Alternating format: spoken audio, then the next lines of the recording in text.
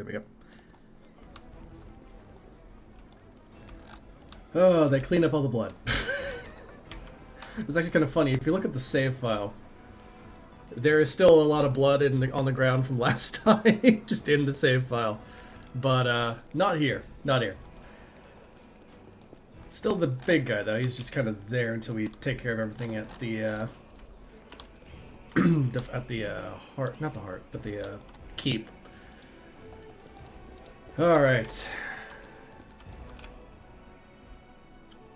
You know what? I should probably actually have the party rest. Now I think about it.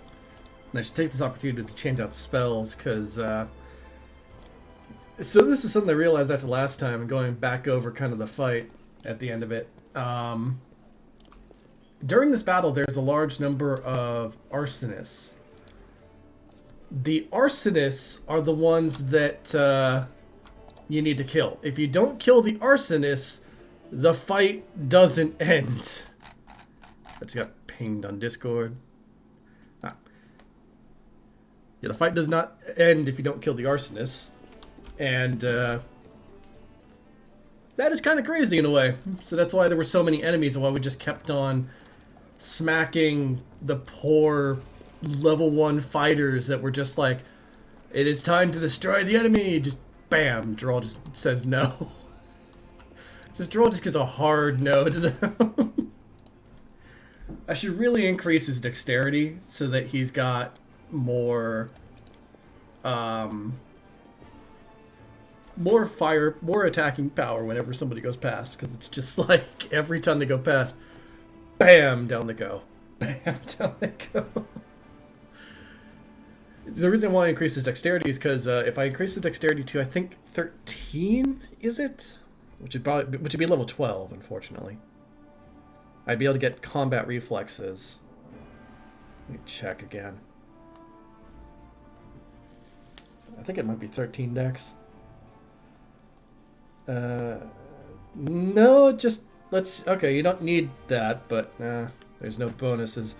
Even though I only get 1 extra attack, so that's not really worth it. Oh god, I really wish that there was bladed brush or one of those other things in this one that'd make building a paladin Shalin a little easier in a way. We already took care of this.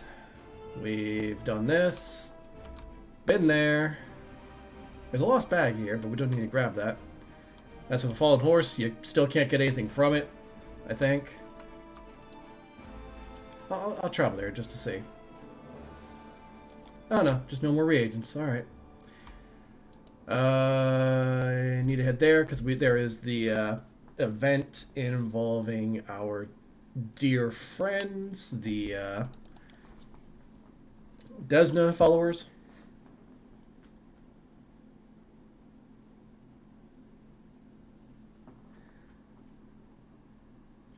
Come on.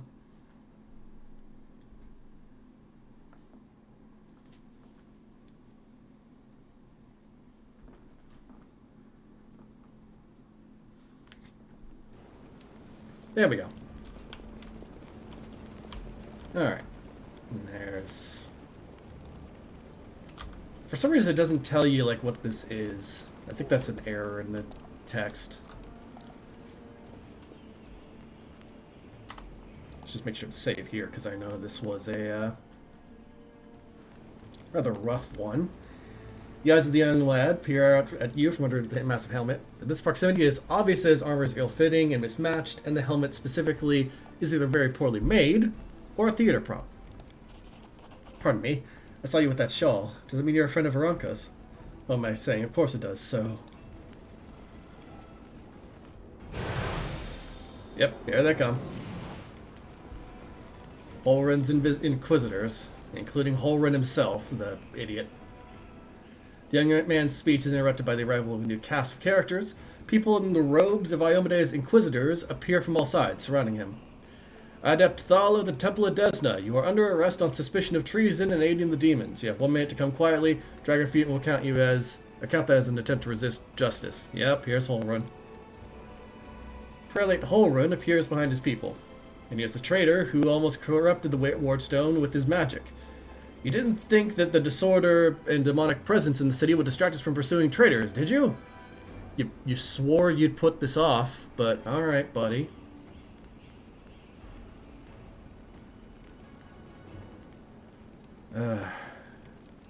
Demons are running amok all over Cannabis. Now is not the time for settling scores. On the contrary, now is the perfect time to catch the demons as accomplices while they're overconfident and letting a mass slip. You're torturing this poor boy for nothing. I can't stand for this. The Inquisitor's brow furrows. You've had the gift of heaven. You're taking the side of a delinquent and conspirator.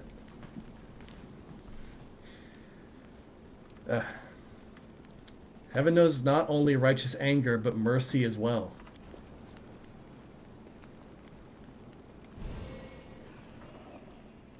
The Inquisitor gazes at the light, not even blinking. His face reveals a desperate inner struggle. At last he rubs his temples. I don't know why you are standing in the way of justice, but I do not wish to start a spat between the gods, his righteous warriors, in this hour of peril. Let this Desna riffraff go wherever he likes, just as long as it's out of my sight. When we liberate the city from the demons, I will see to it that every one of Ramian's runs and everyone like him will be driven out of Cannabis. Come, faithful, we have no further business here. The young man lets out a sigh of relief as he watches the Inquisitors go. This is just blatantly unfair. We try to protect the city from the demons, and instead of helping us, we get hunted by the Inquisitors. Prelate Holrun will be the death of us all, and there's nothing we can do about it. Anyway, thank you. I'd have been done for without you. The Inquisition has gone too far. I'm glad I didn't let them take you. That's it. I don't believe I'll get a fair hearing from Holrun. If it wasn't for you, I would have been tortured and put to death. But even so, I have my regrets. I think we went too far trying to break into the wardstone. We didn't even save anyone. Yeah, chin up, pal. Now you screwed up royally, no doubt, but you meant well, didn't you? Holrun was trying to do the same thing as you, but he killed a whole lot of people while doing it. That's a good point. Now, if you don't mind, I'm going to go to the Temple of Desna. I want to be alone with the goddess and reflect on all that happened.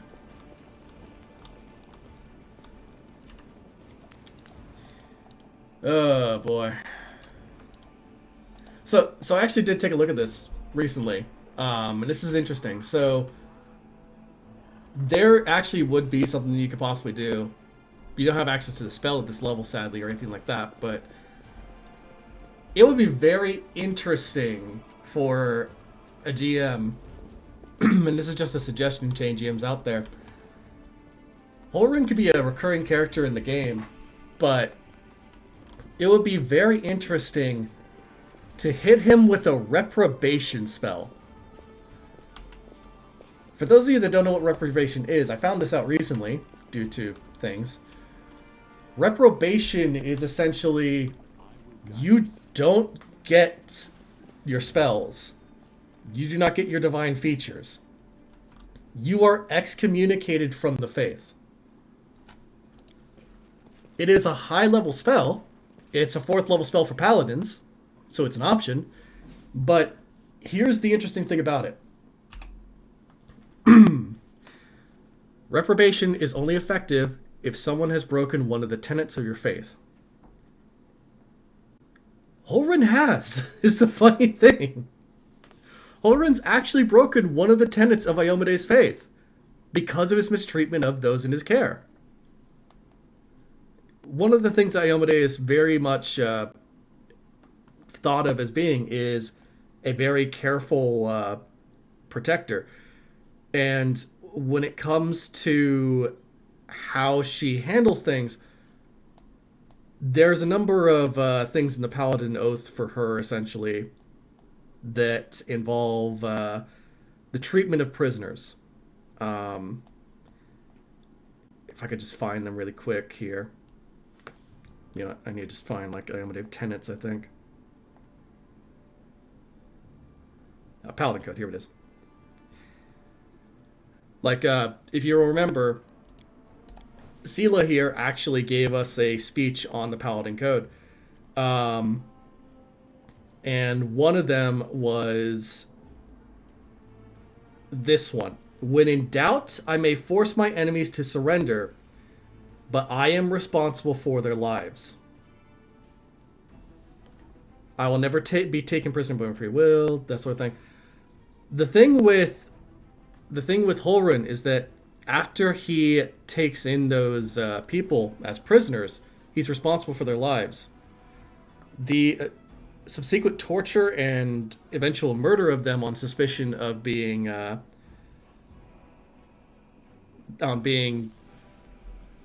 demon worshippers would be a direct breach of that, especially if they weren't any.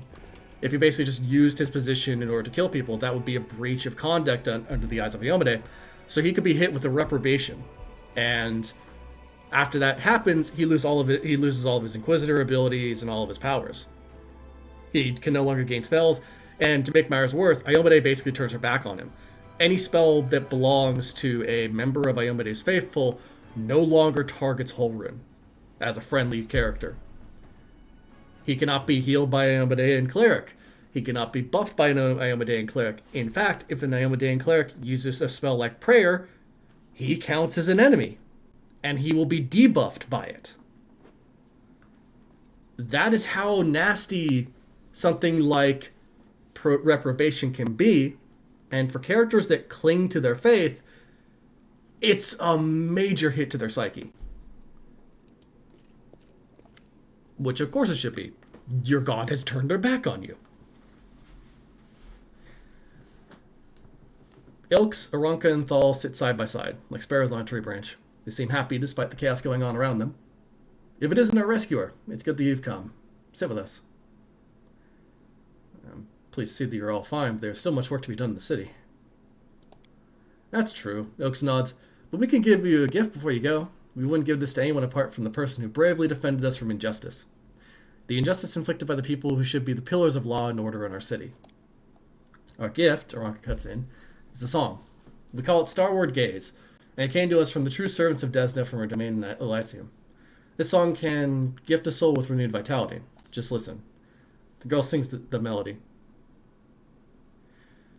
It wouldn't necessarily be a redemption, like, I don't know. The thing with hitting Holrun with a reprobation spell, it might mentally break him.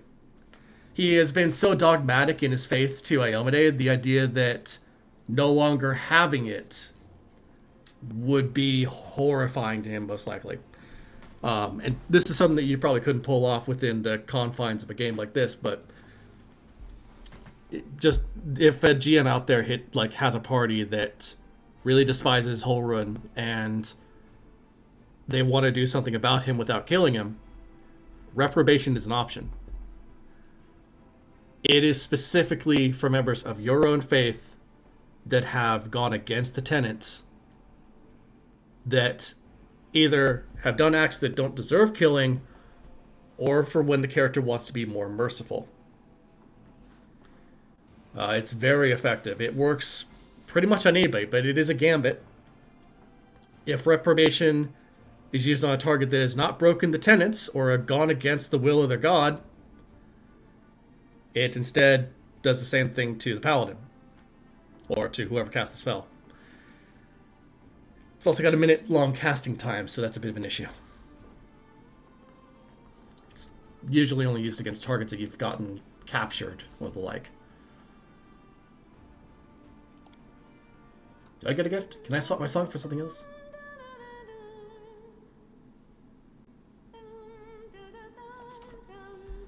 Oh, God, I love that song.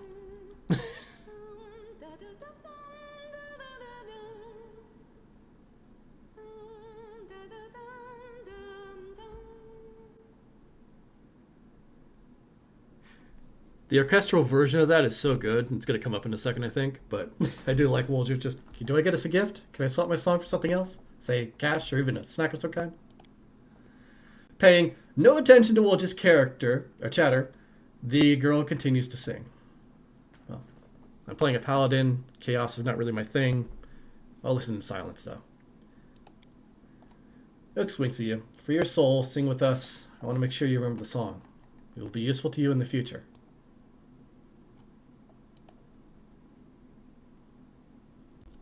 What am I doing? I'm a follower of Shalin. We favor music. We favor all the arts. Why wouldn't I sing?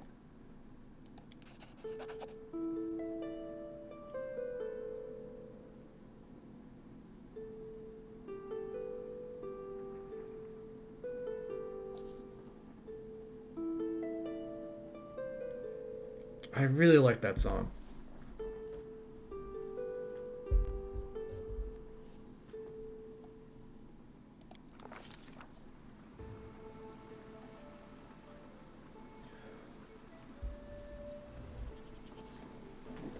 And like I said, the orchestral version is really good. Well, this isn't really orchestral, this is just musical, but oh man, it's nice. When the music stops, Jarl finds himself in a place that looks nothing like the ruins of Kenabris. It all happens in the space of a blink. He closes his eyes on one world and reopens them on another one entirely.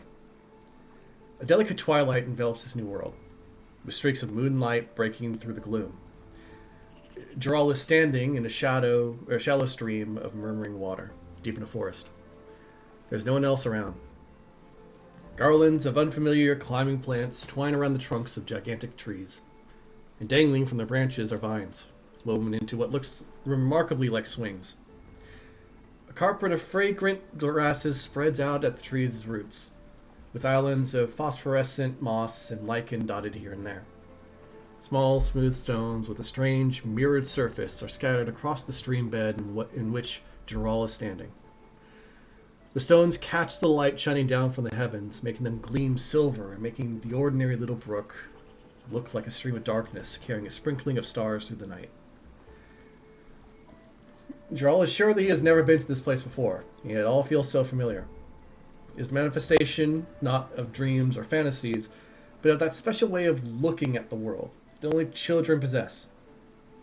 When a glint of light reflected off a piece of glass becomes a fallen star, when an oddly shaped stone can be a remarkable artifact, and when every shadow or twist in a path promises mystery or an incredible adventure, a single glance into the forest stream brings this feeling rushing back. Realizing this, Jarl... Yeah, it does kind of feel like a Zelda or Skyrim song, I guess, yeah.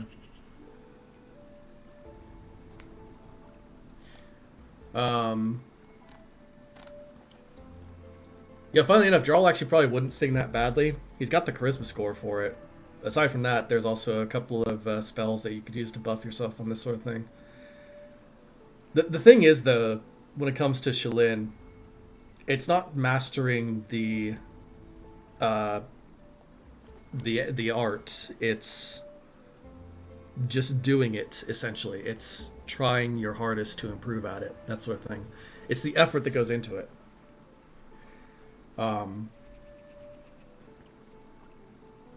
So for Jarl, singing badly isn't necessarily the thing. Singing good or bad doesn't matter.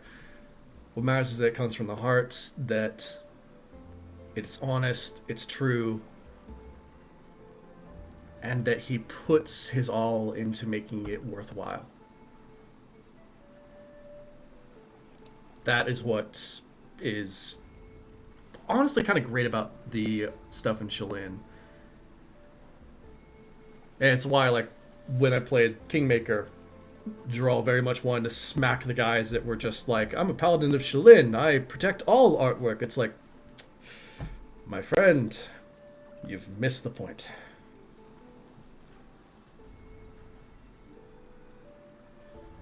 And the funny thing is, like, here in this is Elysium. The funny thing about that is that Elysium is one of the favored realms of Shalin in a way. Shalin's a very interesting goddess. So her domain is Nirvana. You were close on that one. You got to replace the E and the Y are swapped.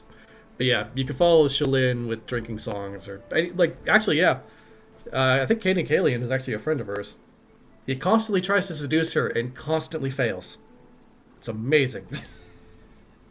But no, she's in Nirvana. She's a neutral good god. But the funny thing about Shalin is that her herald, in particular, her unique servant, is not a being of Nirvana. It's an Azada Gale.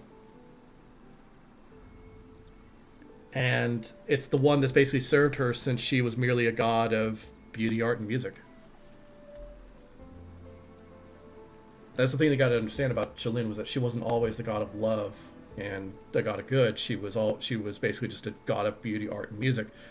It wasn't until after her mother died that she took on the aspect of being the goddess of love. Which, that's a whole story. But Jarl will unhurriedly make his way along the stream bed, taking in his surroundings. The whimsically twisting stream runs through the silent forest, and Jarl unhurriedly strolls along it. This place evokes a strange feeling of, not calm, in fact quite the opposite, a feeling of restlessness and anticipation, of incredible discoveries or unexpected encounters. Or, then again, perhaps it's not the place at all, but the eternal hunger, the craving for new experiences which dwells within many mortal hearts. Speculations aside, just as Jarl rounds the next bend, an unexpected encounter does indeed take place. They come closer, not attempting to hide, stepping lightly on the mossy carpet, leaping from branch to branch or flitting through the air. The creatures are thoroughly bizarre, as though they were deliberately conceived to try the sanity of every taxonomist on the planet. One has the fluttering wings of a butterfly on its back, another has the tails of a dozen different animals, while a third boasts tresses of streaming water, hooves instead of feet, and springing clover growing all over its skin. "We have a visitor!" exclaims one of the strange creatures, and it immediately runs along the stream, setting up moonlight silvered splashes with every step. Well, Jarl would know, but where am I? "Do you know where you are?" asked the creature in amazement. My tongue. "There are plains of breathtaking beauty and plains of astonishing wonders, but only Elysium is woven from the craving for beauty, from the belief in wonders. That is where you are, in the most peaceful, most wonderful corner of the plain of boundless freedom." "Who are you?" "Do you know where you are?" They just got added onto it. "We are Azadas, the children of freedom," says one of the creatures, carelessly swinging from the branches of a tree. "This forest is our home for today. Tomorrow our home could be a lake 100 leagues to the south, or an underground cave in the azure ocean, or a castle of clouds that scatters in the dawn and breeze." Well, how did I get here? "We don't know how you came to be here," says the creature with the dozen tails, smiling. "Mortals rarely come to Elysium during their lifetime. But here you are, which means that something must have brought you, something in your soul. If your soul did not harbor even the slightest spark of freedom, yearning, and compassion, you never would have found your way here. Now that you know the answers, tell us, what do you want?" I had to go back. They need me there. Just speak like a paladin. The creature with the butterfly wings, who has hitherto remained silent, gives the visitor a serious look and nods to itself. "I smell the burning blood and tears of the place you've come from. It clings to you. It is right that you don't wish to turn your back on the suffering of those you left behind. None of us children of Elysium would do such a thing. Go back, be a bulwark against evil and strife. Your path is true.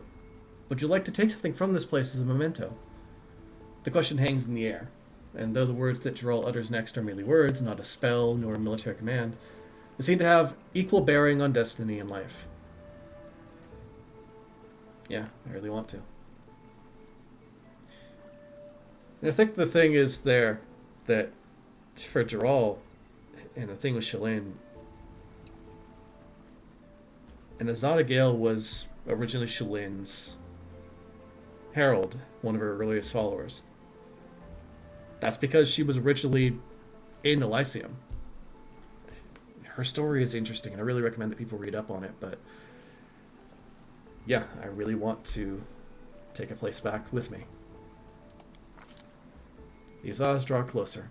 Take this memory with you. Take this light. Take the knowledge that any pebble struck by a moonbeam can be equal to any star. Take the understanding that you cannot fight evil with clever plans until you have conquered evil within your soul. And your soul cannot be cleansed of evil if it is not free. Take our song. Remember it, and it may help you. But only when you are true to that which brought you beneath this sky.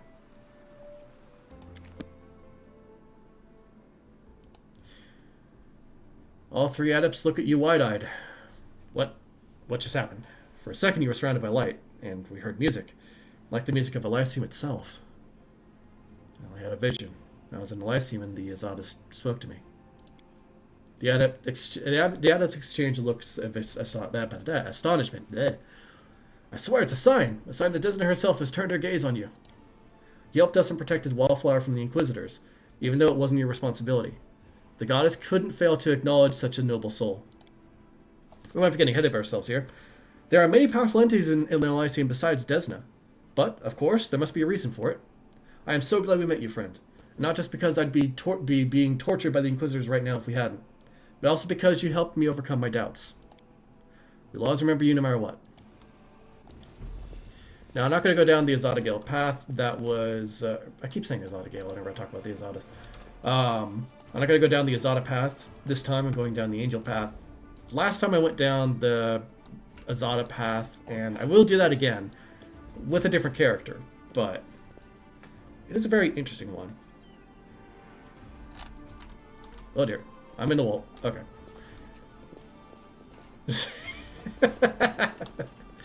Yeah.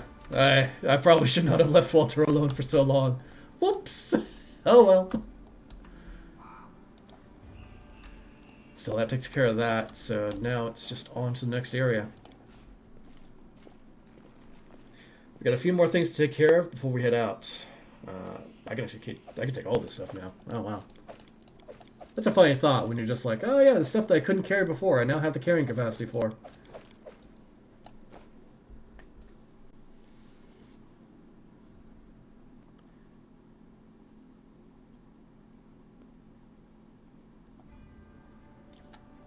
Alright.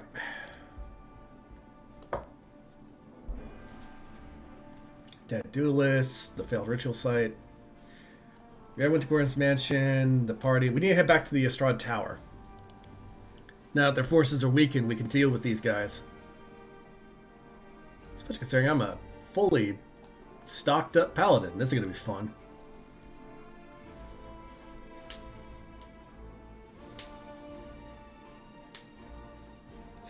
I also do a little bit of a trick this time, now that I have played through the game once before.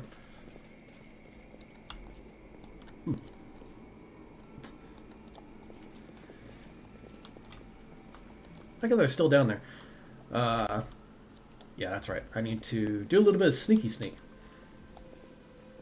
I'm here. Namely by doing this. Watch and learn.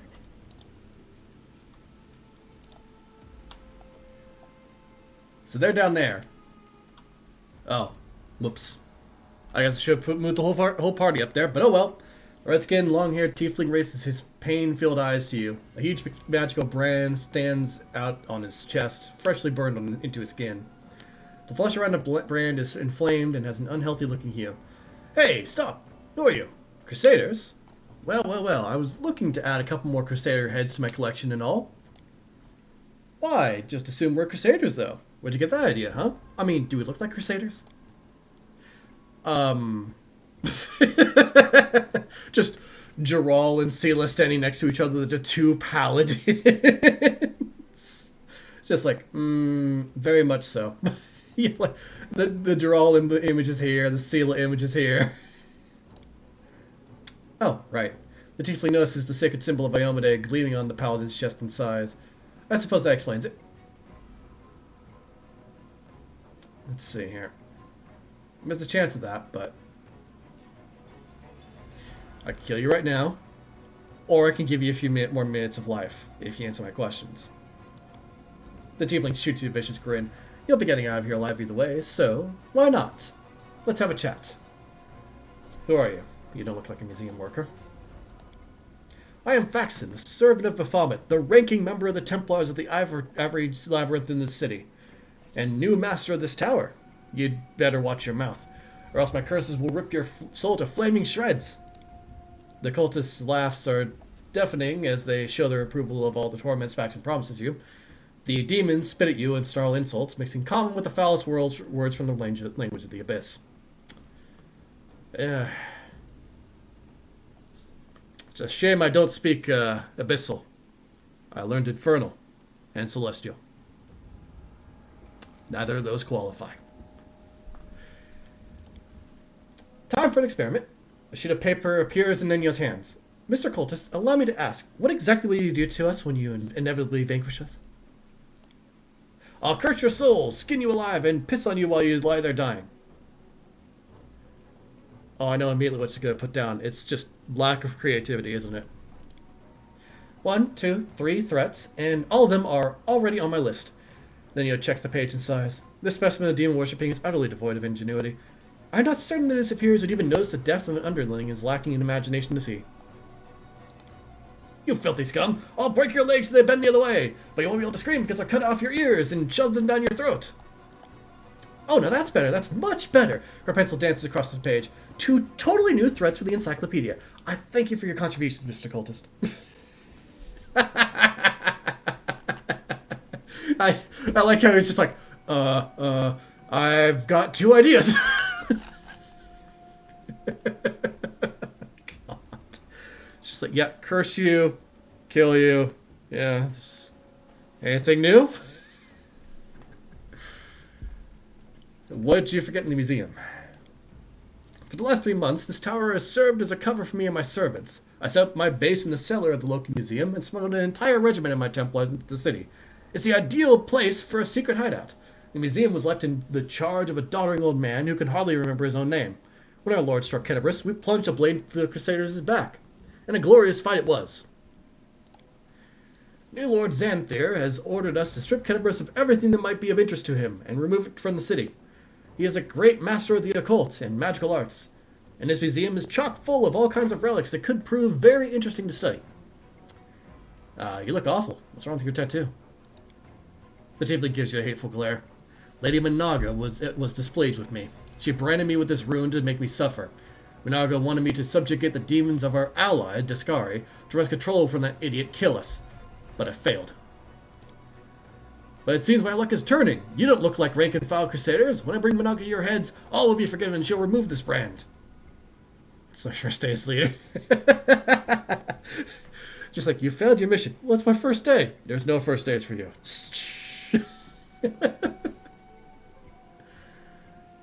I saw you taking a beating from that other demon. Thanks for the show.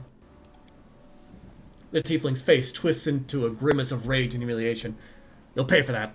Keyless will pay. You'll all pay. No one will dare gloat at Faxon's expense. My curses will be terrifying. You should have run when you first saw me. Faxon's eyes narrow in fear. Dear God. Narrow in fury, and he releases a feral shriek that sets his gang slavering for your blood. The demons and Templars give answering howls to their leader and surge forth to attack.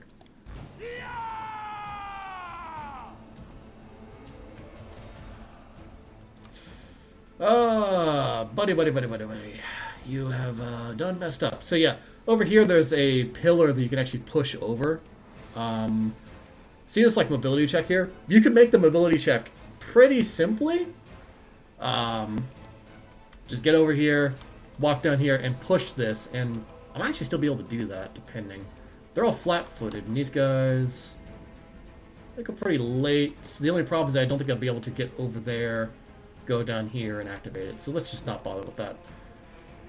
We'll just do the smart thing, move up to, say, here. That guy is flat-footed. Makes him a very easy target for a lot of spells. But we'll just hit him with a ray of frost, I think. Oh, no, wait. Actually. Is there an enervation one? No, you don't have that, do you? You just have daze. Which might actually work. Now that I think about it, this has a non-zero chance of failing. Yep!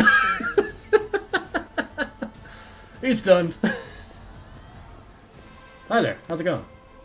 You've approached me. This might have been a mistake.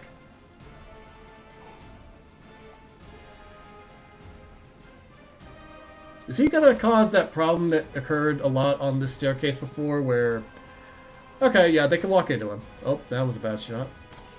That actually hit. Barely, but it did hit. I'll just have her move up to here, I think, and then...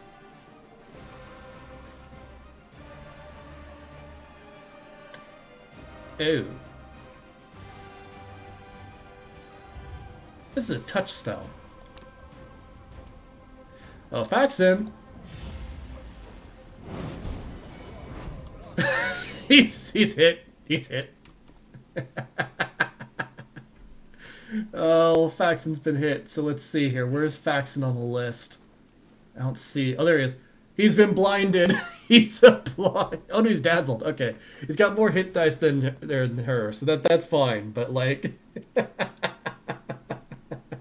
I will take that. I will take that gladly. That was being dazzled is actually pretty bad. So dazzled causes a lot of penalties to a lot of attacks and stuff like that. Make every strike count. Oh, time to very slowly move the paladins up. I probably should have just had the entire party move up before, but oh well, too late for that now. We shall overcome. Good day, sir. How's it going? Pardon me. It's going to be very funny when Faxon, who is currently dazzled, just takes like a bunch of hits from our dear friend here. Because that's what's about to happen. Time to share your treasures. Yep, minus on Constitution too. And due to being dazzled, he's... Ouch, that actually hurt a lot. But, ow. Ow.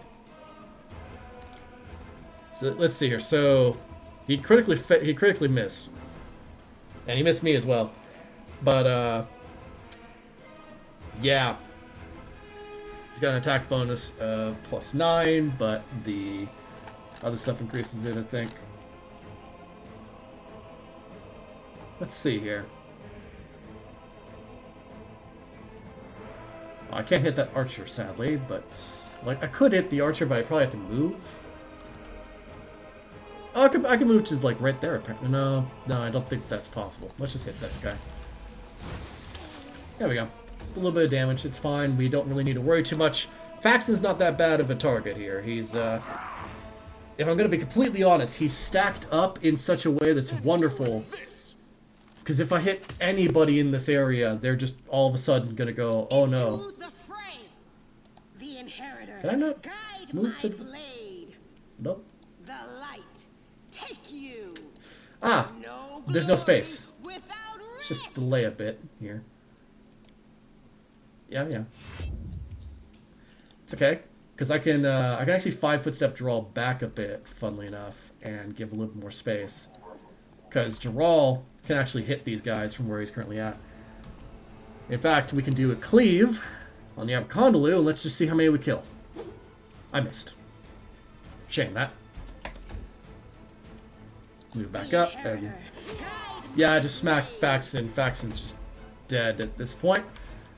Oh, you're that cultist, I say. Oh! Nat 20.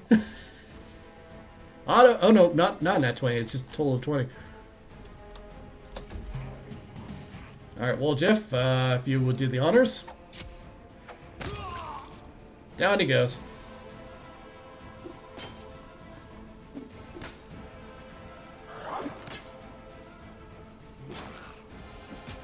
Oh, a hit. It's all your fault. Ow. That archer has it in for our dear friend. Unfortunately, I don't think any of us can attack him, save for... Oh, I should have probably attacked him with... Mind over muscle. with lawn. That was my bad. I probably should have thought about that. Oh well. It's fine. You won't survive me. Okay, yeah, Lon probably couldn't have killed him anyways, apparently. Jesus. Well, let's just cleave the two idiot cultists at the front line. Or one of them, at least. I guess I critically missed the other one.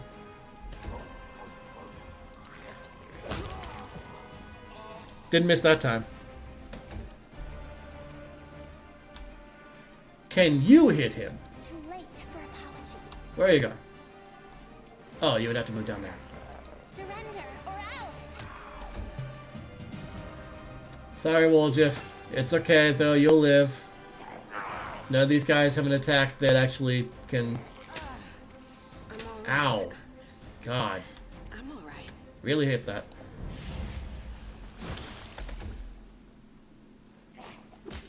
Oof.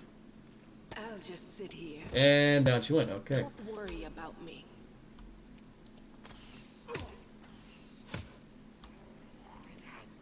Well, that guy's almost dead. I just need to hit him like once more. Let's just go for another cleave. I missed again due to critical missing. You won't stop us. Oh yeah, she still can't get the attack off, right? I'll hit you.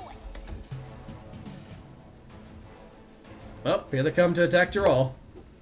It's alright though. But, hey! Hey! There was no need for that. What? Did you just not attack? What happened there?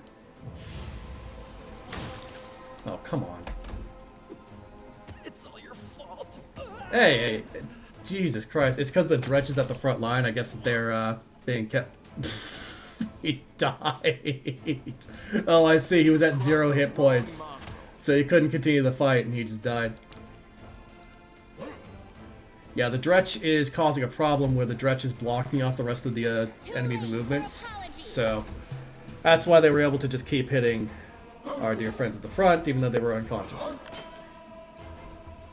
And that archer really was not helping things. It's fine though, Geralt can actually tank this pretty easily from his current position because the enemy cannot reach him. Make every strike count. This is the funny thing about being a glaive fighter in a way. Oh my god. Geralt, could you roll above, like... Look, you need to get a 5. You need to roll above a 5.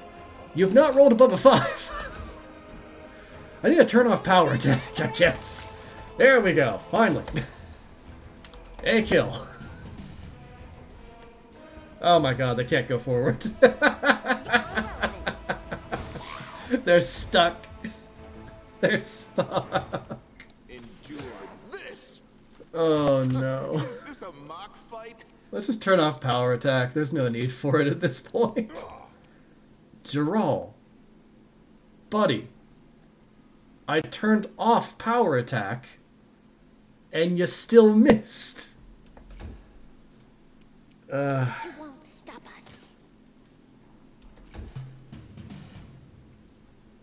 Yeah, they just can't approach us. At this point, the fight is kind of done. It's just a matter of one of us hitting. It's just funny to see everybody except for Law and miss. Do I even bother with... it's making it to them. There we go. Finally. I hit. And I can now hit on a... I guess power attack was still active during the last turn. I'll Odd. hit you. You should have listened to reason. I wonder what that was the case. Power attack's not usually on like that after you deactivate it. That's weird.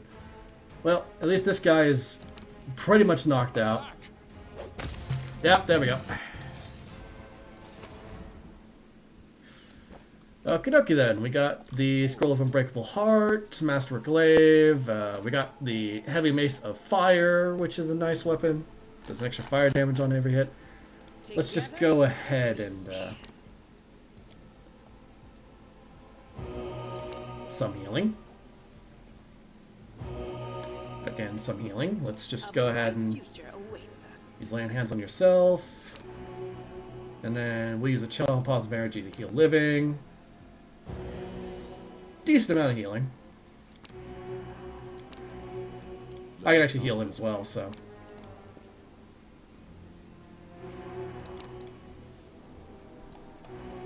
There we go. Alright, back at the full. We march ahead. I was successful in Oh, my search. hello there. See, this is what I was talking about earlier. You could push this column and it'll roll into the enemy. And it'll knock out everybody that's on the left-hand side. Or on the right-hand side, I mean. That's the only one I think that you could do that with, though. I don't think that there's any more up above, as far as I remember. Oh. There are traps up here, it looks like, so it's possible that there might have been something up here that you could have also done. Yeah, I don't think there's anything else up here.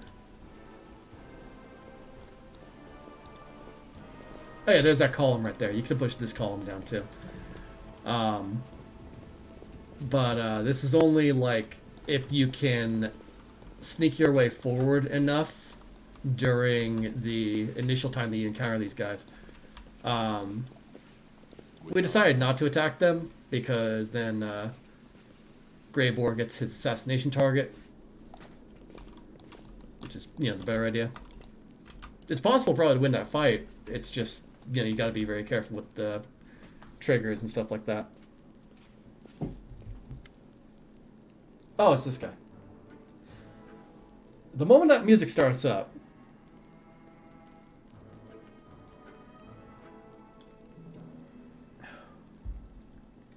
a pale and frightened half-elf looks at you warily. His face is twisted into a grimace like he just ate something slimy.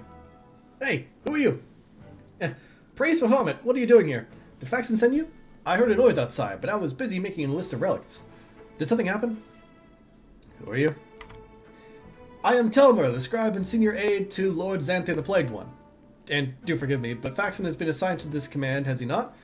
Where is he? Well, what are you doing here? I'm compiling a list of valuable Crusader artifacts. Lord Xanthe has ordered that everything of use should be transported from Kenabris and saved from the looting and destruction. We chose the museum as the place to collect and sort through the trophies. Unfortunately, the local thieves have proved even quicker off the mark than the demons. They ransacked the museum the first few hours of the assault. But there are some objects of interest among the exhibits. The exhibits they left behind. The museum custodian has been kind enough to advise me on those. But where is Faxon? Wolf just sniggers. Finest thieves in Menda. Turn your back and everything that isn't nailed to the floor will be gone when you turn around again. The demons have no chance against them. What masters of our trade we are. There you go bragging again, dummy. Thieving has never led to anything but harm, trust me. If you fought the way you thieve, now that might be useful. No thanks, every person has their calling, and this is mine. But imagine if you fought as well as we thieve. Where's the museum, custodian? Over there, over in the gallery. I had to see it, Tim. I told him I was a crusader. It wasn't difficult, the old geezer is out of his mind. So tell me, where's Faxon? Clear off before I kill you, please. The half-elf pitches forward, but then grabs his bag and leaps away from you. You're lying! You want me to come closer so you can steal the papers that have been entrusted to me. And I wouldn't be able to destroy them if I did that. The half-elf leaps nimbly back, pulling a sheaf of papers from his bag as he goes. No, I have valuable letters from Lord Xanthe here. I must destroy them!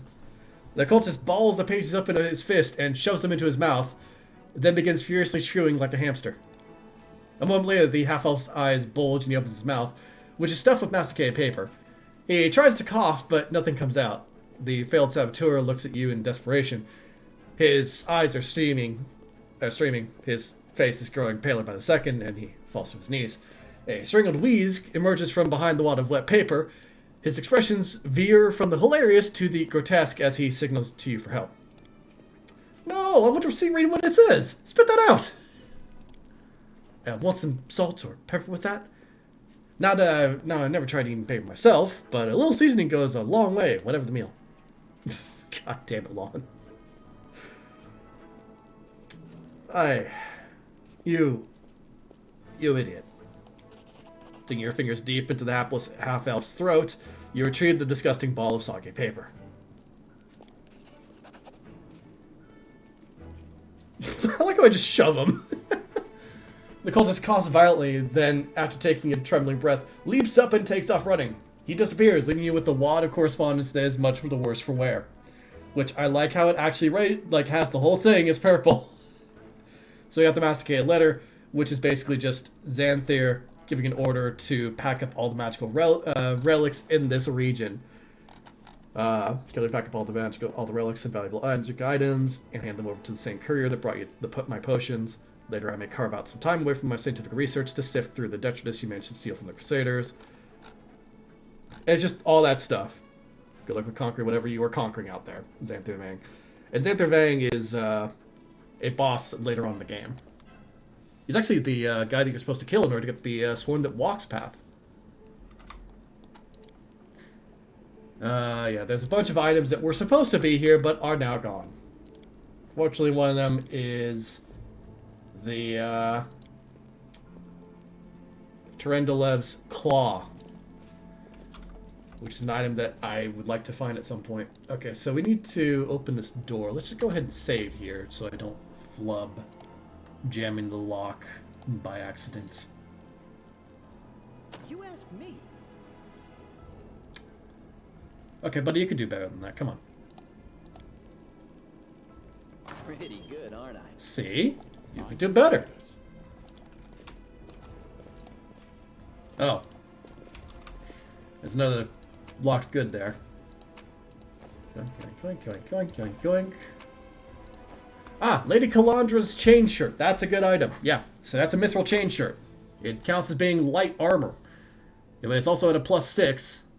So, because of that, it's actually perfect for characters that need to get to the front line fast. Like paladins. It's also a +2 enhancement one, so it's pretty good, actually. It's actually got a lot of bonuses to it. She actually would have a better AC if she used it, funnily enough, but I only have a 19 AC, and I kind of need to get a bit better at that. Then again, she has the shields. That's probably the reason why. Well, not really. It's +2. Is it the armor? Oh, yeah, she's wearing half plate at +1. Yeah, so this is probably just better for me. Because this thing, Crypt Rayer's armor gives a +2 insight bonus against undead, but we aren't fighting undead now. We're fighting, you know, demons. Not as useful. Just overwrite that, just to be on the safe side, and then pick the lock if you don't mind. Got it.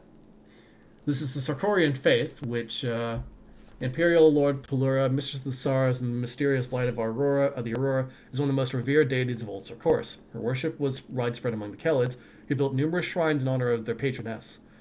The foremost of these shrines, considered particularly cherished and sacred, was located on the lake shore surrounded by picturesque waterfalls called Pelura's Falls.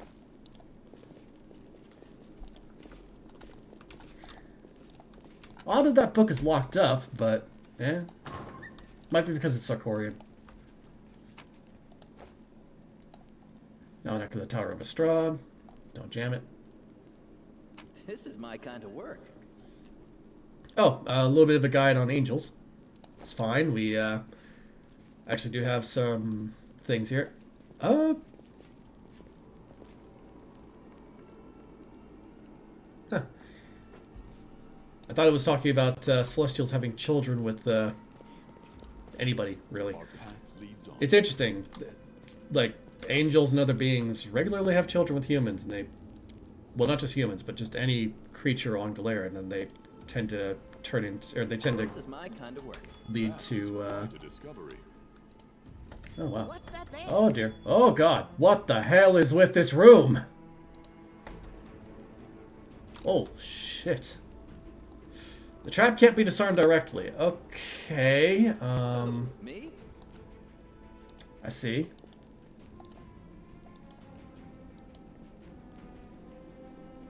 Pretty good. Got it. aren't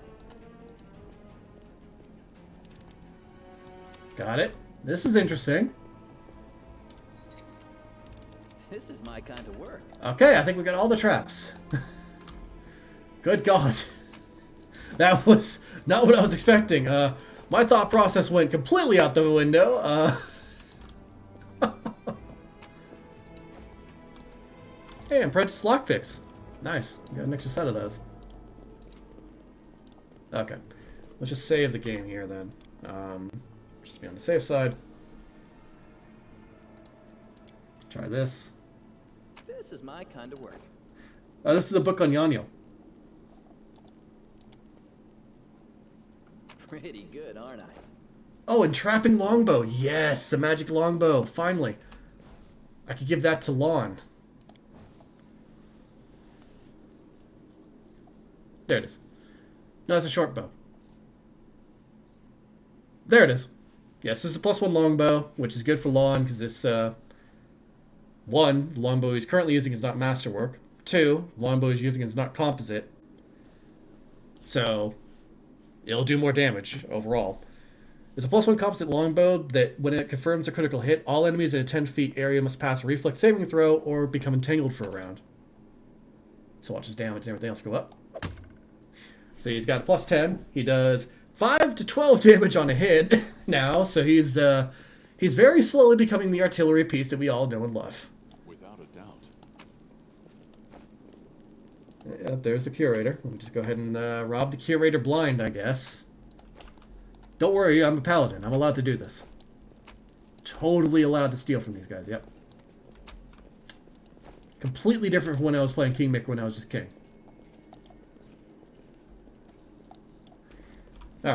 Let's talk to the guy. The old man, looking around absent-mindedly, shrinks away as you get closer. His head seems to shake uncontrollably, but his hands are surprisingly deft and assured as they level a magic wand at you. Stay back! Which are you? Robber or demon? Hey, take it easy, Gramps. So that's the way it is, eh? You see horns and you think a thief or demon? Quit scaring the old man, dummy. Have you seen your horns? They... How should I put this? Don't exactly inspire trust in a city that's currently overrun with demons. Hey, there are horns, and then there are horns. I'm not going to hurt you.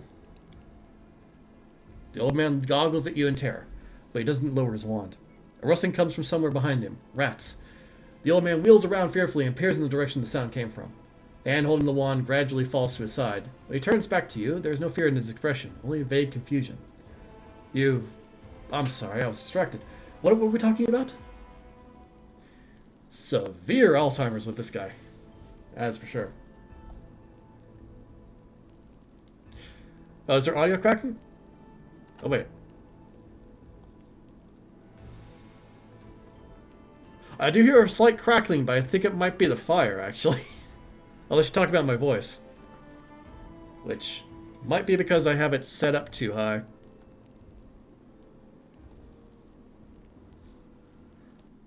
If you don't...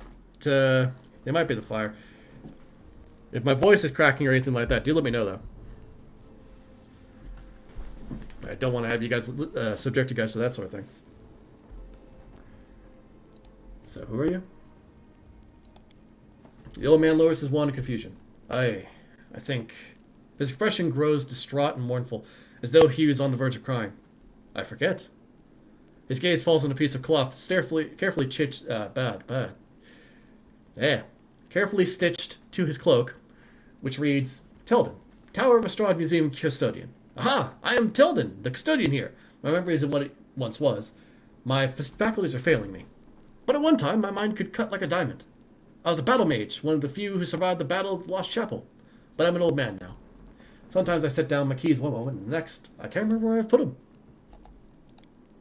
A controlled amnesia, the ability of the mind to eliminate non-essential information.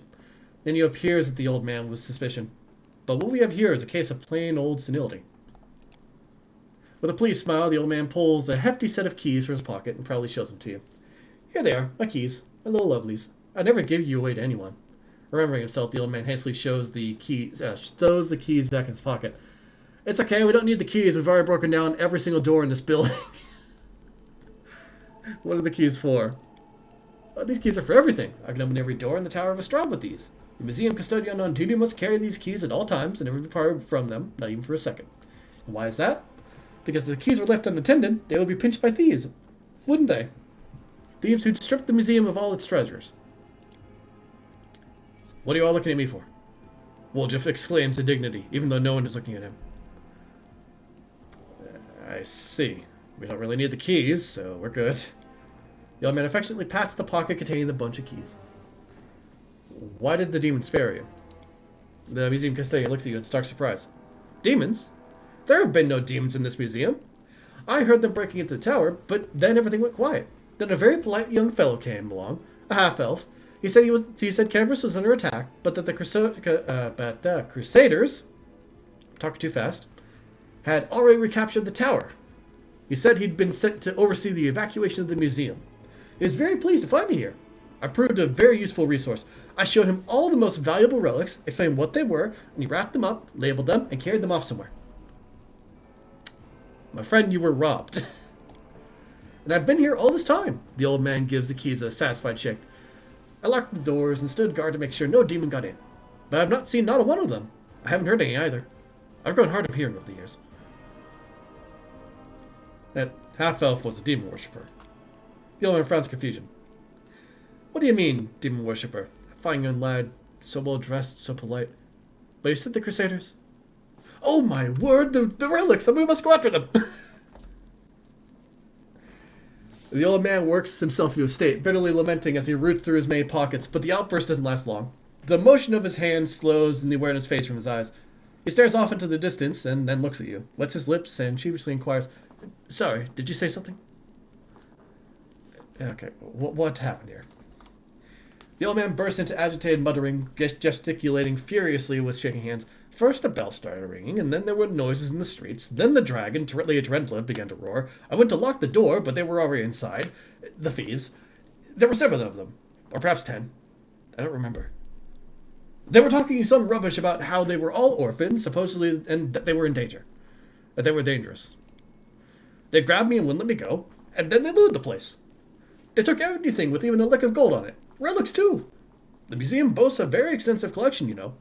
And worst of all, they took the wand. And when they were done, they tossed me aside like a piece of old junk. They didn't even bother to kill me. The museum custodian looks at you with affront and anguish in his eyes. What wand did the thief steal? Well, the wand of Zacharias, my master. He was a great man, the hero of the defense of the lost chapel. I know scoundrels took his wand. A relic. Ballads are sung about Zacharias, and they're just damned thieves. Master Zacharias will return, and he will assemble all of us, his students, and we'll show them. And I'll show them what battle mage Teledin is made of. Fury sparks in the old man's eyes. His spine straightens, and in a fluid motion, his hands raise his wand at the ready. But a howl of rage from outside frightens off the ghosts of the past. The old man turns around and looks at you in befuddlement. You were just asking me about something. I forget what it was. Where can I find these robbers? The old man throws up his hands. I haven't the foggiest. They're thieves. They know out-of-the-way places where they won't be found. That's where they are, if they're still alive. But they won't be in the city. I heard them talking amongst themselves about how they needed to get out of Kennebrus before the demons wiped them out. Are you all right? The poor old man smiles piteously and makes a helpless gesture. Old age, my young friend. Old age and the poison of fear seeping into my mind. Both have turned me from a crusader and battle mage into the sorry specimen you see before you. This museum is all I have. Whenever I forget who and where I am, I just read the exhibit labels. They're of the past, just like me. And now some ruffians have ransacked this place. I'm frightened, my young man. I'm very frightened. Don't be afraid, the girl whispers. There's nothing to be afraid of. All the scary things have already happened. They're in the past. The old man nods, but continues his agitated motions. Scary. So scary. Tell me about the museum exhibits. The old man seems to come to life. I've made a mistake. It would take a lifetime to tell you all there is to know. But I'll take you on a tour of the highlights, some of my personal favorites. You should have a look yourself. You won't regret it. For instance, we have a painting here depicting angels fighting demons. Now, you may find it hard to believe, but in the First Crusades, many heavenly beings fought shoulder to shoulder with the Crusaders. And these two in the painting are Targuna and Lariel, the Silver Twins, as they were called. I actually met them, you know, when I was a young man studying under Master Zacharias. They had no airs or graces about them. They walked among the mortals. They spoke to us. They healed our wounds. Lady Darkona, I remember especially well. She had a special, unearthly wisdom within her. The angel Lariel, on the other hand, was known for his daring, and the youngest Crusaders idolized him. I wonder where they are now, the twins. We don't have celestial beings in our ranks anymore. They all left sometime during the Second Crusade, on a very important mission, they say. But I do love looking at this painting and remembering those days when envoys of the heavens walked among us, and the light that seemed to shine from within them. The old man wipes his eyes. What was I saying? You must be a messenger, yes? Or are you a visitor? Why did those times end? Why do the Celestials not fight with us still?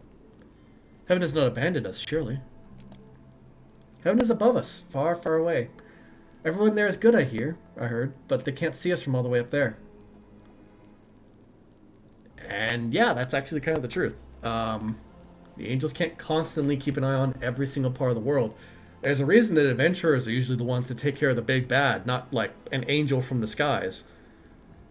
They just can't deal with literally everything, not when the abyss is also trying to attack them. Their attentions are in the outer planes. They have to be. Otherwise, things will just get worse. Galarian's already a pretty nasty place to live in at times. It would be a whole lot worse if there was no heaven.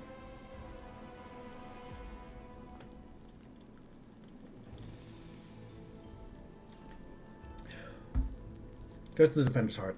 There are good people there that will look after you. The custodian gives you a toothless smile. Really? It's safe there. Oh, but how can I leave the museum? His gaze falls upon the traces of the ransacking, and the old man becomes lost in thought, as though trying to find an explanation for what he was seeing. You know what happened here, don't you? Thieves they were, prowling about, wanted to rob the museum, but I stopped them. Those ne'er-do-wells came in here and I gave them what for? A dose of battle magic. They won't be back. Don't you worry about me. I may be old, but I can still hold my own. I had to go. The old man's bewildered gaze follows you to go.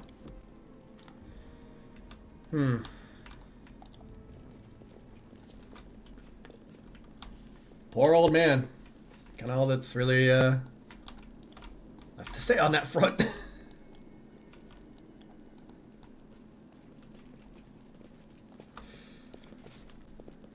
It's a shame that Trundle's claw isn't down here still. I can't believe they took that. Also, I like this weather effect. It's not actually like trying to kill me, as half the weather effects have in this game. Oh, they're back. The translucent silhouette of a winged female warrior glows softly. You brought us back to waking. Greetings. Who are you? Not who. What? Memories. This place was created as a cradle of memories and fantasy. The things that belonged to the city's heroes were kept here. People used to come to this place to remember those heroes. And myself and the others are living memories. You woke us, so here we are. Lots of things seem silent only until you care to listen to them. Like here, someone's memory has awoken to reveal itself to us. So, your memories? Of who? Of the heroes the city wished to immortalize. Go touch a memory. See how they remembered us. After all, this place was created so that our names would never disappear into the mists of history. There used to be a place like this near Neathholm, Lon sighs. Quiet, calm. I used to walk among the plinths and pedestals, wondering, the people who founded the place, what was driving them? Were they thinking about the future generations? How to pass down their wisdom and show the right path? Or were they thinking of themselves, trying to keep their names and deeds alive? But then the ceiling collapsed and that place didn't exist anymore, so my question was moot. I wish I could say that we have not yet not discerned your memory, but Canterbury lies in ruins, and we. But you fearlessly battled the invaders, with no thought for yourself. You have earned no censor. We are proud of you. Right. In the olden days, mortal kind lost to the demons time after time after time. And now the descendants are continuing their losing streak. How could they not be proud of that? Why did you help me? A soft smile appears on the woman's face. I sensed something in you. As if you are close to me, somehow. Like we stood shoulder to shoulder once in the face of evil.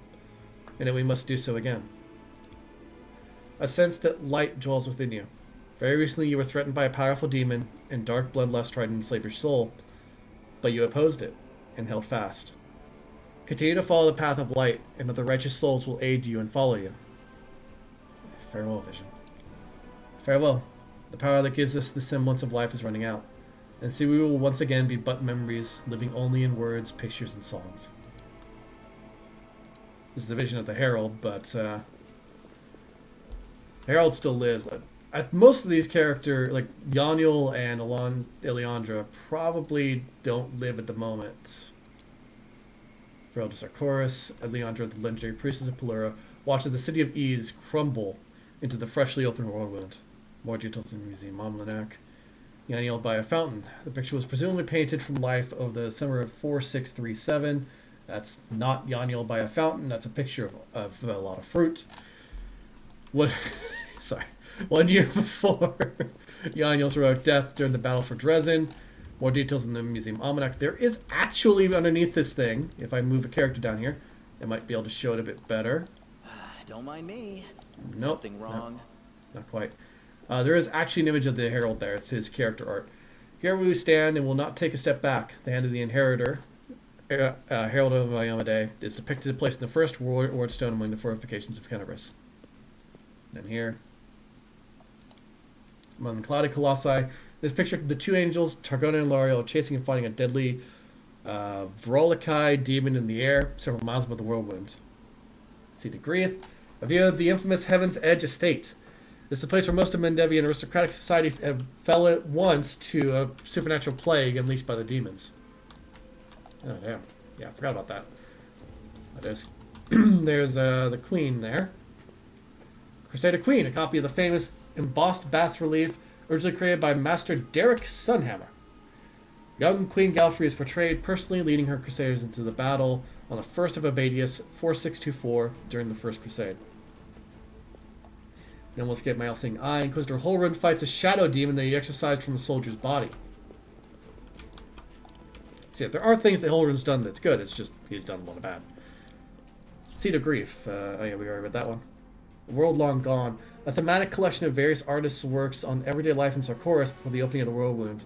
More details in the Museum Almanac. That's the thing about like the World Wound is that there used to be a kingdom here. There used to be like an entire land here of people that were all just like doing their own thing pretty much. And then the World Wound attacked. I'm gonna head back to the Defender's Heart so I can actually heal the 2 people that decided to fall over on a bunch of steps. After we kick the ass of these guys.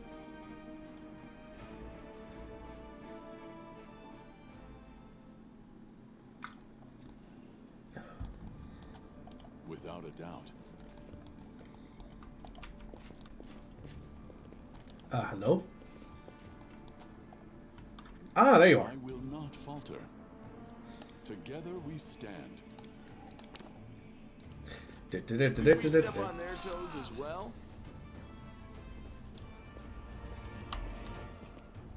Oh, wow. She did not make the full charge. She was just shy of the full charge, I guess. Oh, well. You won't survive me. He's probably going to die pretty quickly You're here. irrelevant. It's just kind of how these guys tend to end up. Especially when you have a paladin with a glaive on hand. Were you the only person down here? Forwards. Yep, you were. 22 experience points, that's it. That was just kind of sad. I swear, I don't know why they only send like 1 or 2 Crusaders at us at a time. We're pretty close to level 5 too, which means Sela's going to get her mount pretty soon. Best way to hit that final level is to head down towards the estate that is on here. Oh, there you are. You're actually nearby us this time. You're actually gonna... Oh, no. We got the surprise run again. Distract them from me. My friend, you have made a number of mistakes. This is just not a good spot for you Too to... late for apologies. I like how that shot curved. I don't know if anybody else saw that. It legitimately curved around the stone. Into the fray. Like, I saw it arc and everything. That was impressive. Stab you or zap you? Why not both? Well, that takes care of target 1.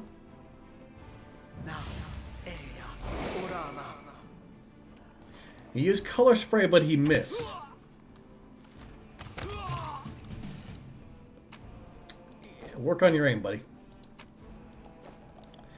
Alright, we got the loot. Let's go.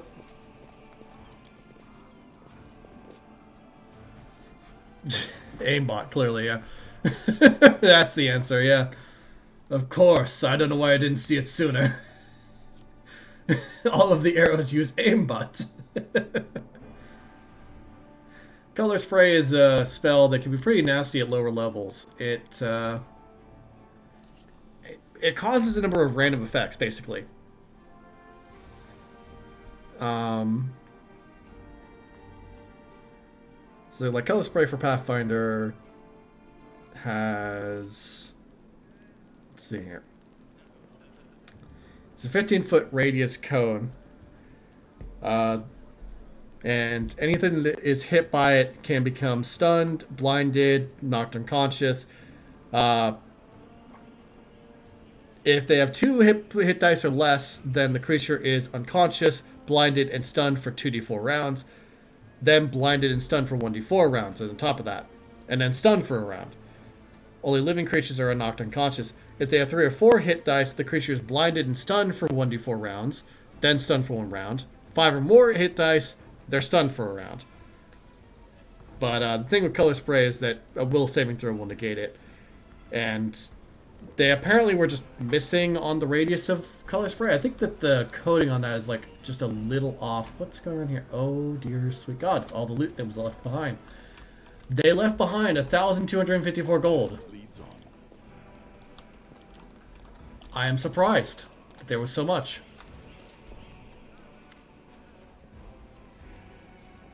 You know what? I have to do this now. Are you Staunton Vane's brother? Yep, where I go, he goes. That's how we've always done it, even before the war wound. I forge the armor, he goes into battle and breaks it. He brings it back to me, and I repair it and make it better than before.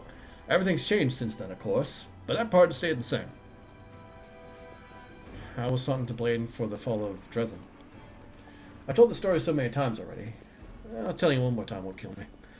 The blacksmith says Dresden was built after the First Crusade, back when it seemed like victory was ours for the taking, and that the demon invasion would soon be at an end. The population of Old Sercoris was thoroughly diminished, and many of them hoped to see their hard fighting repaid with a small plot of unclaimed land. Dresden was a fortress built in all of our hopes, and on Mendev's ambitions. Though you're not supposed to say that out loud. What a city it was, Geralt. You can't imagine it. It was built by the finest engineers from the Five Kings Mountains. Queen Galfrey spared no expense. Dresden was meant to be the capital of the Crusade movement, a monument to its glory and a beacon of hope for all Galarian. Heroes were drawn there to seek fame and glory, and they came from all over. Talador, Garuns, Tianzia. I couldn't list them all. A relic known as a Sword of Valor was kept there. The banner that had been carried into battle by Omade herself, back when she was still human, that banner protected the city and kept the demons from teleporting inside its walls. As long as the banner was in place, Dresden was invincible, or so we thought. But then the whirlwind suddenly expanded. The demons launched a new onslaught, and folks started saying it was time to declare the Second Crusade. Dresden was unassailable, until one young officer was tempted by a beautiful woman. She convinced him that the banner shouldn't be hanging in the city, that its rightful place was on the battlefield. She whispered honey words about glory and valor, and convinced him that he could be a hero as great as Amade herself. And the poor fool believed her. He rounded up some of his hot-headed friends and carried the banner outside the city gates on an unauthorized foray. The demons slaughtered them within seconds, but for some reason the courageous ringleader was spared. The whole army teleported to Dresden. It was a bloodbath. Joran solemnly shakes his head. As you can guess, that officer was called Staunton Vane. The woman turned out to be a demon. Not just any demon. It was Minaga, that foul wretch. She's given us a lot of grief here in Kennebrus, too. Just don't ask me what I was doing while my brother was off having trysts with that beast, and why I didn't save him from his own stupidity. The blacksmith gestures as if to ward off the inevitable reprobation. Who could have guessed it would end like this? I've failed my brother, that's the truth. I blame myself every day, looking at his plight. So that's the story. Yeah. So that's what happened. Yeah.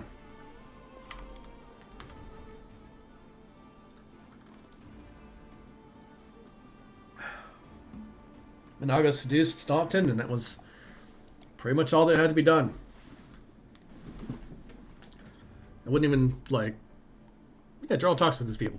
Yeah, that's right, because I took Craft Blacksmith and... or Craft Armorsmith in Crimson Throne.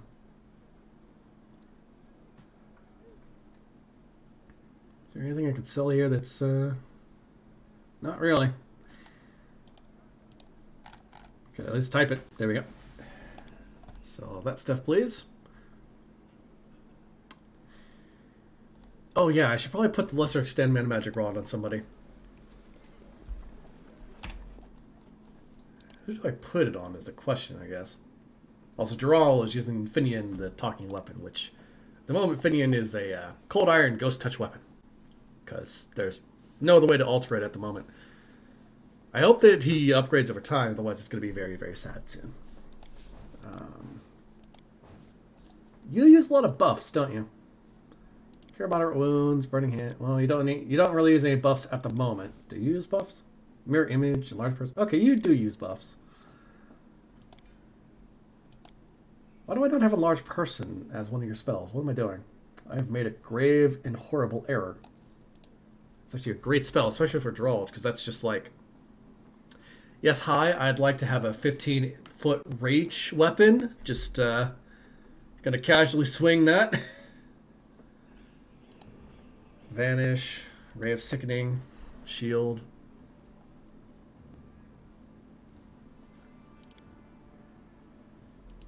God, I need to get you more second level spells. Can we do that now? Is there any spell that I can give to you?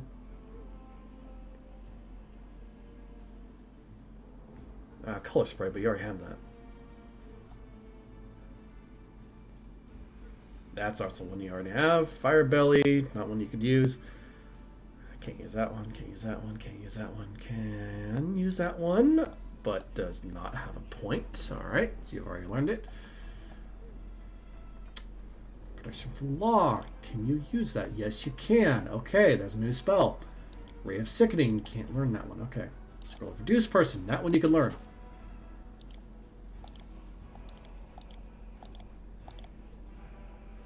What's that one? Shocking Grasp? Why not? Stunning Barrier. Can't learn that one. Can learn Touch of Gracelessness, apparently. That's also one remove disease, which is a good one. Now let's take a look at your spell book. Do you have any? Oh my god, were those all level 1 spell? I can't even use them.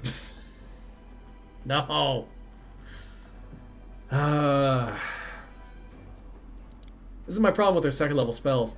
Mirror Image is good. Stone Call and Create Pit are... They're more likely to harm me than they are to harm the enemy. Gonna be blunt. I have hurt myself with those spells before. Draw has historically fallen a lot during campaigns, so Without a doubt. probably not a good idea to have any spells that create pits, just on the off chance I might plunge into one by mistake.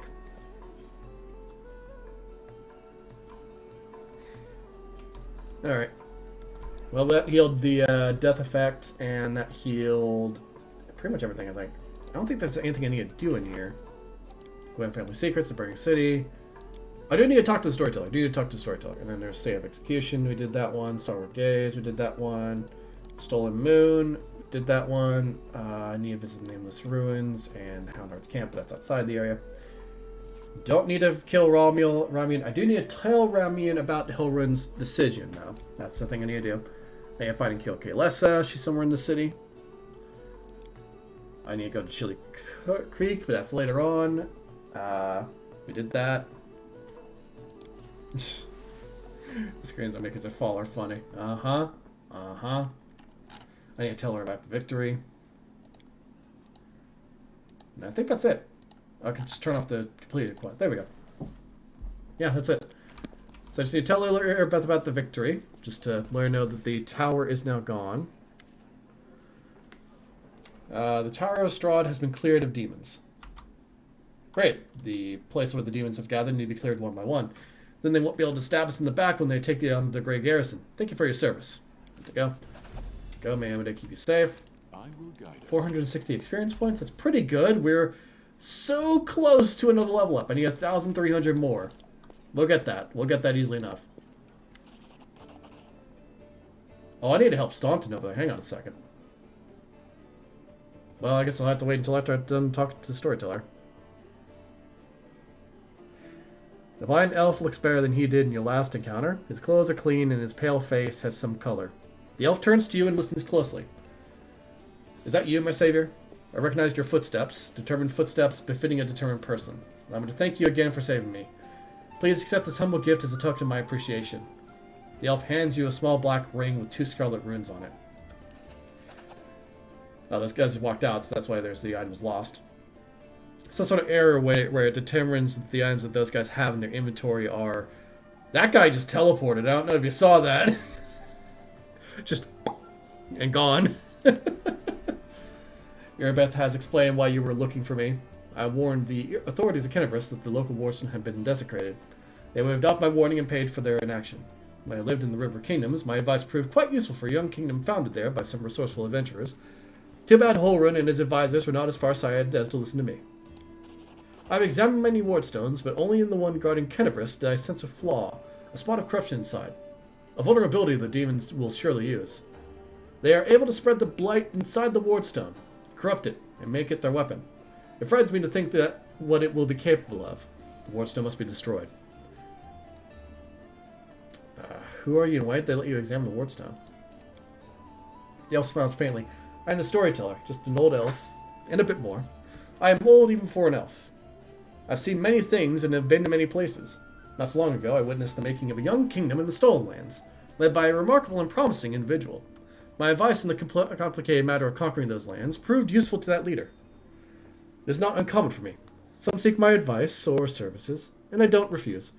This is how I acquire my reputation as an old vagrant who's never hurt anyone, stayed out of others' squabbles, but sometimes gave good advice. I had a few friends in Nerosium who vouched for my integrity. This is why my humble request to be allowed to see the wardstone was granted. I visited all of them, but only found cause for alarm in Kenabris. Do you wield some special power, magic power, some instinct? The storyteller chuckles. Yes, to a certain extent, but it is more of a gift. I can see the past, stories that have happened. I touch an object, and shreds of its owner's memories are revealed to my mind. Their emotions, passions, and tragedies. I see visions like I am them, and their stories happen to me. This is my power. I've been roaming the world gathering such stories for many thousands of years. One day I will gather them all. What blight is concealed in the wardstone? I'm afraid I don't have the answer to your question.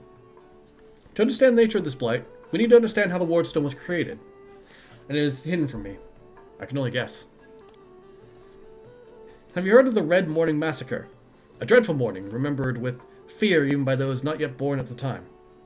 A demoness called Minago invaded the city with a crowd of her followers, who started to do what demons do best. Kill and desecrate. They say they covered the wardstone with pieces of dead bodies, splashed it with blood from top to bottom. Could such an abomination darken the radiance of the gift of Iomade herself? The locals think this is impossible, but who knows? It was not the last attack. Many demon leaders brought their unholy forces here, even the terrifying Baelor Karamzadeh. Their attacks were rebuffed, but they still reached their target. I think this is when the seed of corruption was planted in stone. It wouldn't have grown on its own. But Ascari himself has now come to take advantage of this weakness, to open the abscess... Hold on. Had to sneeze. To open the abscess that has been festering for years, unnoticed by the people of Kenabris. And when the demon lord struck the blow, the weakened stone gave in. Now it's in the demon's hands, and nothing is stopping them from spreading the blight throughout the entire stone, and from it to other stones along the whole perimeter of the whirlwind. I mean, Minaga did say that she's going to destroy the current one, and it was going to be like a massive explosion. I honestly would find it very funny if that massive explosion just, like, destroyed the whirlwind. Like, oh no, we have overestimated exactly how bad this explosion is. And it's just, like, there's a massive crater, the whirlwind's just in the air. It's just, no ground-based demons can come out of it. It's just, every single time they do, they just plummet. Oh, that would be hilarious. Why did you travel to the Wardstones? I tried to see their stories. The visions I have when I touched the Wardstones were unclear. I saw hundreds, maybe thousands of different stories at the same time. They followed each other like flashes of lightning. It was impossible to separate them. I couldn't understand where one of them ended and the next began. I have heard you, storyteller. In that case, you must make every possible effort to destroy the corruption. Unfortunately, I don't know where to get an instrument powerful enough to banish it from the Wardstone. As far as I know, there is nothing like this in Kenabris, but demons might have something. I heard the dying roar of Tarendula, the Silver Dragon, the protector of the city. Only a true mighty weapon could slay such a powerful creature. I would advise you to go to where Tarendula perished and search there for something. I'm sorry I can't be more specific, but intuition and a strange sense of rightness tell me to point you there. Well, there's a purple knife I found in town square where Tarendula perished. What do you make of it? The storyteller reaches out and says softly, "Even from here I could feel strange energies emanating from this object. If you don't mind, I will examine it, using my method. I will try to see the past of its owner, their emotions and shreds of their memories. Maybe it will help us better understand what we are dealing with." The storyteller touches the knife, his fingers clamping around the hilt with a hungry, masterful grip. His face contorts into an evil grimace, his voice disgustingly raspy. "Hunger. My many legs bring me into the lair, to my mother's feasting hall. Her swollen body overfilled with food is so huge that I have to look at it with all of my eyes at once. On top is her scrawny little head with a long beak that is always yearning for more food." You feel feverish in your chest. where the mysterious wound is concealed, feels hot. Your mind is flooded with a wave of visions, visions repeating the words of the old elf. Mother greets me with a placid screech. Stupid, greedy wretch, whose only achievement is my birth. A creeping, wingless creature. It's your fault I have no wings. A symbol of greatness, a birthright I should have received from my mighty father. Mother points me to a crowd of whimpering subjects, suggesting I fortify myself with their pathetic flesh. Not today. I summon my spawn and they fly to me, enveloping me in a teeming cloud. Like dark, buzzing wings, they unfold behind my back and lift me up. Mother has always been stronger, but she did not expect this. I dive on her and rip her limp, bloated body with my claws. Ichor splatters, the bone spurs on my heels sink into her flesh. I clench her pitiful tiny head and tear it off along with the shreds of meat. Victory! I am the strongest. I am the son of my winged father. The elf grimaces with distaste. His voice becomes normal again. Appalling. Stories like that are the most difficult ones to keep with me. Did this knife belong to a demon? The storyteller opens his mouth to answer, but a sudden spasm crosses his face. A new vision, a much stronger one, engulfs the old elf. The malevolent undertones vanish from his voice as it grows more determined and tired. Even looking at the wardstone is difficult. Despite the corruption nesting in it, it still has an aura of strength. Your fingers clench the stone hilt so tight it hurts. A little spot on the flawless surface of the wardstone draws your attention. It looks like a butterfly. Corruption in the guise of something utterly harmless, but it will grow. You swing and stab the butterfly with the knife as hard as you can. Your fingers cramp painfully. A howl invades your ears. Light, white light everywhere. The stone knife falls in the old elf's hand. Out of breath, he drops to his knees. He is trembling, the terror on his face so unlike his usual dignified manner. What was that? That was not the past. That was something yet to happen. Or rather, might happen. One of the roads to the future. In one of the possible futures, this item will help you to cleanse the wardstone, or to destroy it. You feel a longing to take the stone chisel and plunge it into your chest, right if the wound is opened up in it. It is hard to resist this feeling, but at the last moment your self-preservation instinct takes over and you manage to keep control of your own hands. The old man stands up. He looks completely stunned. Never before has anything like this happened to me. But how? I'm not an oracle or a prophet. Or is this another riddle from the past that has caught up with me? I must find out. Saying stories that have happened is one thing, but saying stories that are yet to happen. I don't know why this is happening now, but this is one thing I'm sure of. This is not a coincidence. This is a sign of coming changes. Great changes. Yeah, I imagine that would be kind of freaky for a lot of people. I have shared your vision with you, and this knife tempted me. Did you see what I saw? This has never happened before. Could it be the magic of the object that you brought me? I sense dark energies in it that can cloud and charm the mind. Be careful with this item. It may have tried to influence you, but you managed to overcome its power and subdue it. But something else has happened to us that we don't yet understand. Maybe it's the knife that gives you the power of divination? This knife is a powerful artifact, but I feel that its power is of a different nature. No, I felt the same as I do when I tell the past. This is my gift, but manifested in a completely abnormal way. Who were you in your vision? I don't know. Someone strong and desperate enough to resort to extreme measures. I felt that what I was doing had to be done. Well, your powers are amazing. A few minutes ago I would have agreed with you, but the thing that just happened, it disturbs me. My gift has never manifested like this. Something has changed, and these changes frighten me. Well, please examine the items I'm carrying them. Perhaps some of them could tell us a story to get our minds off of that. The storyteller nods politely.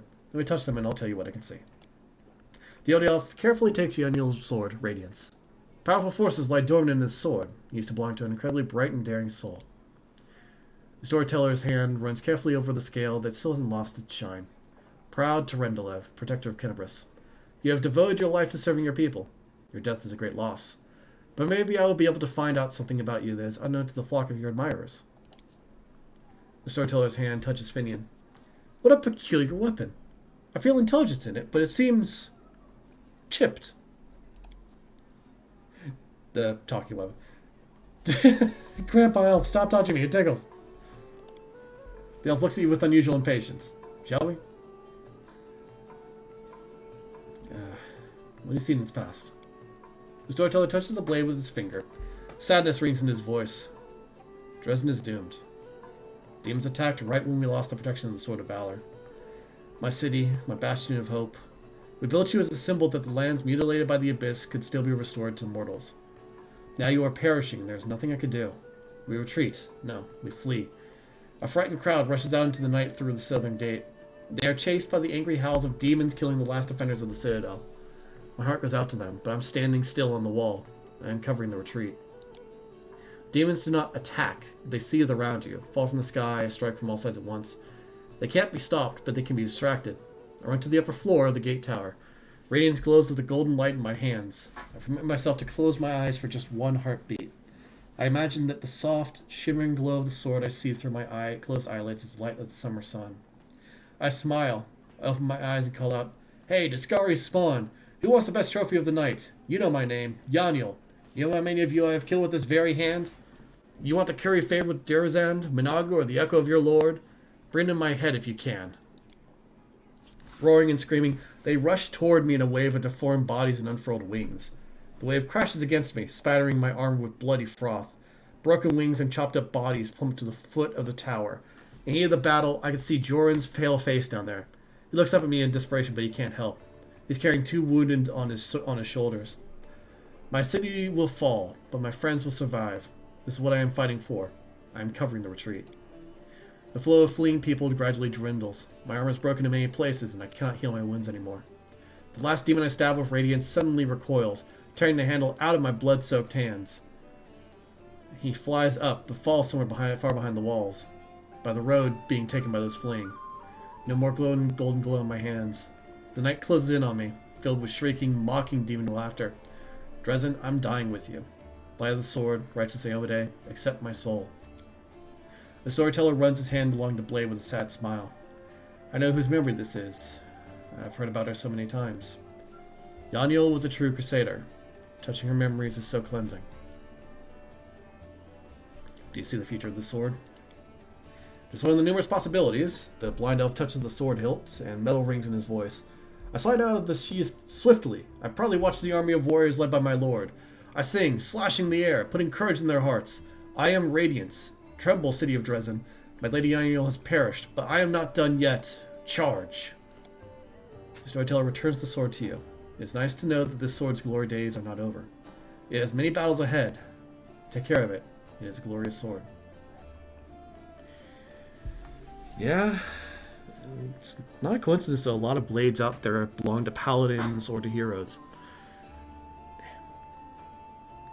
I mean, like, any weapon that has been used in such heroic battles or just to fight against impossible odds tend to take on aspects of their owners.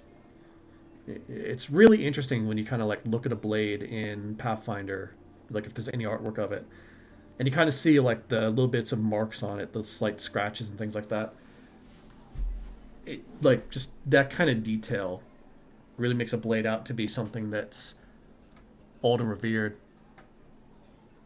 Psychometry? Yeah. Psychometry. Is that what the storyteller has? Nope, shoot. Oh, yeah, token object reading, right.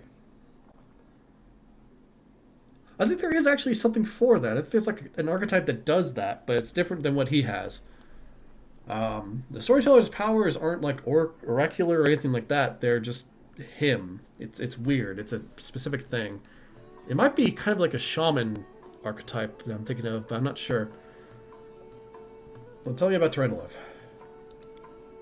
The storyteller takes a deep breath and smiles. I am flying. I can finally spread my wings. I'm gliding over a broad river. At sunset, it became smooth like a mirror. I see my reflection, as if another silver dragon is rising to me from the depths. What is it? The scales on my chest are black, and darkness is spreading over my entire body. I wake up. Clear sky is swaying over me, blazing with heat. I'm in human form. There is red dust of the wound stuck to my cracked lips. Someone is carrying me on a stretcher made of shields and spears. I am so weak I can barely raise my hand to my face.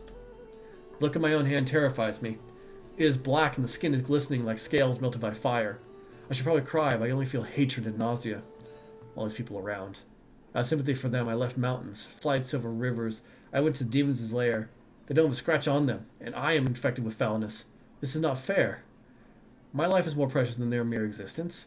Oh, how much I hate them in this moment. And I suddenly feel shame. No, these are not my thoughts. The Crusaders carrying me are my good friends. I am glad they did not suffer. But I hate them and myself so much. Pain pierces me along with hatred. It's all because of them. All because of them. Someone walking beside me touches me, talks to me. The only thing I hear is, your mentor, he will come, will help. And the conscience leaves me. Storyteller takes a deep breath, exiting the vision. So much hatred from Durendalev. Wasn't she on our side? Durendalev has come a long way. Once her unit was ambushed by demons who infected her with foulness. The Durendalev you met in Kenabris went through all the trials and returned her form of purity. Yeah? The Woodwood's a very corrupting place. Not even dragons are immune to it. And demons are very good at infecting their targets. Regardless of what you want to believe. Demons very much, a lot of them have attacks that will actually cause a target to be more susceptible to outside influence of various different types. Minago, for instance, if she claws you, is more capable of using spells upon you. Or seducing you. There are tons of demons like that, where their attacks are laced with an essence of themselves that they then use to cause you to be more susceptible to them. Very likely the same sort of thing happened to Durendalev. What happened next? The storyteller puts his hand to his forehead. Sometimes the past can be as vague as the future. We all know how Durendalev's story ended, but the beginning is hidden from us. Maybe you find something else that used to belong to her, we will know more about her fight. However, no matter what we find out, remember, her soul, the soul of a real dragon, overcame all the obstacles and torments. She was able to become pure. For dragons are truly powerful, not only with their body, but with their spirit too. I'll show Finian next then. Tell you what you see. Hello, Grandpa Elf. Why do you call him Grandpa Elf? Well, I mean, he doesn't really have a name. He's the storyteller, but you know. The storyteller carefully takes Finian from your hands. Hello, Finian. He closes his eyes and takes a deep breath. His face contorts into a painful grimace. I'm coming to again. How long have I been here? It's kept me in a cage for 3 days. I know this because 3 times the light from under the door disappeared for long. Then they chained me to the chair, and the bladesmith, everyone calls him bladesmith, he placed a device with a jar over me. Since then, it's like they are slowly frying me. First, I tried to break free, but I got tired. Then I screamed, but now I've lost my voice, though the pain is burning right through me. The storyteller stops, his voice changes, becoming more frightened. I think I lost consciousness again. But when I woke up, the pain was gone. And I wasn't tied to the table anymore. I was standing near it, and someone else lay on the table. A burned corpse covered with a black crust. The master took out a handsaw and was sawing off his head in a very focused way. I should have run back then, but I couldn't for some reason. His burned corpse had a symbol on his belt, just like I do. An eye and a star. My favorite belt, and a good one. Where would a stranger get one? Probably it was someone from my clan, some distant family member. The storyteller stops. When he speaks again, you hear only a muffled whisper. Those Crusaders, I was glad when I saw them. I thought they came to help, but how did I happen to kill them all? Someone told me to, and I obeyed. I don't understand. I understand nothing now. I need to catch my breath. I need all this to stop, at least for a minute. I just have to understand what's happening to me. I just need to rest. The storyteller shakes his head, slowly coming to his senses. This is Finian's past, but what awaits him in the future? The dead have no future, but the storyteller smiles. I see an endless ocean on a good day in a boat, flying over the waves. I'm so excited. I don't know whose vision this is. Is this a soul existing here and now, or a soul reborn? Huh. That's actually an interesting thing about Galarian, is that reincarnation is actually a thing in Galarian. Not just like the witch spell reincarnation. Actual reincarnation can occur. Souls are sometimes sent back down to Galarian to live out their next lives.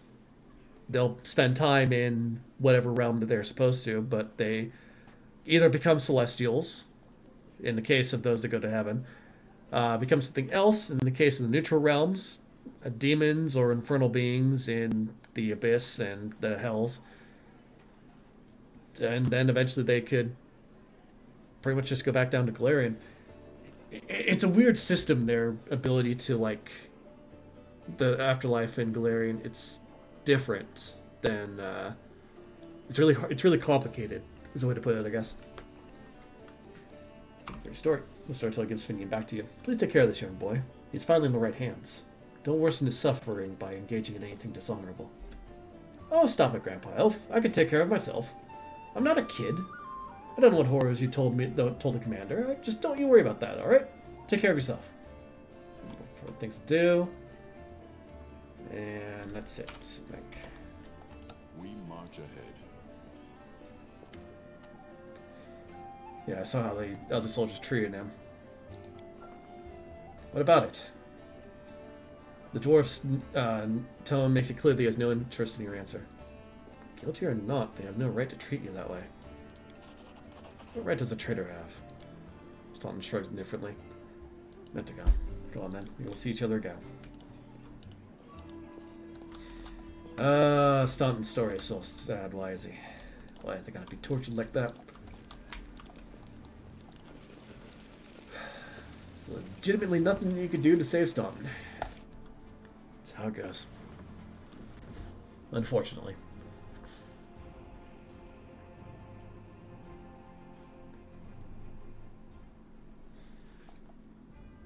Okay. Let's head off, not towards the keep, because we don't need to do that just yet. Instead, let's head down here, where there is the Tirabade residence. Oh, I failed to sneak past the enemies. Time to fight.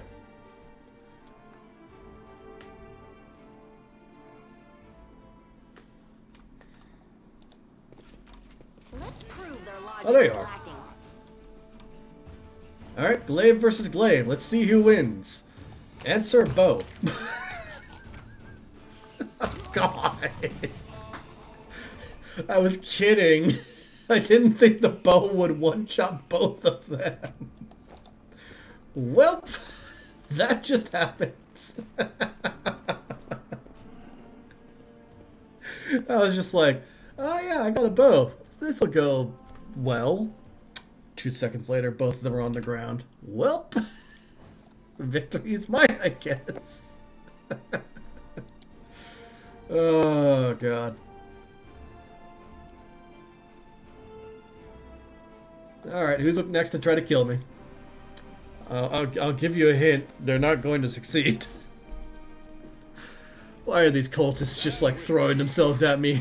It's just not gonna go well. Oh, here we go again. I win. Case in point, he's just straight murdered that man. Thank you. That was a brutal death. It was just like, Do not and dead. Just you explode now. Okay, you summoned a dog. I mean, that's kind of threatening, but there's also a every counterpoint. strike count. Yeah, dog just disappears. So that, yeah. Surrender or else.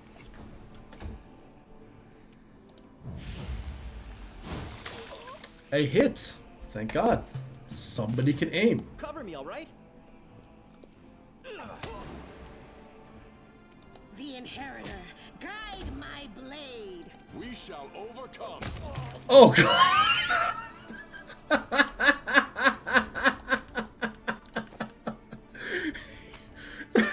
He bounced off of that wall so hard.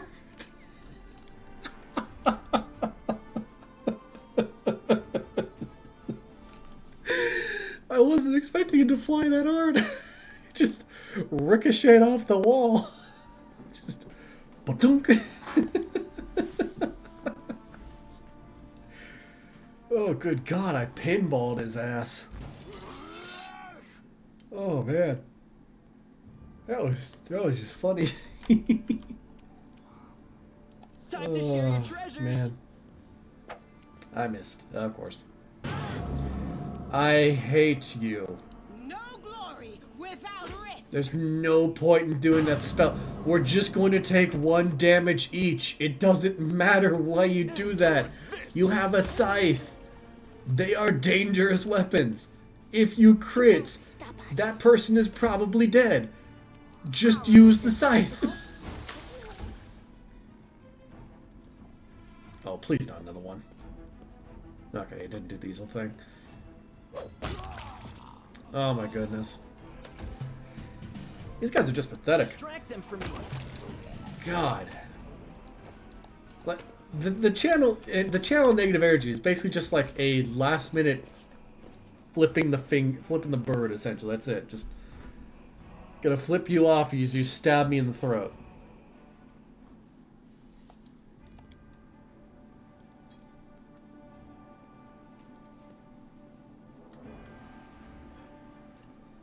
Oh yeah, I forgot how hard it is to travel around here. It's gonna take a little while.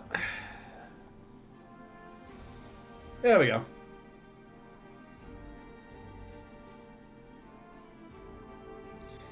And made it.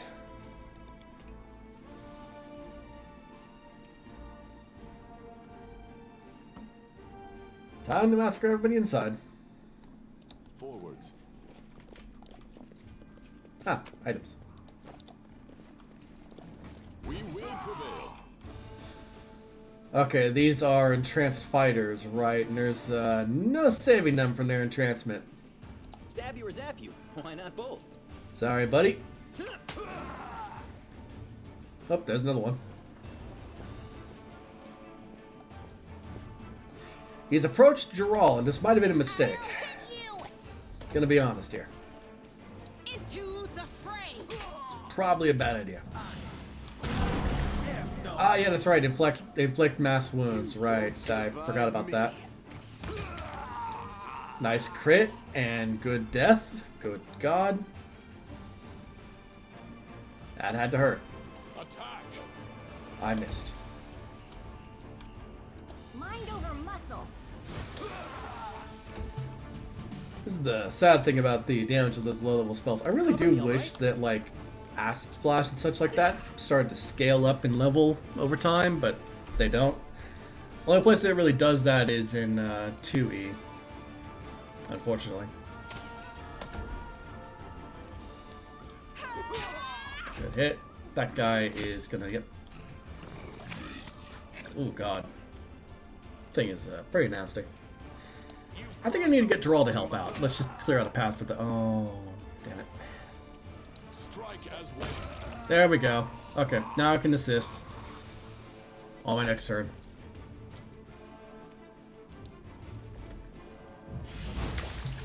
I missed again. Time to share your treasures. At least we're doing some constitution damage to the guy. That's the good news.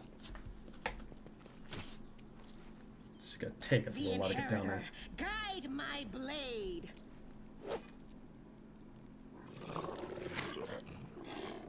Alright, that was lucky. Make every strike count. You're irrelevant. Accuracy is a problem in this party, I'm starting to realize. Distract them from me. Oh, god damn it. God damn it. The light. Take you. There we go. Just had a longsword on him. Some items. Still some more items. Okay, let's just move a little bit around here, take a look around, see if there's any new items in the area. Nope. Move back over here. Time to get some healing in, I think.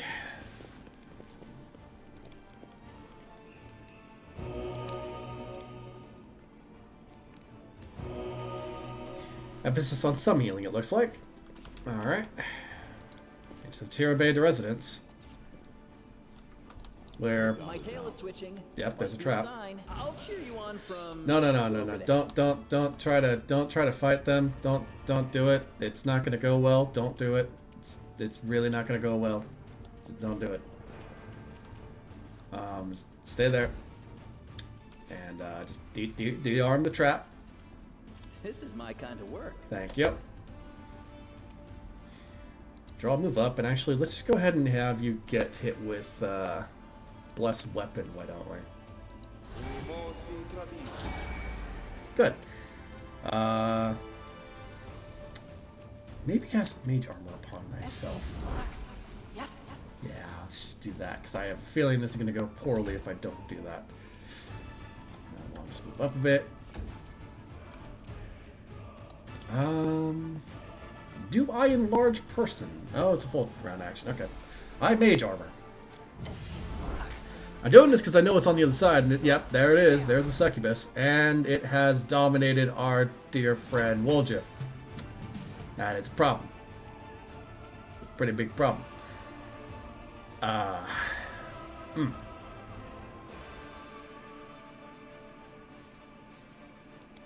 Ah, this is actually an option. This is interesting. So she succeeded the will saving throw, which negated it, yeah. Damn it. Here comes Woljif. Forgive me. Medic. Again. God damn it, Woljif. Why do you gotta do this shit? You know what, Woljif? Take a nap. Thank you. Victory is mine. You may have dominated my friend, but my friend is now unconscious. Screw you.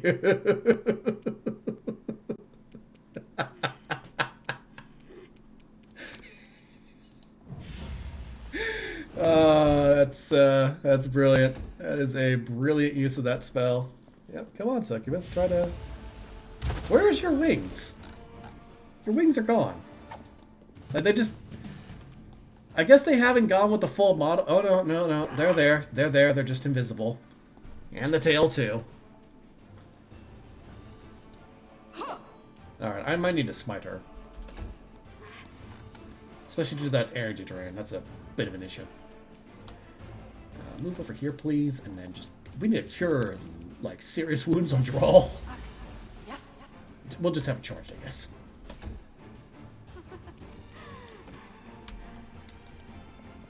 Don't hit Drawl. Hit that in You Transfire. won't survive me.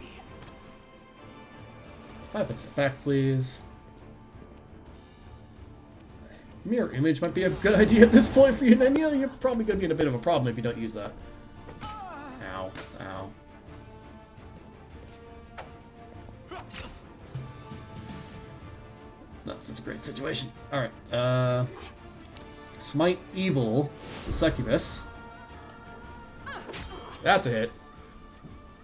Not much damage, but it's a hit. Drawl is still unconscious. Could you please do the spell thingy on him? Do I just need to click it and then... There we go. Hey! Drawl lives! Barely, but he's alive. You know, it's better than the alternative at this point. Could somebody please knock out the...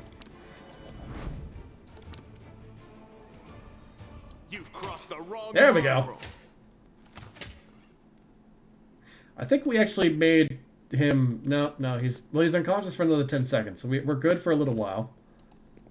How much health does he have? He doesn't have much. Let's just hit him with the magic missile. Almost got him. Are you stuck in place? Huh. That's interesting.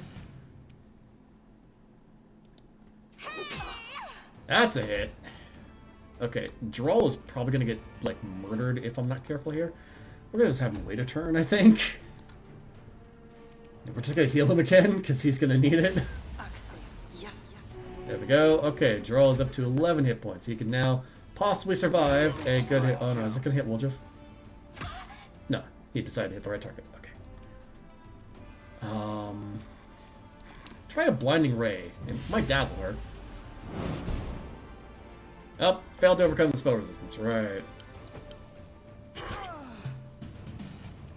Lay on hands on yourself, please. Oh my god, your lay on hands sucked. Into the fray. That was a good hit, though. Okay, Droll, just stand up. You're gonna take a hit. Never mind, you're not gonna take a hit. Ahem. Double the smite. Double the smackdown. Do not hold back. And this works. Also, Woljif is no longer dominated, so once Woljif comes around, or I just smack her once like that, and hey, stop hitting Woljif. Woljif does not deserve that. He's been an ass sometimes, but he does not deserve to be smacked around like that. I failed a perception check. That's not a good sign. All your fault. Okay, combat should be over.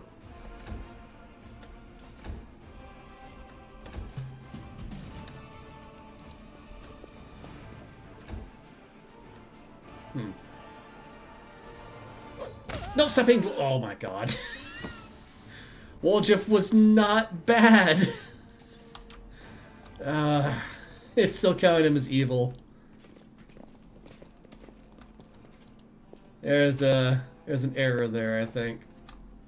Okay, only 2 people failed to check there. So let's save and just have the rest of them kind of stream in and see if... Yep, there we go.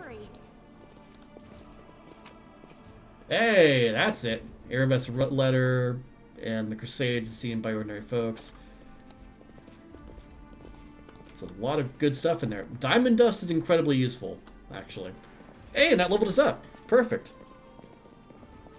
Let's level up outside where the Smilodon actually has some space. So first of all, draw level up as a paladin, please. Gotta pick a persuasion. And I think low religion is probably a good idea. Just gonna keep doing that. Cleaving finish allows him to...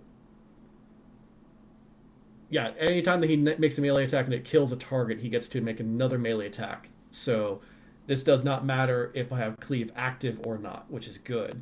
Is there anything else I could utilize? There's great cleave as well, where I get to hit as many targets as possible. But at this level, I believe I have 2 attacks at this point. And like that one basically is like a chain kind of thing where you just kind of keep hitting targets.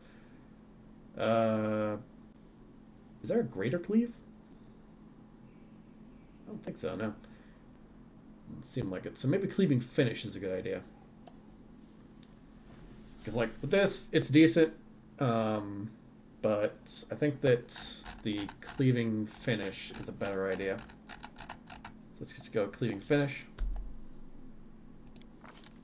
We're going to go with a divine weapon bond because that's more my thing. We don't need 3 companions. That's gonna be insane.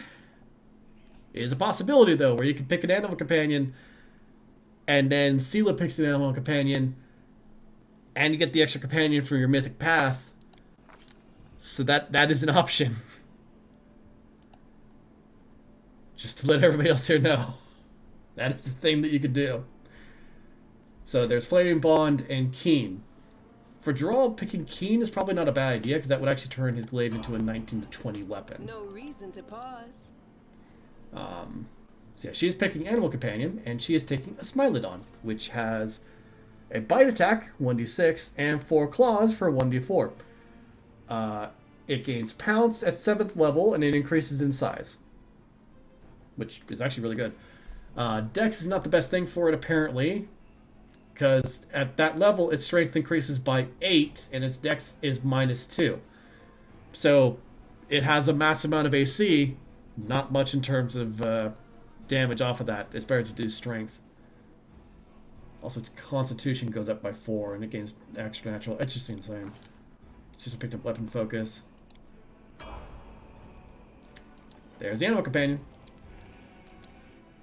As a small note here, by the way, if you don't level up the Animal Companion, this is what its HP is at. 1 of 1. Animal Companion. It is not an alchemist. I don't know why you want it to be. Okay, so there's a couple of different things here. There is Wrecker, which gives it the ability to sunder armor. Racer, which gives it an extra 10 feet of movement speed, which might be good for a Smilodon. Death Touched, which gives a negative energy affinity, meaning that it heals off of that, but positive energy damages it, which is not so great for a Paladin. Daredevil gives it Artful Acrobat, meaning that it adds a competence bonus on mobility checks equal to half its hit dice. Bully gives it Trip and Bull Rush. I think it's actually possible to do some stuff with this because there is like a feat here where I think like I wonder if I could do something where you could crit and get Trip. Well, I mean that's possible, but do I want to go with Racer or Bully is the question. Let's go with Bully. See if we can't do some stuff with that. It might be interesting. As for this stuff here,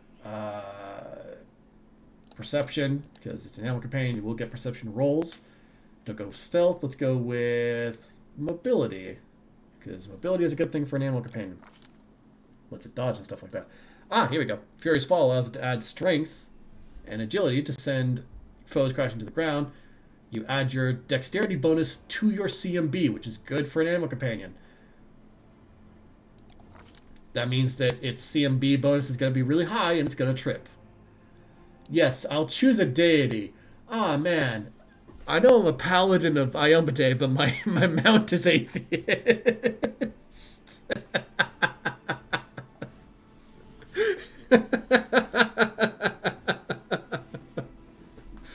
Oh, that would be so silly. Where's Iombade?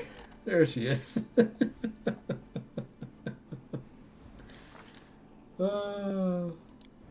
Stomper, Spot, Thunder, Wind, Fluffy, Bloodmaw, Chance, Catastrophe, Zenith, Echo, Pearl, Meatloaf, Sly, Rascal, Prudence, Blood. Okay, these are pretty simple ones. Squire, Knight. Let's go with Zenith. Why not? And then I'll just pick like a random number here, I guess. Third of Chthona? Yeah, that sounds fine. I'm sure that stuff will be taken away eventually. There's no reason for it to have a deity, and there's no reason for it to have a birthday, but, you know, name, definitely. So it's got 5 hit points. It has Fury's Fall, so it adds its dexterity to CMB, meaning that at the moment, its CMB is actually pretty high, because I think it's 6 on the CMB. It's also not done leveling up. So, once again, Bully, Skills, that, and that. I think I need to level it up one more time. So it has IMF, what? And DO? It's not right. Yeah, one more time. There's nothing in there. So now it gains Evasion, so it will be able to dodge attacks a bit better. And it gains a feat at this level. That's for the feat. Weapon Focus is a decent idea. Anything I could do that would give us extra trip ability. Power attack, agile maneuvers.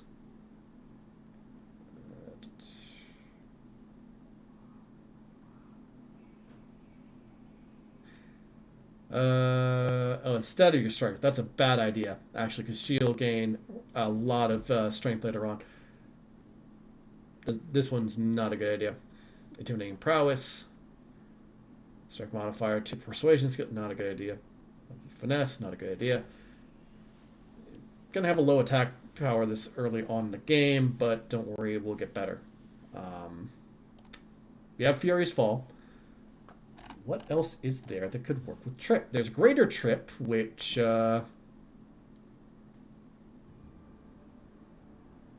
opponent provokes attacks of opportunity. That's an interesting little detail.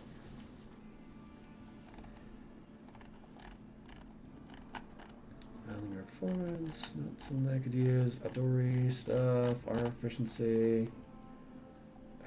Let's see here. We already have Bull Rush. Cleave. Deceitful. 15-30 Trick. Dreadful Carnage is... Yeah, Dreadful Carnage is one of the things that's just like, you roll a persuasion check to intimidate, and then you demoralize all enemies within 30 feet as a free action every time that somebody goes down to 0 hit points. Back as a Stone, Exhausting Critical Elemental Fist, exact weapon proficiency, extra arcane pool, Bombs, channels, lay on hands, performance, rage powers. Not that I can get those as this particular thing. It's funny to me that you could have possibly actually given her alchemist training, because I could have actually done that. There in the animal companion list, you could have picked any of these. Apparently, alchemist does not have any prerequisites right now, so you could pick alchemist and war priest as your animal companion. Oh, I love the test. Sometimes it's just like, yeah, this works. Not really, but it works. Mini shot, mounted combat, members of Earth, natural charmer, flank. Oh god, there's so many of these. Ray shield. There's not really that many here that would be like great for. A tandem trip would actually be. Well, no, I can't do that because his intelligence is too low. Just trip. Just trip. Yep. Okay. Well, I guess that we'll go with weapon focus then, because there's not much else I really want to pick at the moment. So we'll just pick weapon focus on claws, because she gets more claws than she does with bites. Other natural weapons? What? Yes, a claw, and then that'd make her. Oh my god, you still go up. You're level 4 now. Ah, you gained a bonus. We're going to increase your strength, because that's going to go really, really high in a little while. And that. Legitimately, just 3 more levels, and she's going to have, like, massive. Oh, he's going to have massive attacks. You done? No, you're still leveling up. Okay. I really hope this isn't an error, and we're just going to we're not going to have, like, a level 20 animal companion, are we? If we did, I'd be very, very concerned.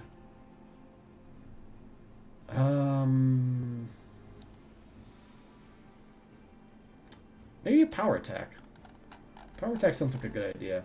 I could go with dazzling display, but she doesn't have any persuasion. Combat reflex is decent. Well, combat reflex is actually probably a good idea for her, because she's going to get a lot of attacks on tripped opponents.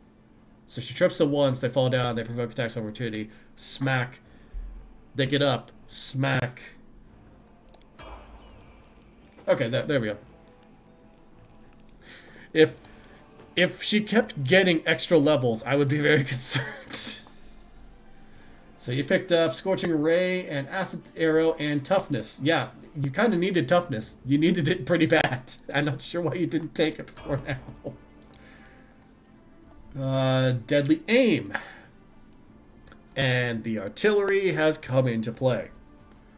And he is loading the shot. God. So he picked up Deadly Aim for his 5th level. Wait. Hold up. Oh no, you just get key arrows. Right. Okay. I was very concerned. I was like, why did you pick Deadly Aim twice? No, he now deals unarmed damage with his short bows. So, with his bows, like a mediums and archer's short bow only does 1d6 damage. Using this ability, it does 1d8. At the moment, he is still doing about the same amount of damage as he normally would, so his damage is still going to be 1d8, but he's now doing a +8 on it at a +9, so every time that he hits, he is scoring a lot of damage.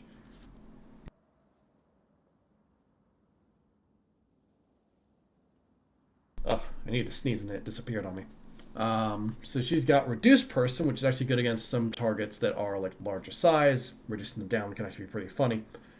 Spell Focus and Glitter Dust. Glitter Dust is one of the spells that makes invisible targets way easier to hit. It's great against stuff like Will-O-Wisps, for instance. Her Persuasion is just kind of going through the roof, gonna be honest here.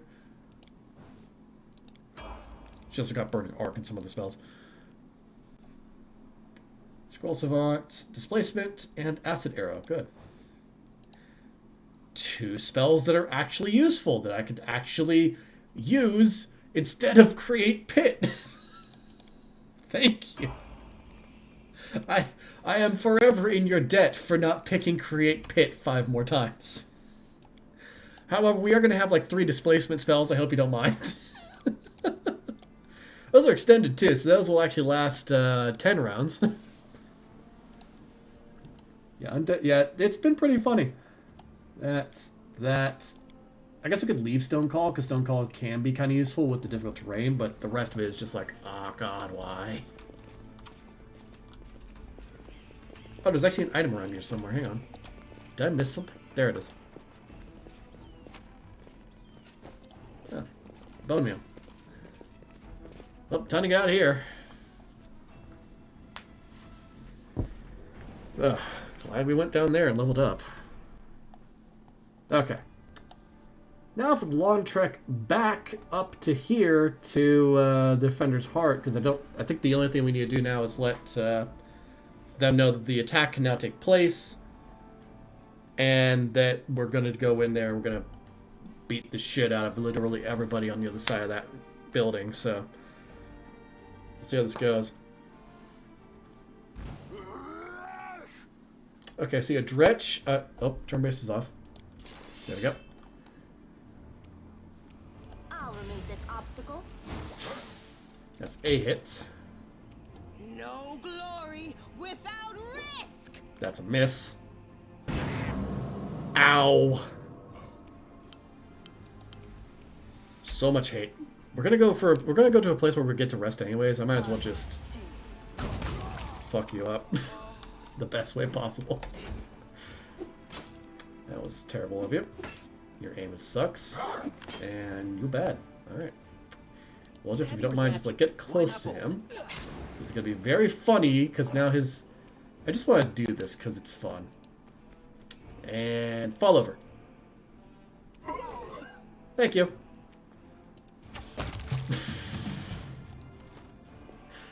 I did that just because. There was no reason for me to do that to that particular Dretch, but I did it anyways.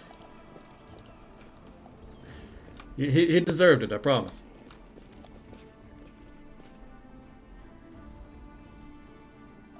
I swear he deserved it. I need to start moving some of my old videos for this particular playthrough onto YouTube as well. I need to remember to do that. I just had that realization that after I'm done with this stream, I'm going to need to go back over the other ones and go through everything. This is also going to be a long stream, by the way, so we're going until, I think like an hour and a half after my usual time, usually.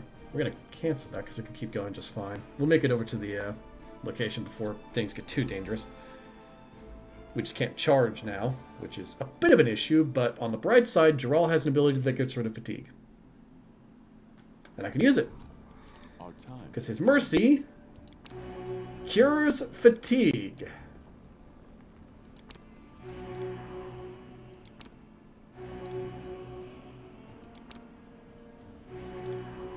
Very useful lay on hands ability. Very, very useful. Do not fear. Do not waver. Because now we get to charge and other stuff like that. Oh, well, actually my animal companion can actually still charge. Right. Yeah, surprise. Oh, God, no. Doesn't have pounce just yet, but it's going to get it later. Also, I found the other enemies. Mind over muscle. Oh, God. Look. There are a number of things I would not want to be hit by. A lot of them just are kind of like, no duh kind of things of, yeah, no, I don't think I'd want to be hit by a critical hit arrow to the face.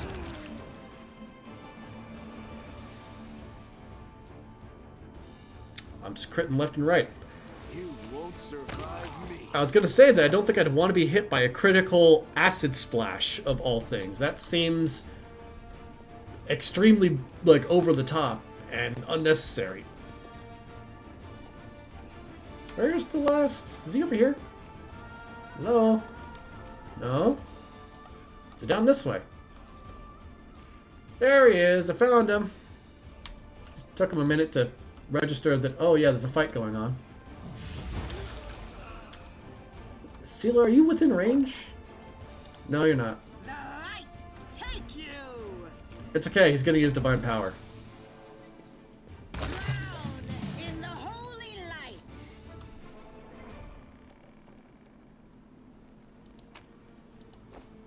I don't know what the plan there was, but there was a plan, I guess. I'm just not sure what it was. I know for certain that he regretted that plan, but he did have a plan, supposedly. I don't know what else to say about that really dumb decision. Just ran off like, oh yeah, I got this. Time to attack the back line. Blah. Dead. Nope, don't worry. We're not that fatigued. I cured the fatigue a moment ago, so we actually have a little bit more time. Almost there. If there's like one cultist that decides to stand in my way, I'm just going to be like, yep, there's that one cultist that's just in the way. Just like, hi, I'm here to die. I will fight. Oh, no, it's a bunch of dretches. Okay, that makes entirely too much sense about why this decision was so dumb. Cover me, all right? Case in point. You're irrelevant. Alright, Zenith, just deal with the, Oh, almost got it. Oh, there's a shear, too. Okay, that's actually a threat. Not a big one.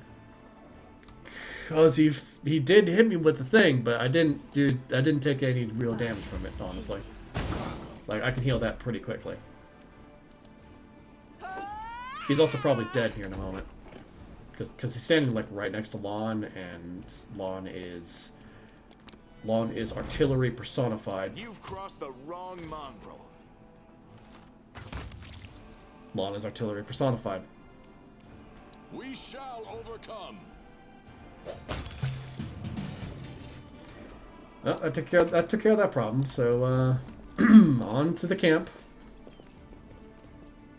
We're almost there, so, you know.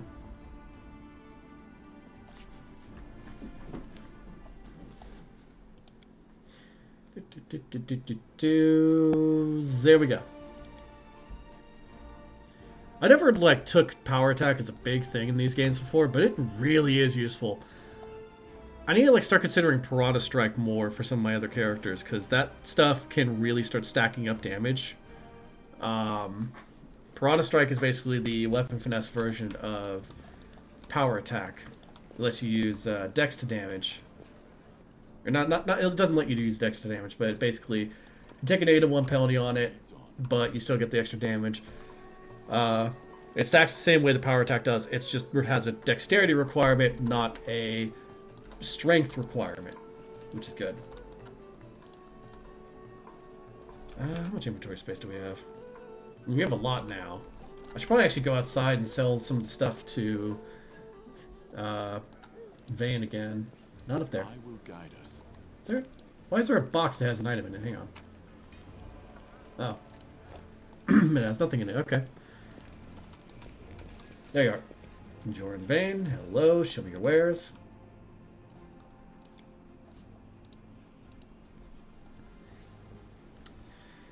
Alright. So...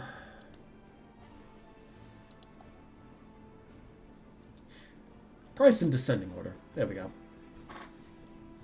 So there's Living Ram, which gives an extra bonus on that stuff. We have a lot of money now. Not enough to buy a lot of this stuff, but we do have a lot of money.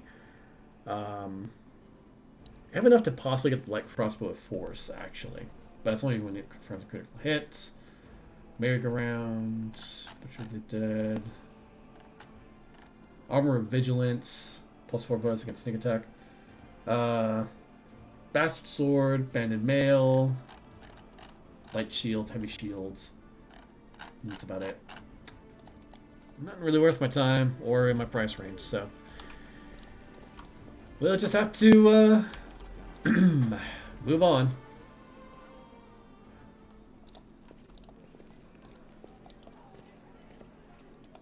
Hello, Irabeth. That was a strategy for the attack on the Great Garrison. I should lead the rest of my forces in a frontal assault. This will distract the enemy enough to let you use the secret passage and reach the wardstone. Destroy it before the demons turn Iomede's gift into a weapon to the abyss. I just remembered I didn't change the title at all, did I? This video has like nothing on it. Hang on a second. I just entirely realized that. Whoopsies. This video has like... I just completely and totally flubbed on that. Let me fix that.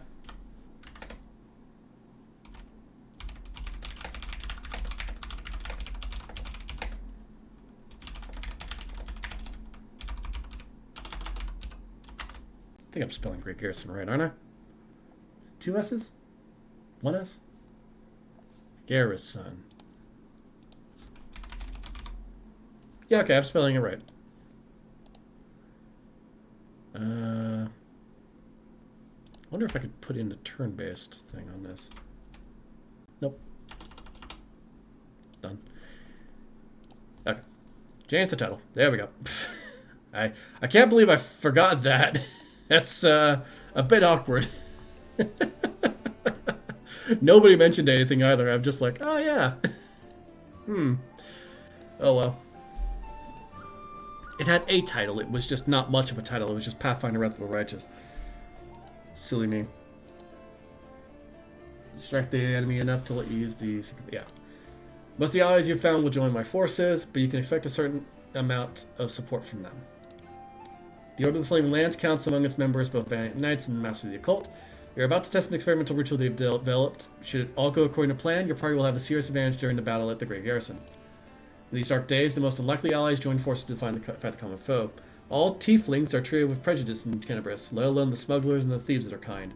And yet, they are on our side, and I'll make sure their contribution is not forgotten after the victory. They'll be of little use in open combat, but they know a lot about locks and security systems. They'll open locked doors for you and warn you about traps. Well, everything is ready for the attack on the Great Garrison. Time to attack. Yeah. Are you sure? You better double check. We can't afford to lose this battle. Yeah, I'm pretty sure. We have pretty much all the quests done. Let's go. I could level her up and level him up, but I think we're good with this particular party. Let's do it.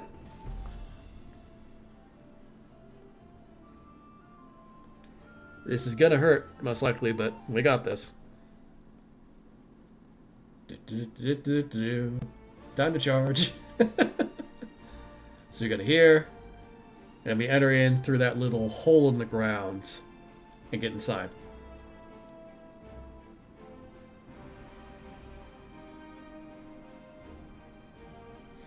Just gotta wait for it to load.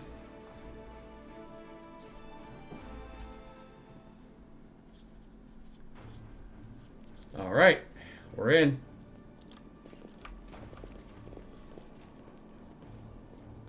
I hope the ritual works.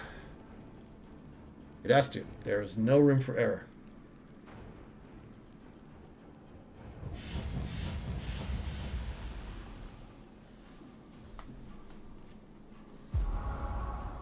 All right. We have been buffed. It worked. Praise Iomade. Now it's the demon's turn to suffer. Here's open. So we got buffed with haste for an hour and 30 minutes. We gonna be smacking them hard.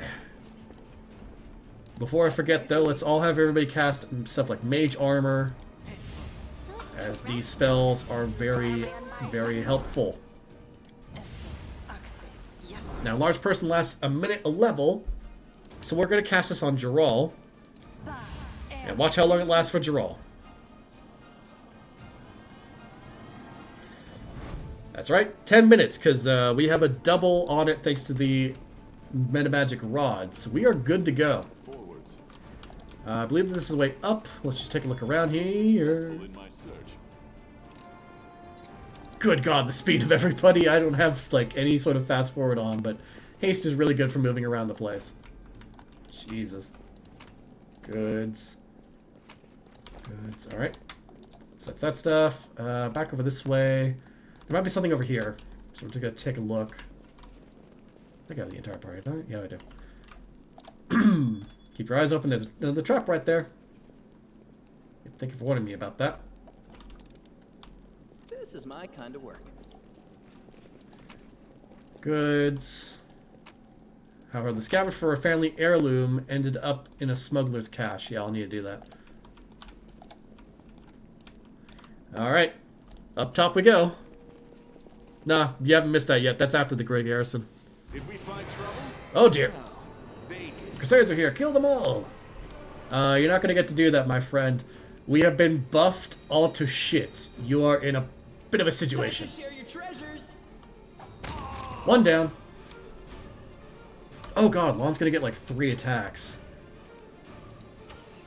Yep, one 2, 3. The rest of the attacks just hit him and they killed him. Ahem. Time to die. Critical miss on Geralt.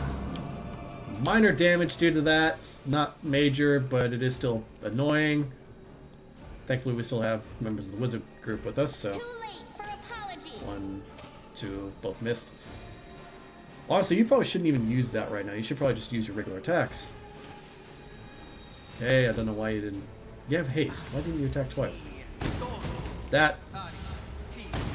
That's... I don't even know what to say about that. The inheritor, guide my blade. There you go. That one's down. Woljif, finish the job, please. Yeah, he took a lot of damage off of that hit. Alright. Being was severely damaged when the Demon Lord Discari flung the wardstone against its wall. Found some silver powder. Stuff here. There's a door here. Let's try to go through it, actually. Another door over here. Collect up the party, please. Open the door. Door is locked by some unusual or magical means. There is no lock to be seen. Okay. Out this way, I guess.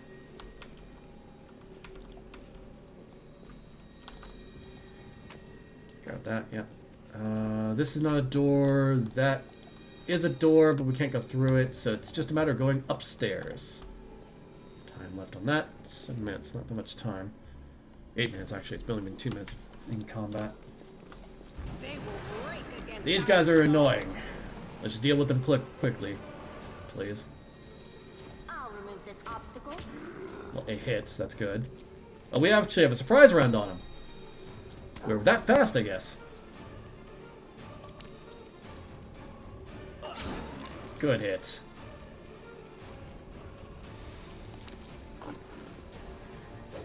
Oh, Geralt.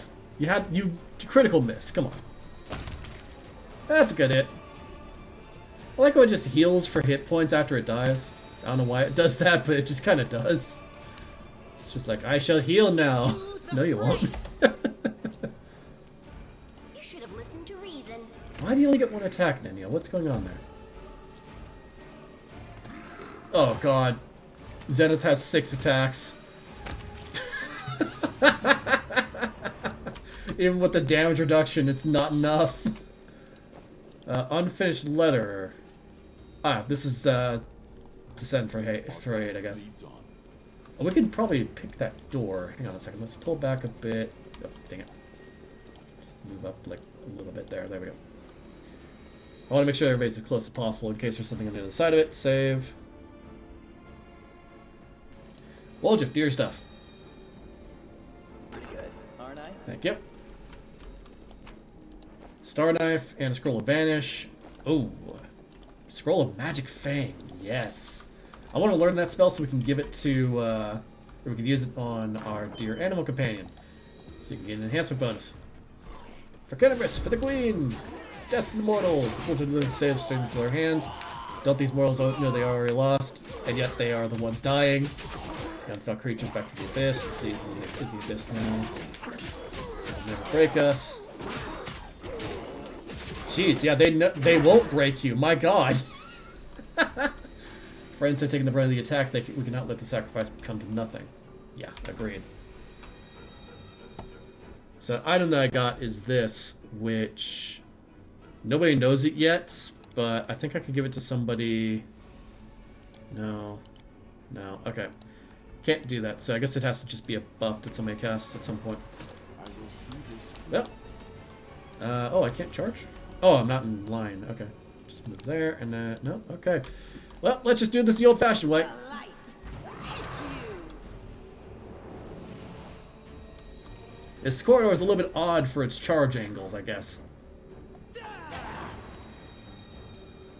you not... Hey. There we go. Surrender or else. 1 hit. 2 hit. And death. I guess the other ones were out of range. guess maybe I should just like have you use Acid Splash here. So you really seem to want to refuse to actually cast or attack twice. Not that Acid Splash does any better. Yes, come for us. Try to attack us. Ow. Hey, good hit. You even overcame the spell resistance. No glory without risk. Leave my crusaders alone. You're gonna die now. I hope you realize this. I'm just gonna move over to here. Because now I'm in range of everybody, and... Cleaving finish! Oh my goodness sakes. Why did the sharpshooter go twice? Ow. He crit and dealt 3 damage. 3 damage! There we go. Okay, there's 2 sharpshooters, I see. In that case, then let's just move up, really threaten them, and... Yeah, I'm just gonna say, fuck you for attacking my friends. Nearly killed him. Nearly did it. I'm gonna have Lon move up, because Lon at the moment only gets 1 shot off. If I do this anyways, so... Yep, he missed anyways. Mind over muscle. Okay, you guys need to work on your aim. I hope you understand this for next time. There you go. Into the fray. I'm sure Draw will be able to make the hit. Oh yeah, Draw can reach. Draw can reach just fine. Oh god.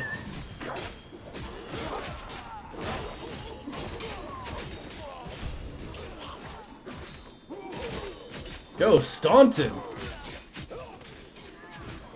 There you go, buddy. Oh no. Staunton, where you got to, my little pet?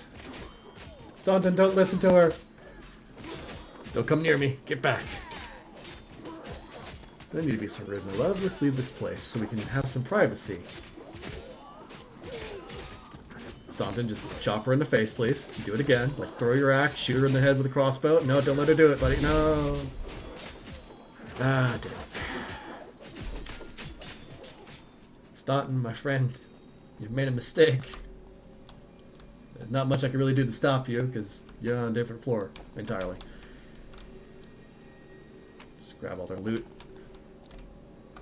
No, I should grab everybody. Grab the entire party. I don't know why I was only selecting one person. So we came through here. Right. Okay, so we need to go this way. There's way down over here. Let's take a look at the first floor. Ah, good. There's a ritual thing here. Do not waver. I remember this door. This door sucked. The door sucked because, like, you couldn't get through the door. It just blocked the path for everybody. It was really frustrating at the time. And if I remember right, like, all of the sorcerers, the wizards, just got murdered in the doorway because they couldn't get out. Thankfully, though, we don't have to worry about that this time. Seeing as how we can just walk through our allies. Something that you couldn't do before. Oh, wow, he missed. That's actually surprising. Ray of Sickening is nasty. Good hit. Sneak attacks are always wonderful. We'll just spin second. That's not too bad. He'll be fine. I'll remove this obstacle. I missed. Just deal with the evoker, please. Thank you. Okay, Lon, just get through the doorway. I think the wizards are just kind of holding off in the background for some reason. Not sure exactly why, but I'm okay with it. If they are not going to try to attack the enemy, I'm fine with that. We need them alive. God, Draw is such range.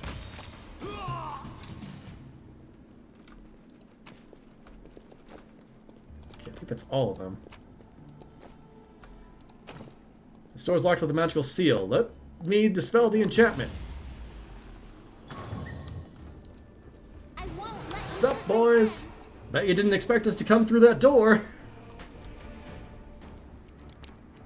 Cleric, cleric, cleric. Stab you or zap you? Why not both? Yep, no more cleric for you.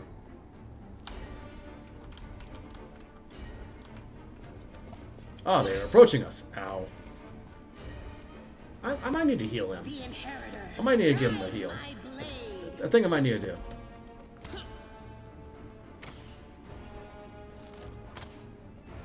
He missed me both times with the crossbow. Or with the longbow. I'm actually kind of surprised about that. That thing probably should have hit me by all rights. I'm a gigantic walking target.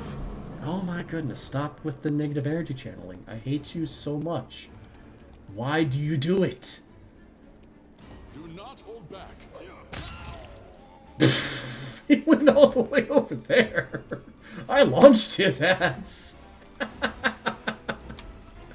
Oh shit. You won't stop us. Draw was just like, I'm gonna go for distance. That was a pretty powerful hit. Good God. Cover me, all right? Into the Oh. Like, he went so far. There we go. That took care of all of them. Yeah, he's all the way over here. That's his body. That's how far I launched him. My goodness. We march ahead. Recruits? Prize Amade, thank you for gracing your faithful servants with this visitation. My lady, I love you. I love you like nothing and no one else. The several knights reverently kneel before the succubus, who's wearing nothing but a smirk. Ah, I see what they mean there. Hey, they actually got her wings and everything to work properly. Nice. With a melodramatic flair, the demon sweeps a clawed hand over the heads of the knights and gives a mock blessing. I love you, my children. All of you together, and each one separately. Goddess, I must confess a shameful sin. My thoughts about you, they are impure. Forgive me for my blasphemous words and base thoughts, but I can't help it. You are the most desirable of all women. No other goddess comes close to your beauty. Next to you, Sarenrae is a dull lamp, and Shalyn just dust beneath your feet. Will you forgive me for loving you, and not only in the way a true believer should love his deity? Buddy, we're gonna have some talk after I save your ass from this succubus. I forgive you, my knight. I forgive you and I accept your love. But I see that you cannot forgive yourself. Your flesh craves punishment, so punish yourself. Wash away your sin with blood, and earn my love, the divine and the carnal. With trembling hands, the knight oh, he's cut his face. With trembling hands, the knight brings blade to his face. His eyes, which dared gaze upon you with lustful intent. Take them, my goddess. The knight cuts out his eyes with a muffled moan and holds the two bloody lumps out to the succubus. I accept your gift. The succubus gently takes the eyeballs and trails them over her stomach and breasts, decorating her skin with scarlet patterns. Then she brings them to her mouth and chews them with relish. Red saliva dribbles over her lips and chin. Now, my knights, I want you to lick every... Wait, who's this? Blasphemers come to disturb our sacrament. The succubus points at you, and the knights, who still have eyes, obediently turn in your direction. Sela's face turns gray, and she grips her weapon tighter. Sacrilege. She's making a mockery of what is most noble and good in us. She's evil, but she made them think that she's good and kind, and that they must protect her. But that's just what the real gods... Be quiet. Please, in the name of all that's holy, stop talking. The girl claps a burned hand over her mouth. Is this some kind of holy sacrament for you, Bust? Playing with other people's minds? Walking their faith? Come a little closer. I'll give you a blessing you won't forget. Yes, because it's a magical enchantment. So, that's the funny thing about this. What she's doing is using, essentially, charm person to influence their beliefs and desires, along with a bit of visual illusion to make them all believe that she is Iomade right now.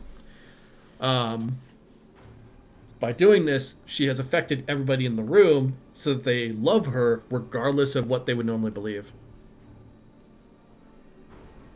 So use the spell Magic, snap out of it, you have been bewitched. Oh yeah, because we have these guys. The blind knight recoils in horror. He opens and closes his mouth, lost for words, then brings his fingers up to his empty eye sockets. What'd you do to me? Give me back my eyes! Let faithful children annihilate these heretics. Succubus meets your gaze, her bloodstained lips stretching into a sweet smile. Are you ready to raise your weapon against me? I am Iomade, after all. Hey, don't listen to her. Don't give in. Remember how you scared the crap out of that demon in the shield maze? This piece is nothing compared to that one. For a brief moment, the demon's wanton features transform into the goddess's radiant visage, but the illusion immediately dissipates. The succubus's spell didn't work. Scowling, she enters the fray. You can handle it, right? I am hopeful that killing her will save the rest, but I also don't know if that's going to actually work. We're just going to try it. I can't even smite her at this range. This is not going to work out that well for us. Okay, hey. You can charge her just fine. Come on. Oh, God. You can't, can you? That guy's in the way. It's fine, though. I can still hit her. No, don't attack your allies. Oh, okay. Well, that's just going to happen, I guess. Time to share your treasures. Mind weakening her AC? Thank you kindly. Lon? Lon, you're out of range, aren't you? Yeah. Well, you can still hit her pretty hard. Yeah, that's a good hit.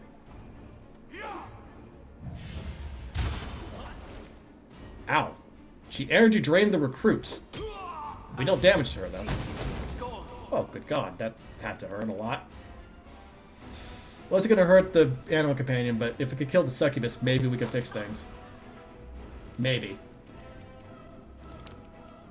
Do I dare to try? Failed to overcome the spell resistance. God damn it. It's okay, though. Jaral's a big guy. He could get right up into her face and smack her one really hard.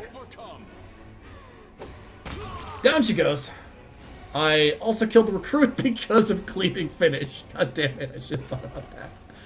Well, I can't save all the recruits, but we can at least save the ones that are still alive. I think that one up there is the one that's wounded. Yeah, no, it's that one down there. And turn. I'm not sure what that one's going to do. Oh, he's walking up. Magic missile's good. This guy has been blinded and everything, but he's still hit. Oh my God. Sermon extract. The scepter and the orb are the hollow symbols of idle monarchs who lead lives of leisure far removed from the world wound while their people slumber peacefully under our protection.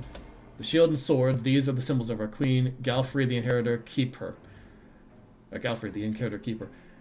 With the shield of her righteousness, she guards all her subjects as well as all the people of Galarian who cower in fear at her back. With a sword of fury, she will strike down the faithless. Let's see. Can we talk to the recruits? It's killing me. That beast made us lose our minds. Need to bandage our wounds. My eyes. What has she done to me? Prayer scroll. O Lady of Valor, Iomade, benevolent to the innocent, ruthless to the malign. With humble hearts we raise up this prayer to thee this day. Preserve our sovereign, the righteous Galfrey, from all harm, so that she may lead us to victory over the spirits of devilry and wickedness. May thy holy angels abide with us, the hand of the inheritor who makes thy will known, and the silver twins, Lariel and Targona, who led us into battle and healed our wounds, and others of thy servants and our intercessors. And take into thy host of righteous souls gathered at thy throne the martyrs Zacharias of Kenabris and Yaniel of Dresden, who died for all our sakes. We trust in thee this day. We dedicate our works, words, and thoughts to thee. May thy name live in eternal glory. God damn. The righteous find their wisdom, and the wise their reward. Oh, hold up. Statue of a woman in armor holding a sword and shield. Robes holding a staff. Holding a sword. Shield. Statue of a male angel in armor holding a sword and shield. Holding a sword.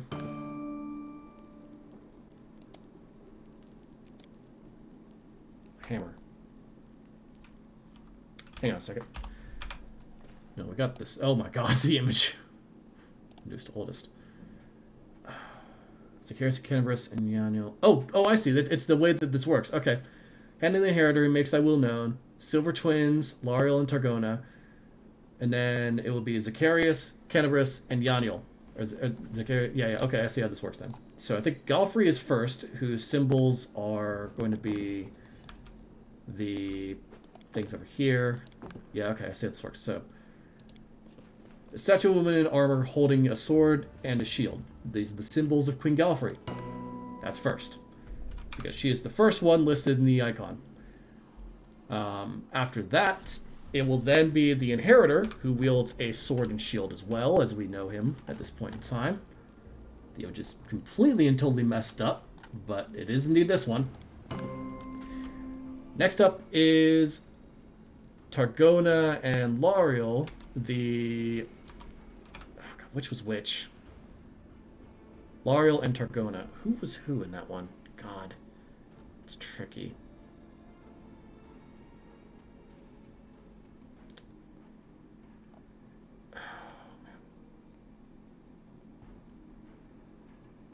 Yoniel, Angels. I think Lariel's the female one, Targona is the male one. Yeah. So this is male, so Lariel, Targona. And then it would be one praise to this man, as he's a wizard, and then this one. I did not get it right. Okay. I was probably on the right track. I just had the angels swapped around, most likely. So the inheritor. Then it is the male one, I think, first. Then the female one. And then you. You. Got it. Yep, I had it reverse. I will guide us. Nice. I only have a minute left on my enlarged person, but it's okay. I can recast it. That. And that. Grab everybody, please. Come on, everybody in here. Without a doubt. Found all the weapons in here. Dear God. That's a Flail of Light Burst. Whenever it crits, it deals a 1d6 positive energy damage. Cold Iron Falchion. And a Scroll of Holy Sword. That's a good one. That's a +5 holy weapon. Oh, damn. It's one of those spells that I really do want to probably learn and utilize, because just straight, yep, I just have a +5 holy weapon, and, yeah. Magic Circle against evil. Oh, yep, they're going to tell me that there's a trap here. Use running to disarm it. Let's see if I can do it. I got this. Well, alright. Seems it might be harder than it seemed.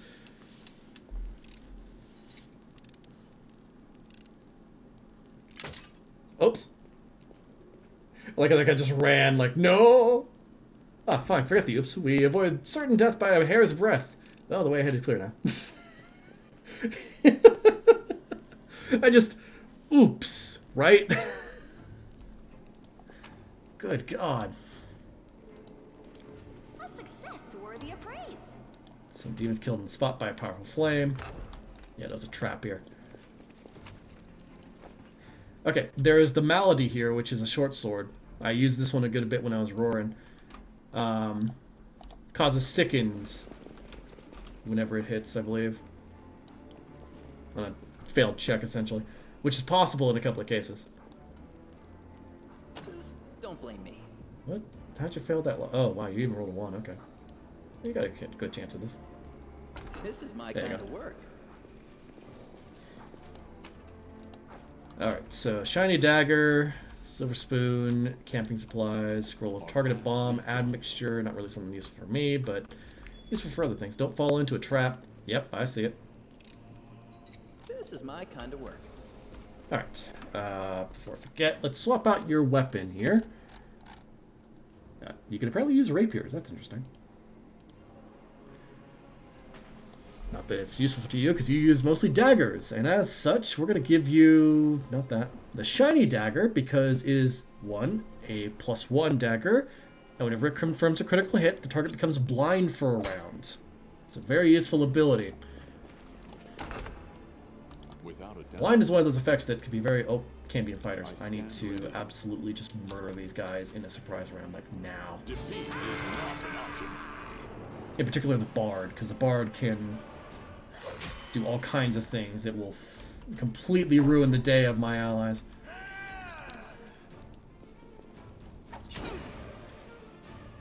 Good. Almost dead. Let's just hit this Cambion rogue over here and just keep them all good and split up. I missed. Barely, but I did miss. It's not the right one. I want to hit that one, I think. Acid arrow it is. Got him. Even with the reduction in damage. Screw you, pal. You don't get to resist that shit.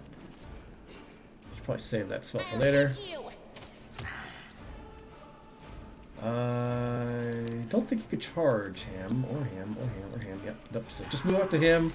Woljif will get the attack off pretty soonish. Could you just hit that Cambion fighter and possibly kill him? Thank you very kindly.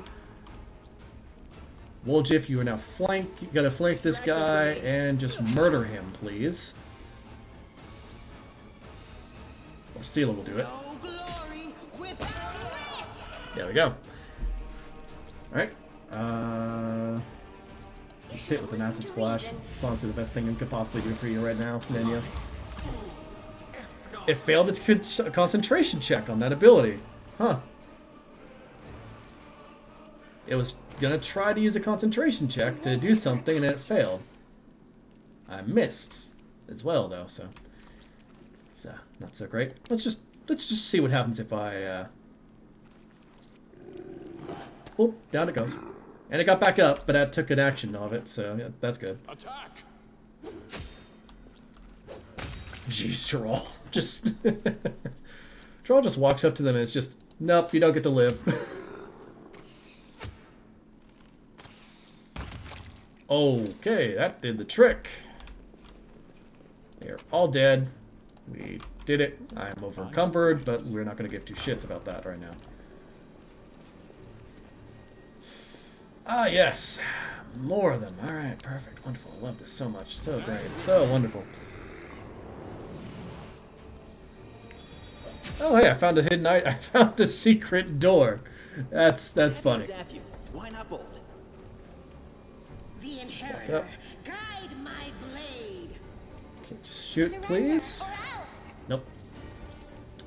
Walk up, I guess, because there's no way we're going to be able to get a charge off in this room. The bedding alone is going to cause problems here. That's not even a bedding. That's just like a curtain that they had put up, and it's just all over the place. Cover me, all right? It's a good number of hits. Find him once you do the trick. Take you. They're just going to have long swords, but that's worth it. Yeah, that's some good stuff. Ooh, hello. Press lockpick again. I have a lot of those now. I should probably start using them. I think we're almost back to the starting point area. Oh, no. This is the opposite of that door that we're at before. Alright, so we've gone basically all the way over here. Just head over this way then. And take a look at what's inside this room, perhaps.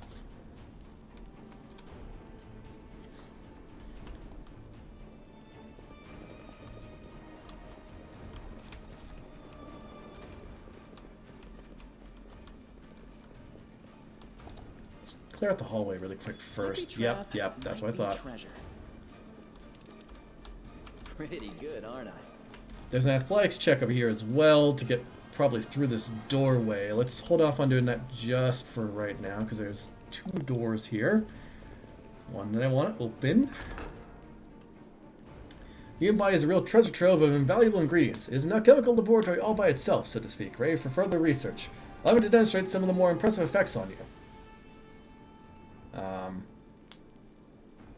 No. How about no? How about I just stab you? Like I've been doing so far. Game? Oh, he cast Blur on himself. Son of a bitch. Ow. You shot me. Ass. That's not friendly of you, you know? Just you don't just shoot somebody when they haven't even done anything yet. I guess I could just walk in and do a little something there. Like say, Stone Call really be that great of an idea at the moment? I'm not sure. Probably not, honestly. I look at it and it's just like, Stone's Call is just not that great of an idea. That's a plan I should not go with, in fact. He is hit with Blur, so I can't really dispel that, but... Snowballed his ass. Jesus. I'll just hit this cultist here and take him out. I can heal Woljif pretty easily with her spell, just doing this. Because she can reach him easily enough. There you go, Woljif. Back up to full. Ow! They just like to cast negative energy, don't they? They really like it. No, don't do that. What is it? Space? No, not space. What was the button? One of the buttons allows you to stop it. I just couldn't remember what it was. Ow. That bomb admixture is so annoying. You know, I want you to actually like 5-foot step your way forward a bit. So you could possibly get some more attacks on other characters in there. Well, he killed one. You know what, Gerald? I want you to move like there, and then it occurs to me this guy is dead. So if you just want to like cleave everybody, you got a hit off. Ow. That moderately hurt. Not as much as it hurt that guy though. You need to just like die essentially. That's all it needs to happen to you. Ah, yes. The idiot has walked into rage. Oh yeah, I could do that, huh? I can. Let's just move up to here. And then, fuck you. I like how I killed that guy with 4 damage. Oh, good hit. Don't die, please. The inheritor, guide my blade. That one's down. Another magic missile. Channel energy is a bitch of a spell. Good thing I had a reflex save on that one. Jeez. 5-foot step forward again, actually. Yep, just move up to here. Because then you get everybody. Okay, the archer is not going to get another turn. Okay, he might get another turn. Nope, no, he did not get another turn. Ray of Frost says no. Aw, I missed. You're irrelevant. I missed again. Hold it, please. Why not both? Cover me, all right? God damn it. You won't stop us. I need a nat 20 just to hit that guy. The light take you. Oh, come on. Well, somebody got a hit. I did see a hit in there. Won't survive me. There you go. That's another hit. Strike as one. Missed. This is 6 attacks. This is probably going to hit at least once. Yep, there we go. That's, like I said, a hit. Nothing more than that, though, it seems.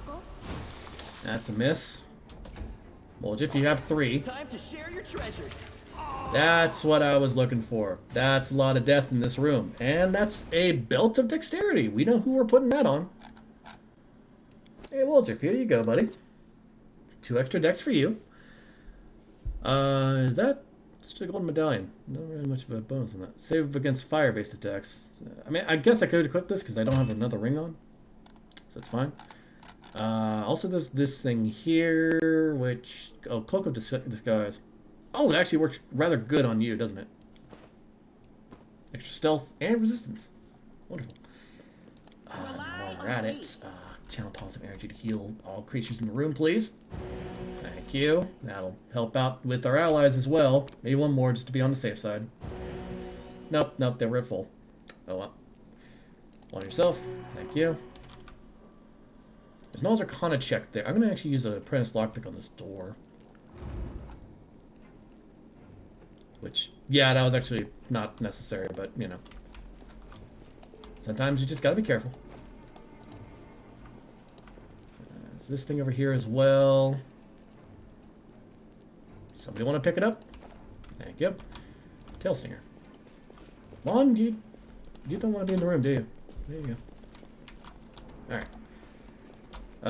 Let's save, because it's a pretty hard Knowledge Arcana check at a DC 21.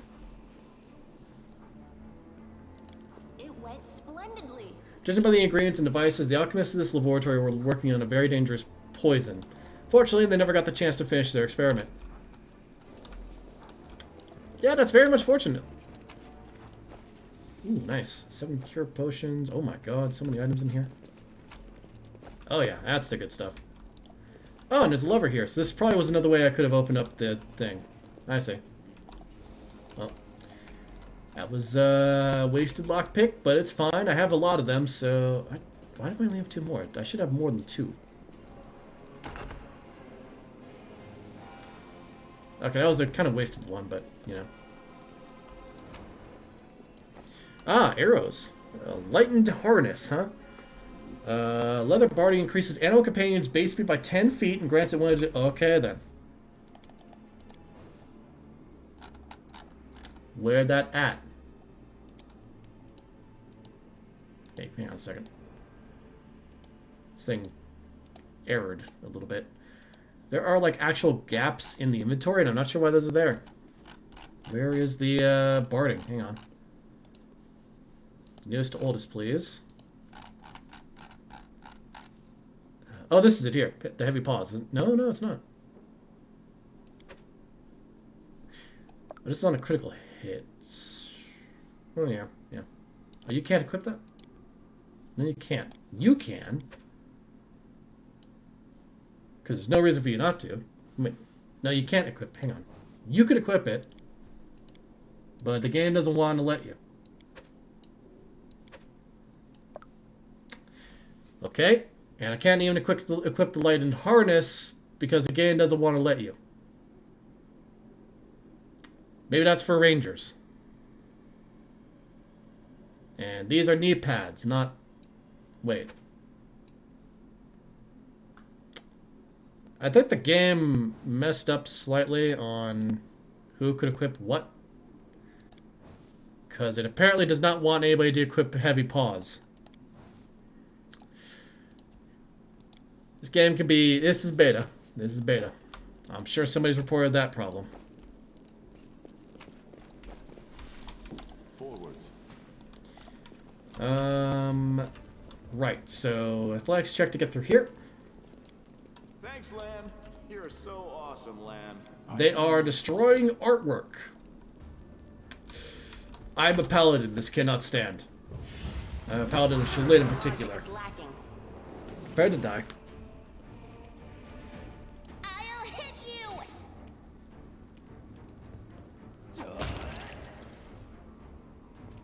That's a good hit.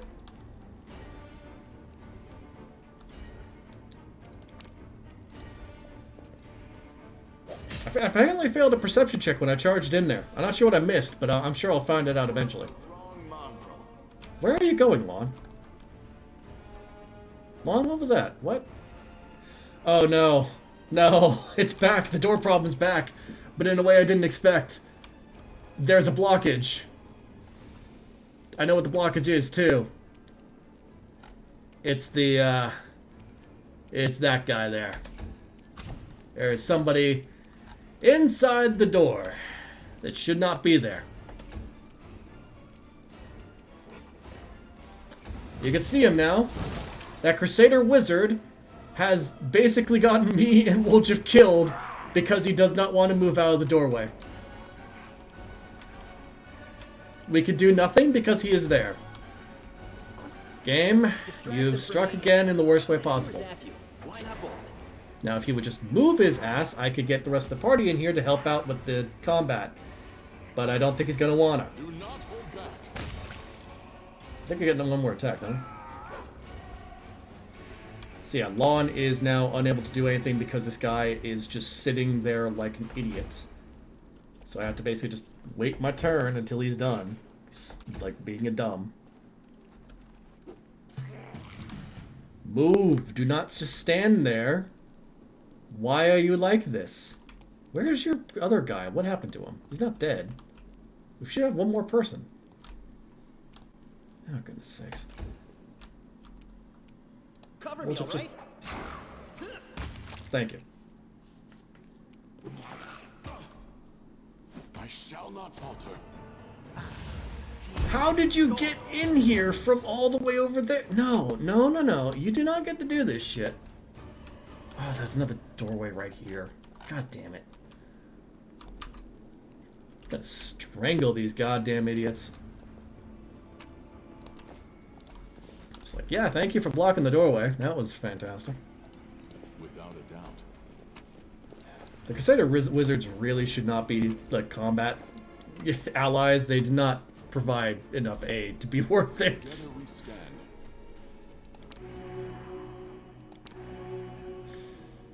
Yeah, that's some healing, but I should probably just use this.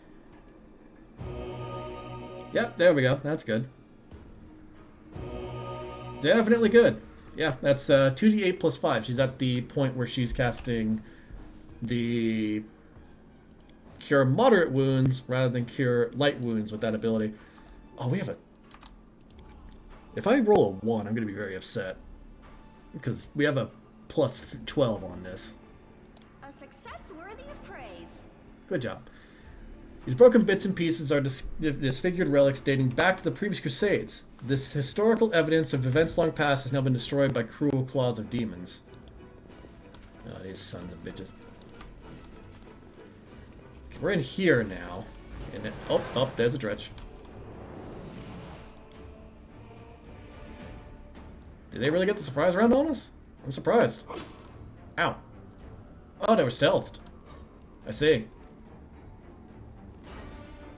Well, thankfully they aren't going to attack this turn. Ouch, that had to hurt him. Who's... Okay. Yeah, just make sure that they can't do that shit. Just get that guy out of here. Oh, there's another one. There we go. Bull rushed him away, so that'll buy the wizard a little bit more time. Time to share your treasures. That one's just straight dead. We don't want the wizards to actually die as much as they've got in the way, because they can actually open relic doors and stuff like that for us. That and their Dispel Magic ability is actually useful. Ow. Ow. Stop it. Hey, leave the wizards alone. Ah, you guys are just being Make assholes. every strike count. Your performance is lacking. You are lacking. I love Lon's just insults on them, just... You are lacking, just so pointedly, like... Stop trying. Not even worth the time. Oh, that's... Oh, that's a hit. That is indeed a hit. Oh. I don't know what the plan there was. There we go. We got them all. Where were we? Right, the lore religion on this one. What's the point of facing the altars? I can understand plundering them, but getting your hands dirty just for that? Really? I have a plus 7 on this. I have actually a pretty solid chance at making this check. The deed is done. Base relief depicts the feats of strength performed by Iomade on her path to divine ascension. Even desecrated still rays of the holy aura of heaven. Crushing the abyss or choosing the face of the cleansed relic sanctified power. Nice. And then down here. There's 2 different ways to go. So let's go down here, because the basement, I think, does actually have some stuff in it. Namely, yep, mongrels. Father, mother, the labyrinth has fallen. You didn't live to see this day, but I made it.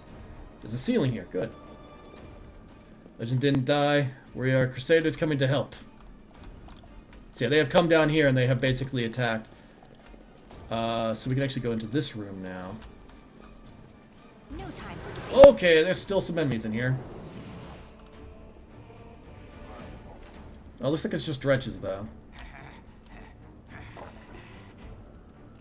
Their accuracy is not the best, so we actually do have a chance of causing some harm to them. It's like 3 of them, Jesus.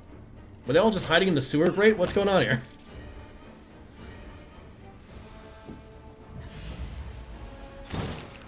Oh, the Mongols will help out. Oh god, there's a lot of dredges, Jesus. Ember, just back up, please, and then just say, do this. Because honestly, they don't really... some damage is better than none. I guess I'll just move in, and then... You know what, Gerald? Just, yeah. There we go, 2 down. 2 for the price of 1. Cleave can really be a handy thing, because it takes a standard action to utilize, but it's not as bad as it possibly could be, because it's just like, alright, I hit you, and then I hit you as well. And then with cleaving finish, you just keep comboing it on, which is really nice. Okay, we got some goods out of this. Is there anything else down here? It doesn't look like it. I think we basically now got the mongrels helping us out. They're keeping the enemies from coming down this way. Let's go down to the potions and use the potions of healing to deal with my dumb ass and my wounds. You too. Can I use them on you? Well, doesn't matter at the moment. You're full healed up. Alright. Over to here we go, and then it's, I think, a matter of going up to the 2nd floor? Is that the right way to go up to the 2nd floor? Yeah, it's one of the ways we can go up to the 2nd floor. Without a doubt. Oh, no, wait, hang on. There's a door here. Let's save and try to open the door. I think I can actually open it up again now because I have...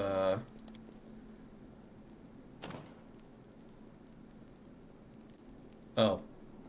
No, this is that door I jammed earlier. Yeah. Yeah. I cannot open that door. Right. I jammed that the last time. I think it was like supposed to give us a bit of extra information on some stuff that they were doing in the town or something like that, but not really too important. Locked by some unusual magical means. Thank you, Lon. I was worried I'd have to reload an earlier save. I mean, it's a golden ring, but you know, it is indeed a ring. Oh, god damn it. Right, so we had to go down there. Back down we go! I'm a dumb. Here we go. Time to run upstairs. We're pretty close to the battle with Minaga, where we're going to kick her ass and send her packing. Should be a good one. That one's one where we just get, like, buffed all to hell and back. Like, the haste buff is one thing, but everything else that occurs up there is just icing on the cake. Oh, great. This isn't a good sign. Okay, I'm pretty sure that there are enemies on the other side of this door. Pretty sure. Nope, I'm wrong. There's just a little thing here. The divine power of heaven seems to radiate from the painting. That might be the reason why it remained hidden from the demon's eyes and avoid desecration. Basically, that's like one of those things that the game actually does kind of encourage you to camp out in dungeons and use those sort of things to... Okay, guys, I guess you're just going to run forward. To get rid of any corruption that you're currently incurring. We got a surprise round? Seriously? I'm surprised by that.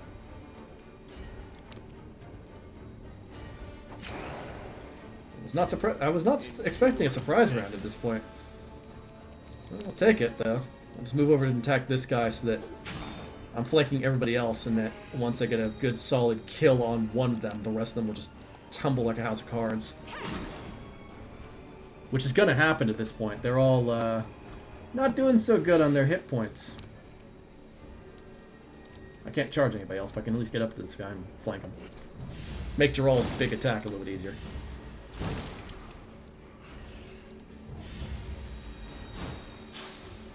A little bit of extra damage, just a slight bit. You won't stop us. Couple hits. There we go. And Woljif, if you don't mind, just kill that guy, why don't you? I mean, it's not like they're going to survive after the round. I just want Geralt to get a good hit in, but never mind. He's just not going to get to because they really messed up on their positioning and everything else. Alright, through the door we go. Definitely something in here. Yep. It's this room. New batch of living hearts for my ritual is finally here. Very good, my Lord Discari. I offer the sacrifice to you. This was a nastier room because you couldn't go through the door and there were swarms. So, it's a bit of an issue. Right? Like, you see how those guys disappear? That's a good thing. Here. Ow, that hurt. Yes. Oh my god, stay back.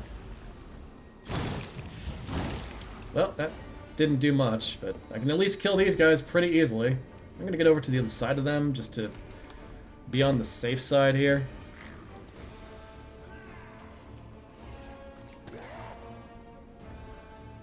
Yeah, just hit him with that. Well, I missed. Here comes the shear. He's probably going to charge. No, he's not going to charge. He's just going to stab. Alright, Geralt, you get 2 attacks. So why not just see if maybe we don't get a cleaving finish? Good thing I didn't use cleaving at all that time. I would have missed, and that would have been awkward. Oh, one was going to shoot me. Nope, missed. Stab you or zap you. Why not both? Yeah, that's a good hit.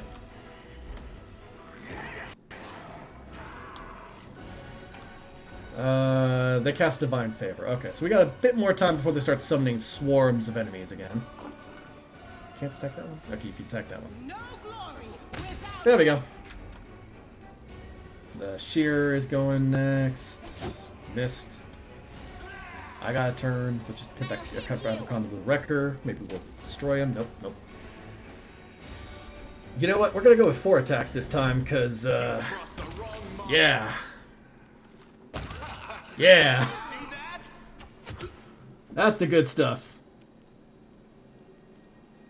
Multiple casualties. I split that guy in half with an arrow. That's actually kind of concerning. Lon, your accuracy is a little crazy, my friend. Just dead. Just tapped it. It fell over. I'll remove this obstacle. Ow. Oh, did you get hit with the... No, you did not get hit with the disease. Good. Geralt, just move up a bit, and then, yeah. Oh, come on. Missed and a critical miss. Was it a 2 and a 1? It was a 4 and a 1. Alright. Cover me, all Bad, right. but not as bad as it could be. Yep, there's the insect plague. Again. the light. Take you. God, I hated that thing last time. It'll be easier to deal with this time, but it is still a very annoying spell. Too Or late ability. for apologies. Make every strike count. There we go. That one's dead. There's just the ranger left, who's shooting at me because of course he can. This shear is about to get messed up. Like, regardless of if any of those hit him, he's just dead. I missed entirely. Let's just use a quick lay on hands on myself. Smack. There you go, Geralt. Time to share your treasures. Oh yeah, there's the swarms. Oh man, locust swarms. Those are gonna be great. Let's just take care of the summoner and who did you cast Curse of Weakness on? What? Did anybody get hit with that? It doesn't seem like it.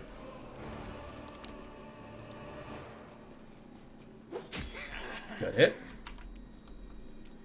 Surrender or else. Endure this. Yeah, that did not go to plan for that guy. At least the wizards aren't going to be blocking the way for too much. Oh my god, you took so much hit. Like, just so much damage there. Let's just hit these guys, I guess. Okay, Geralt, I want you to get kind of close to them. Like, just to right, say, there. And then... Oh, wow, you attacked of opportunity me, but you missed. Strike as one. Shame. Really big shame. Distract them from me. Huh? Oh, Jesselin's... The Swarm didn't do anything. They're just kind of standing there. 2 reflex saves. Both succeeded. Some damage, but not much. Okay, Seal, if you go that way, you're going to just take some damage. Let's just go this way. You do need to actually heal your pet, so... Well, you can't, but, you know. We'll just move into position, I guess. To the fray. Just... Oh god, this one's gonna be a problem. Hit Jeslin, please. Yeah, Jeslin's about to go down.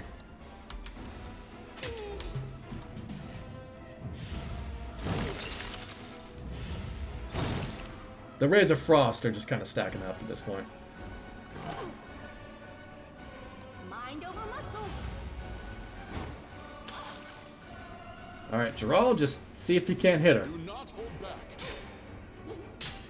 Almost killed her. Woljif probably got it. Yep, Woljif had it. And with her death, the rest of the swarms just go poof, and we got a key, a befouled key. Oh, you found the door for me. Thank you. Oh my god, all the loot over here. Yeah, we get so much loot on this one, and the second we, like, go to, I think, the first campsite that's available to us, we can sell everything, and it's worth, like, so much. I think that's part of the reason that, like, we don't even need to really do much in terms of leaving the area. We just get to auto leave, I think, because, you know, why not? Oh, it was a biography extract. Oh yeah. Oh yeah, I had it right. I see. Targona used a formidable hammer. Okay. That's telling you which one used which. That would have been useful earlier when I was guessing, but I figured it out. Alright, we're almost there. It's just... through here we go.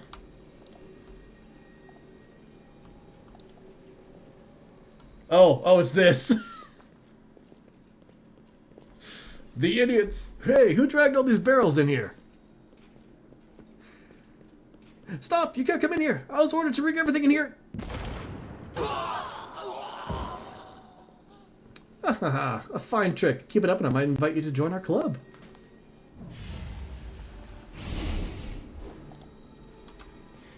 Yep, that's the trickster for you. The sacred image depicts a man dressed in a robe and holding a wand. The inscription reads, Zacharias of Kenabris, hold the holy martyr. So we can't open this door, but somebody can. And we can finally see what's on the other side of this door, too. Which is... goods. Oh, hello. Stone skin and a dwarven war axe that's enchanted. Imprentice lockpicks. The Mordant war axe. Deals additional acid damage on a hit. Oh, that's some good stuff. That would be good for, like, a Slayer, I think. Slayers tend to use axes, I've noticed. It's a little weird. I guess it kind of makes sense. Our path leads on. So there's that room there. There's this door here, which we can now use to unlock this way here, which will lead us to... That's the room where we killed, like, a lot of enemies through, yeah. We just can't get through that way. So we have to go around still. Alright, then, we haven't gone that way, so first of all, healing time, because people need it pretty badly. Also, there's a Amulet Natural Armor +2. I should probably use that on Geralt. Just knowing myself. My AC is not the best, so, yeah.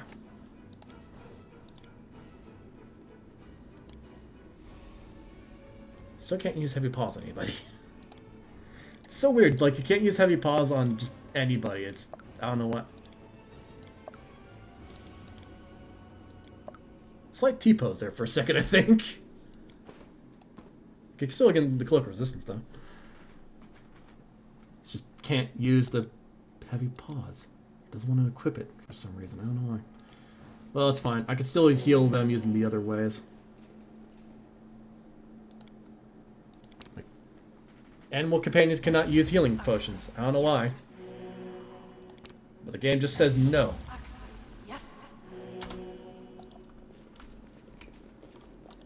Okay, so everybody in here was just wiped out by that blast. Elven notes from the Grey Garrison. Some notes written in an ancient Elven runic script. Oh yeah, that's right. I need that for the storyteller. That's one of those items that he needs. Oh, lockpicks and some other stuff. Nice. Let's head over this way. Through the door and most likely onto another fight. So, here we go again. Everybody is organized properly. Through the door, please, before everybody gets into a fight. Thank you. Head this way, and we'll clear out the hallways first. Yep, that's why we wanted to clear out the hallways first. Watch your step. There's a trap there? Where? I don't see the trap. Oh, there it is. Yeah, they got a sneak attack, I think, on me, but it's fine. I can sneak attack in return. But battles really kind of become a joke at later levels. It's kind of funny, actually. Like, these guys are such a threat right now due to their sneak attack, but once you get to a later level, they're just like, and dead. You're irrelevant. And they usually splatter, too, so it's pretty funny. You won't stop us. Double miss. That's a hit. No glory. There we go. We're getting there. We're doing some damage. We're doing some good damage. Yep, yep. Yeah, that's what was pain. Got him. This is my kind of work. Alright, let's keep going through the hallway. Oh, another trap. Pretty good, aren't I? Might be trap, might be treasure. Shield of Faith. That's a good stuff. I think I hit the enter button on accident. Yep. Doing good so far. Through the doorway. Aha. Let us not hesitate. Let's prove their logic is lacking. God, these shears. It's interesting kind of like the way that shears function in this game. I feel like they're supposed to be a bit more of a threat than they currently are, but I'm not sure. Brimmeracks, on the other hand, definitely are a threat. They'll cause fire damage back towards us. Thankfully, though, Woljif's not going to give two shits about that. Woljif is Woljif. And a Tiefling, so Tieflings take no damage from fire because they have DR fire. You won't survive. It also only affects anybody that hits it in melee combat, meaning that the second that it becomes our turn and Woljif gets a full attack on it, that thing is dead. This obstacle. It just does not get a turn 2. Does not get a turn 1 even.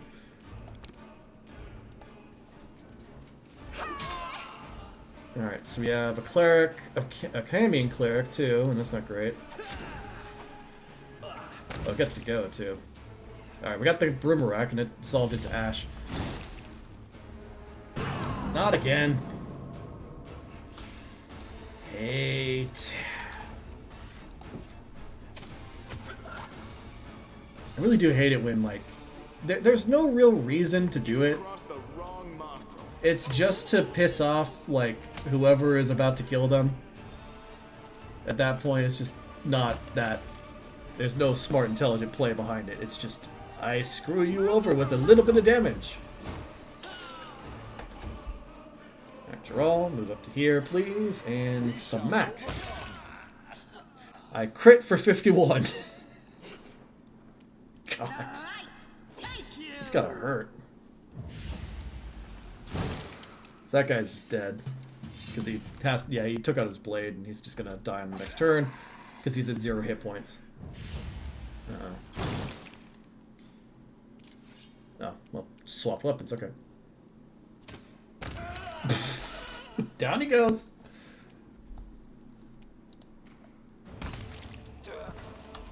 Alright, that did the trick. And we found the hidden thing. Secret door, secret door, secret door. Okay, we could probably make that knowledge world check here pretty easily, I bet. Come on, Nenyo. This experiment has gone awry. Damn it, Nenyo. You rolled a 1. You need a 12, actually. There is a way to make this a little easier on you. If I give you guidance, then you'll gain... We'll just need an 11, so it's about 50-50. It's pretty easily made, you know? Alright, so these guys are all dead still, so... Anything new? Not quite. You just need one spell of... Oh, I can't cast guidance on you, can I? Right. Trust in yourself. You don't have any 0 level spell. Oh no, wait, you do have guidance. You have guidance. Nice.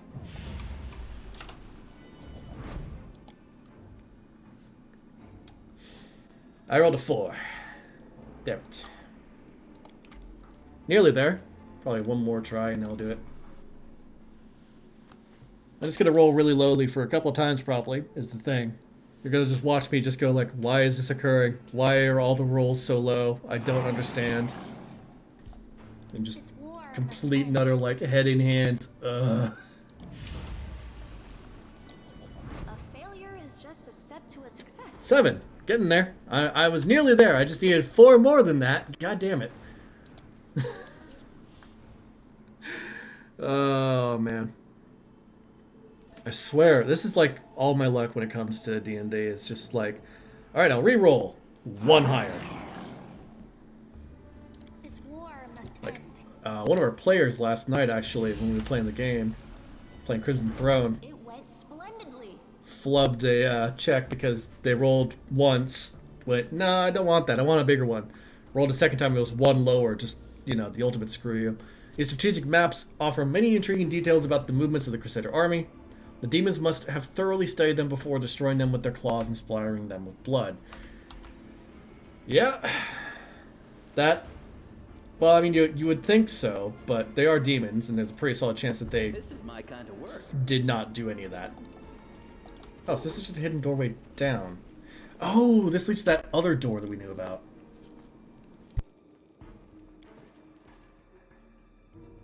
Yeah, it's this one here. The one behind the hidden doorway right here, right. I could have gone this way and gotten a drop on these guys, actually. That would have been kind of interesting. Shame I didn't do that. Oh well. Also, the graphical effects are leaving our characters, it looks like, for some reason. Ah, hi. So many plans and hopes have gone up in smoke along with this city, and so many are still yet to burn. Soon. That would knock me down with a feather. That was a great demonic queenship, Arilu herself. Say, live and breathe. That was the architect of the world wound, the vilest witch of them all. Anybody else have anything to say on that? No? Yeah, that was Arilu Verlesh. That says something. Without a doubt. Oh. Mobility check 20? That's a 50-50. Pretty good, aren't I? Hey! That's easy to get back across. This page depicts a woman in full armor holding her sword aloft towards the sky, and the inscription reads, Yaniel of Dresden, the Holy Martyr. Yeah, that's the other way that you learn about Yaniel. There's a lot of different, like, everything in this area Kind of work. is kind of like, you could have either learned it from the city itself, like going to the museum and such like that, or you could have learned it from a bunch of other things. Oh. Hello? Oh. That's kind of awkward, I'm going to be honest. That guy's not in combat just yet. I think we can actually leave him alone. Funny enough. Are these guys buffed with... They're buffed with the song. There's a Cambion bard on the other side of the doorway. That's actually funny. Is there anybody that we need to worry about still? Nope. We're still good. Still not enough pounce, but it's kind of funny though. You missed. You're irrelevant. It's a shame as a rogue to miss shots, honestly. Rogues can be glass cannons. They don't tend to have a lot of hit points, but when they hit, and in the right situations, they do a lot of damage. You won't stop us. It's just that does not seem to be what's happening over here for these guys. My god, there's so many of them. Come on, just get an extra couple hits in. Just Make every strike slaughter them all. God. Thank you. Lon deflected the projectile because, of course, Lon did. Just, oh no, there's an archer! Get him! Ew.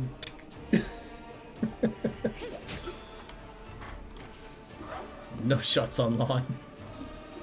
None of them shall hit. Ow.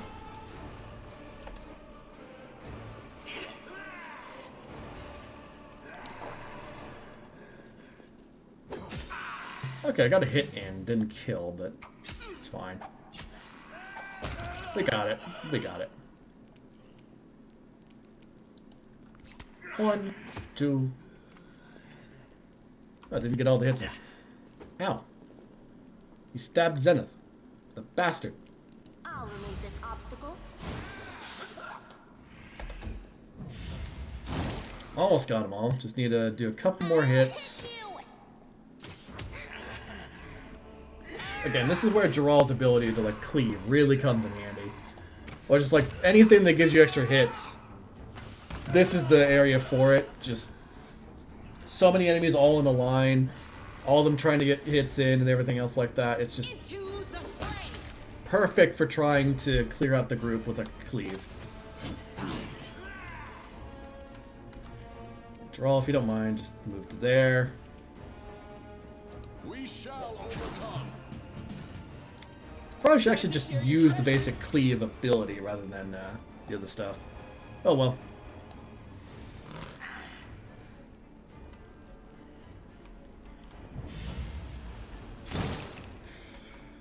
Accuracy on that guy is not so great. Too late for apologies. And Lon's probably gonna get a couple kills here. Yep, there we go.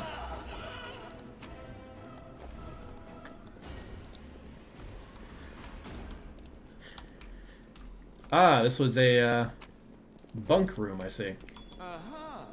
There's a boot. Somebody hid some gold in their boot.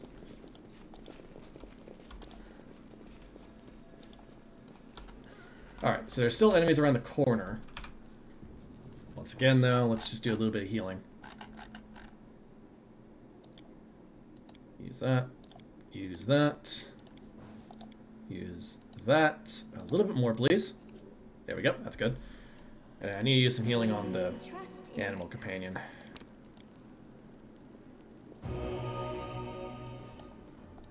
I will guide us. Alright. Through the door we go. He's a transformed crusader. There are ghouls down that room. Now would be a great time for a priest of Pharasma, huh? No way to block the doorway. That's good. Transformed crusaders. I don't see the ghoul just yet. Nothing of the sort just yet. He's probably in here somewhere, though. The crusaders are all zombies at this point, which, yeah, definitely need to... There he is, the ghoul stalker. Found him. That crusader decided not to move. Just hit him with the acid spray. The inheritor, guide my blade. Get up to that guy, because he need a flank him. Oh, good hit.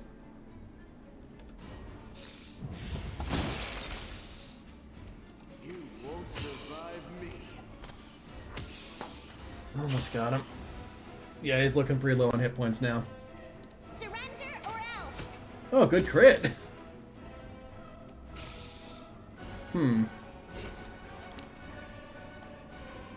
There's a chance that, yep, I sent that man in the back line flying. No, wait.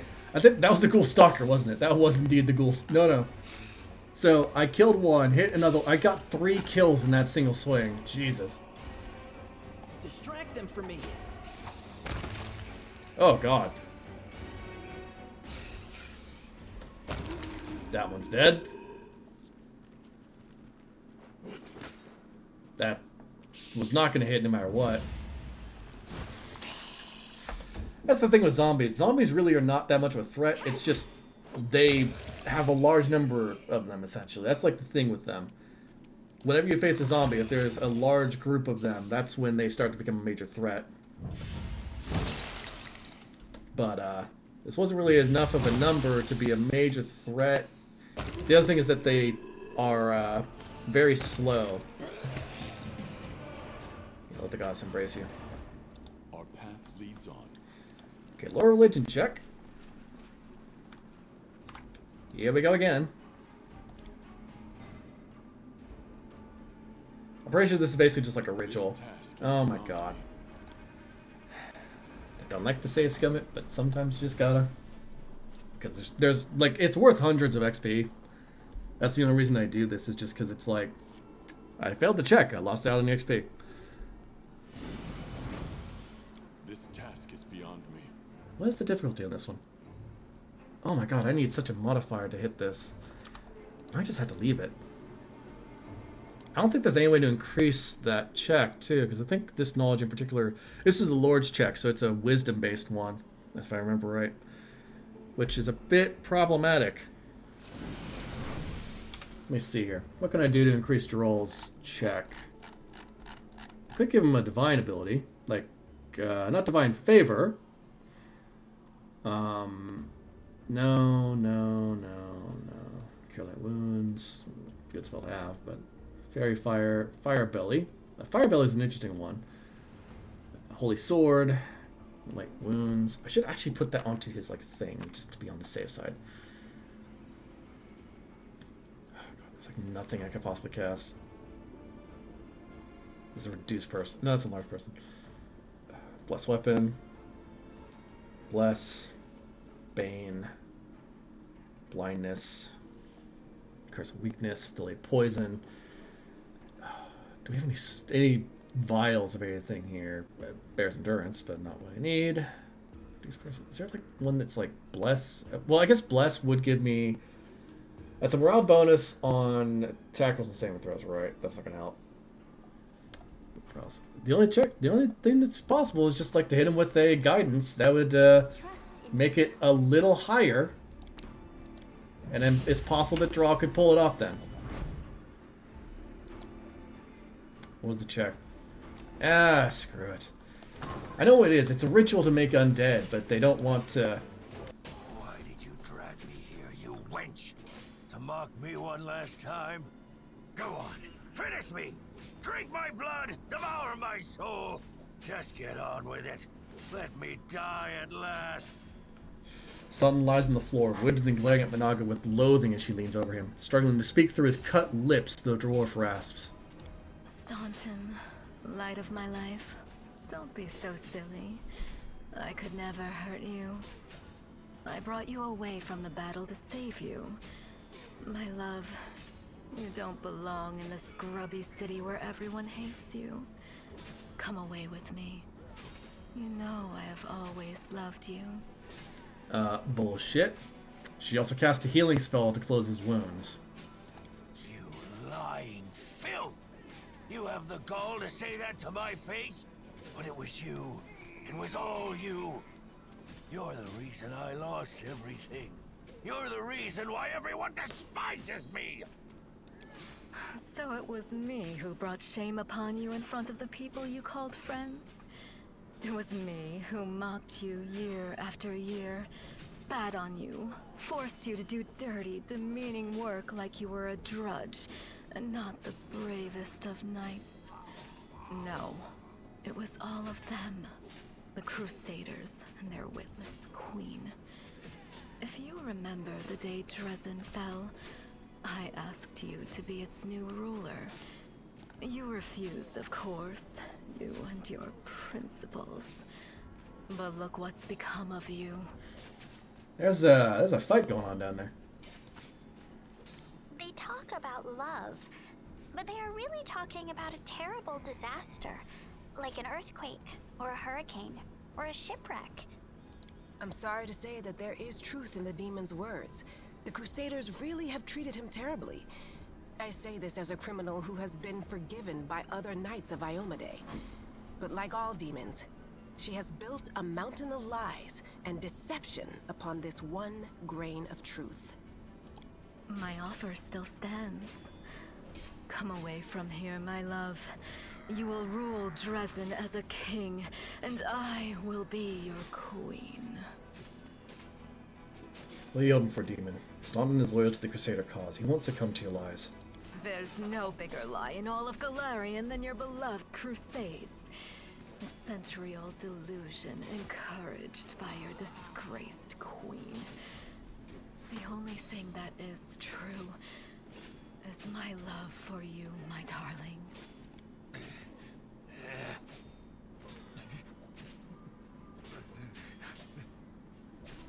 Staunton gets to his feet and looks at the eyeless Lilith with a strange expression on his face. A mountain would sooner weep than this grim dwarf, but tears now well in his eyes. Dearest, it's all right. I'm here. We'll never be parted again. Let's go. Come. Get back! Ah! Grasping his blade, Staunton slashes at Minaga's eyeless face and, with surprising agility for one of his stature, flees up the stairs. Curses! Stubborn as a mule. Never mind, my pet. Never mind. You won't get far. You will kiss this scratch and beg for forgiveness. You will be mine. Wholly, eternally, and willingly. Staunton? Stop, buddy? I think you were supposed to run up the stairs, and the game did not register that. Okay. This war must Uh-huh. That's just a bit of a thing there. Or Staunton. That's, You're also lacking your beard. That is... Your majestic beard is gone. That's a shame, my friends. I think your beard left and left you behind. So, that's an issue. Also, we picked up all the loot on the ground because we can from this floor for some reason. I don't know why. Just how it goes, I guess. Alright, we're up top. Let's press forward a bit more. Oh, hi! It's you again. Hey, don't be at the front line. What are you idiots doing? Well, it's fine. We can handle him pretty easily. I say as a critical miss occurs. Are they just running for their lives? Because I would expect that to be the smart thing to do here. How much time do we have left on the haste? We have a full hour left. Jeez. We shall overcome. Oh, that's a miss. Oh, he smited me. Oh, God. Oh, God. Oh, that was a 62. Holy shit. Who crit? Did I crit? I crit for 62. Screw you, man. God damn. That's the kind of thing you like to see. won't stop us. Just, you're gonna run past me? No. Guide my blade. Now, if only I could crit that more often on tabletop. Down he goes. We took no casualties among the mages, too, so that's good. I think that's everybody at this point, yeah. Alright then. Before we proceed forward, one, I need to perform a lot of healing. Because somebody took a big punch to the face from that guy. Oh my god. Just eating those potions.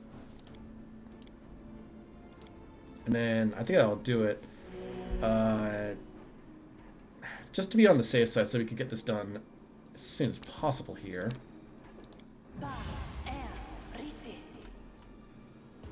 It's gonna last for a while. Mirror Image is always a good spell to have, and we'll just cast a displacement on Dural and then hop over the wall. So there's no doubt about it. Saves great sight.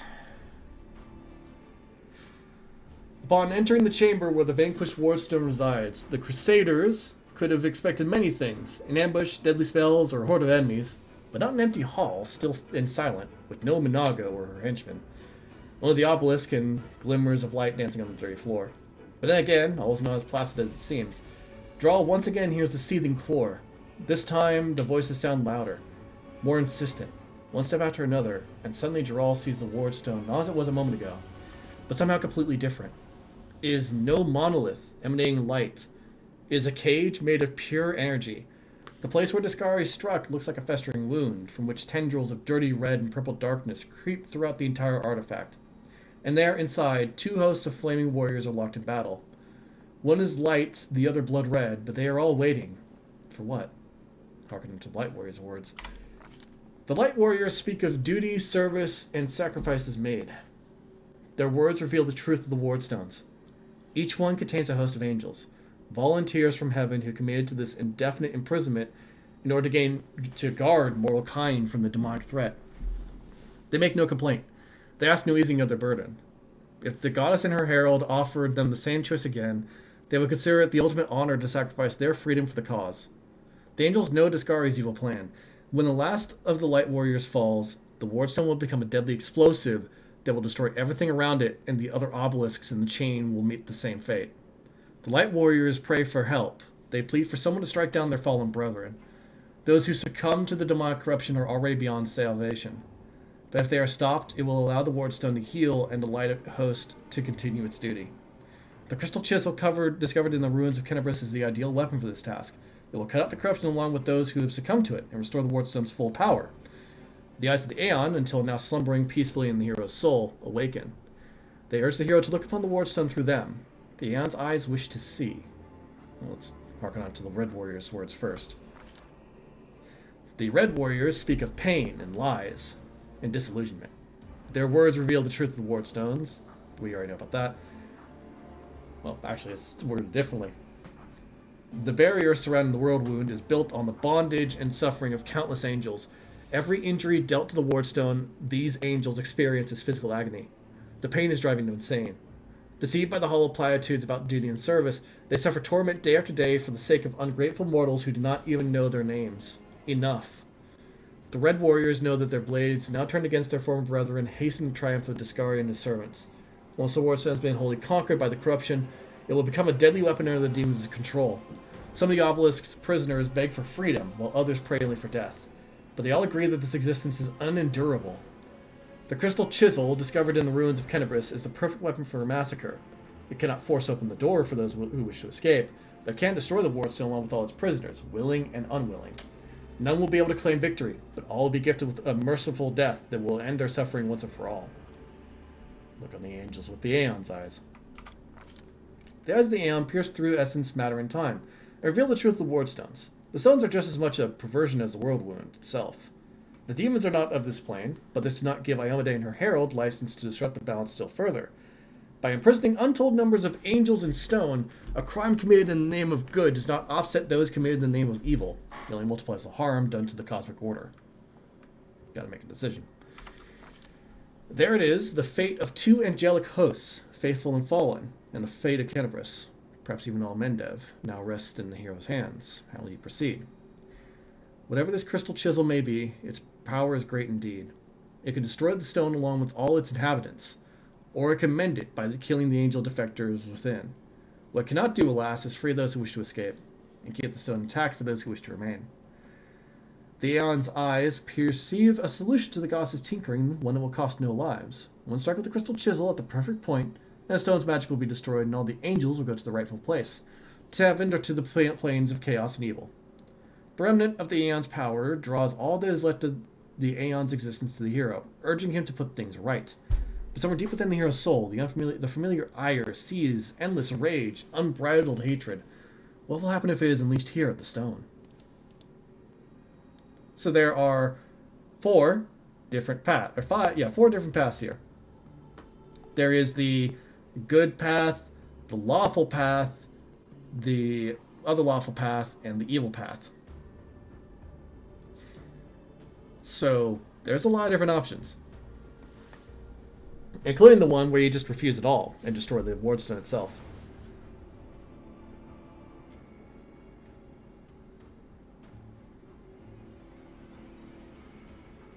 Now, it's interesting here because there's two different angel mythic paths. You can offer them peace, essentially. Which is interesting. I think I might take that one, actually, in this case. Drell addresses the furious Red Warriors, not in words, but his intentions and aspirations. The torment-wearied angels see compassion in him, and also a promise of rest. One day the demons will be driven back. One day the whirlwind will vanish, like a nightmare chased away by the spring dawn. One day the sky above Kenabris will once again gleam a dazzling blue. When that day comes, the wardstones will no longer be needed, and the angels' watch will be at an end.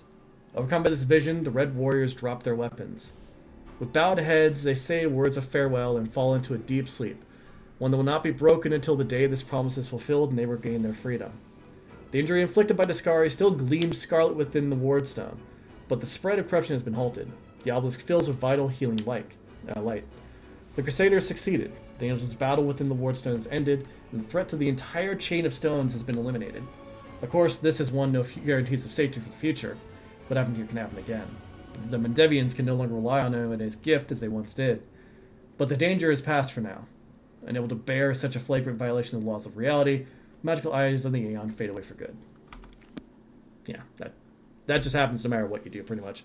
The only way to avoid it is to go down the Aeon path. But we get to see a cutscene involving our past.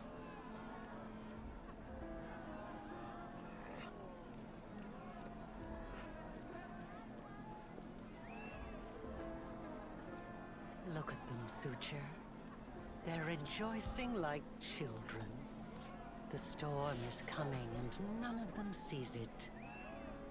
Shall we add to their festivities, my lady? How about a little lightning to burn their flesh? Oh no, Suture. We'll leave such frolics to Discari's little gnats. We are here for something else. Something I have greatly anticipated for a long, long time.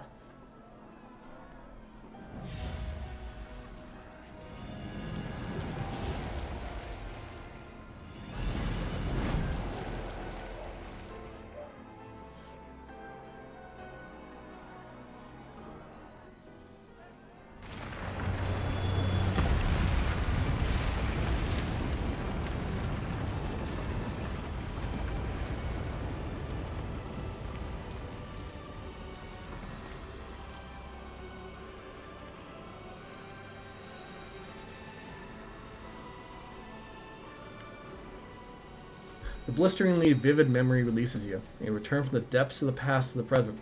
You feel a fresh breeze in your face. The energy expelled from the wardstone has blown the roof off the Grey Garrison.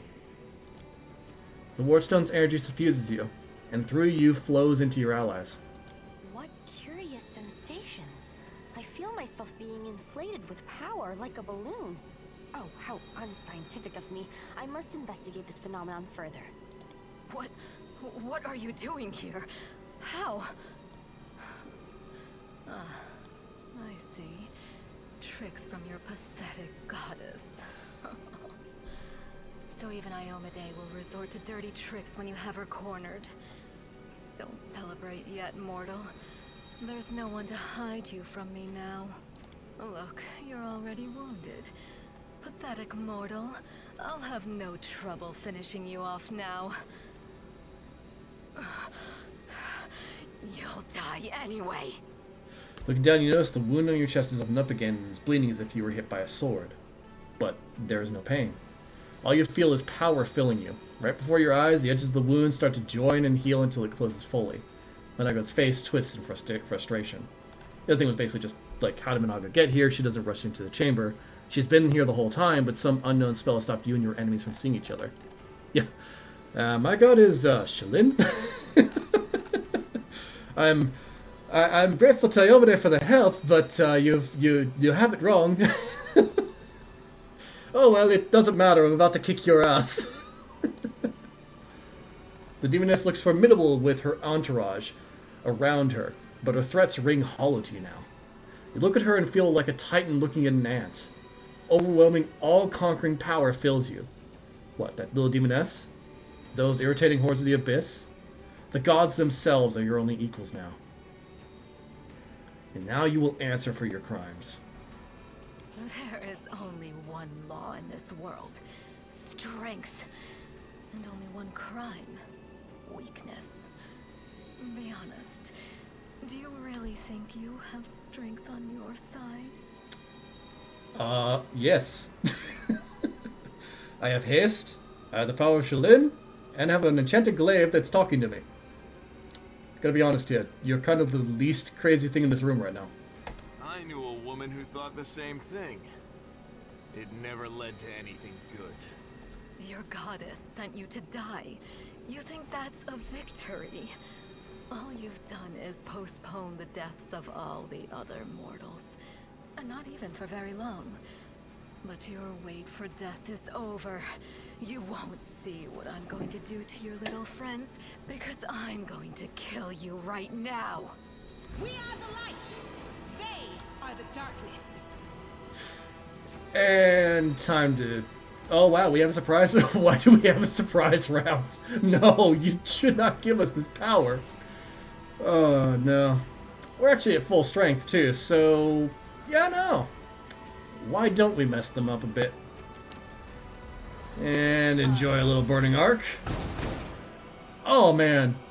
Right, we're all filled with the power of an angelic being, so we all have mythic power during these attacks. We get 2 additional attacks per round, plus 5 mythic bonus to attack. All our attacks ignore the enemy's DR. They automatically confirm all critical hits, and deal an additional 100% divine damage. We also deal 46 on the first attack, which is a line or cone depending on the attack type. We get fortification, DR 10. We are insane in this moment. And just to make things even dumber... This. Yep, that had to hurt. Although I really did use that ability on the wrong way. I should have probably thought about that. I forgot we were in the surprise round. Oh well. 5-foot step and burning hands. That's a couple kills. For some reason it failed. I don't know why it... Oh yeah, spell resistance. I don't know. Le Cleave. Actually, no. Yeah, let's go with the Divine Weapon Bond. Let's go with Keen, shall we? Just to get that little extra hit.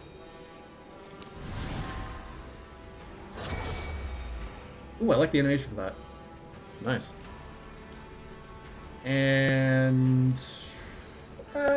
Acid arrow. Why not? Hit that boomerang right in the chest. God damn it. I guess it's only on physical attacks then. Oh well. Less smite. Less smack. Oh, the Shear's dead, and so are all of our allies now.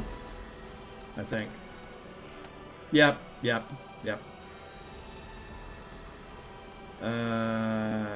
Oh, it doesn't say that the Tiefling died. It just says that the Crusader Wizard dies, yeah. Those Crusader Wizards are just straight dead. There's no way that they're going to be able to come back, sadly. That's, it's a shame, but that's how that kind of goes in this situation, unfortunately. I don't have so much damage to that guy, Jesus. I'll hit you. She is still taking a pretty big penalty. You keep trying to hit me, and it's not working. Here, let me show you how it's done. Won't survive me.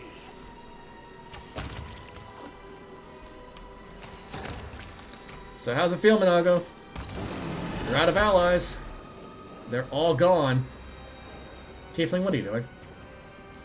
Don't do it, buddy. It's not going to go well for you. Oh my god, she's summoned more allies in. It's a really big shame that's not going to help her. She's taking a lot of hits here now. Ah, an incubus, you say? Oh, did I accidentally kill the tiefling? I think I did. Oops. Not bad. It's okay, though. Geralt has an answer to this problem. Let's just go ahead and use a cleave, why don't we? Let's hit Minago. I missed, but I still hit everybody else for some reason.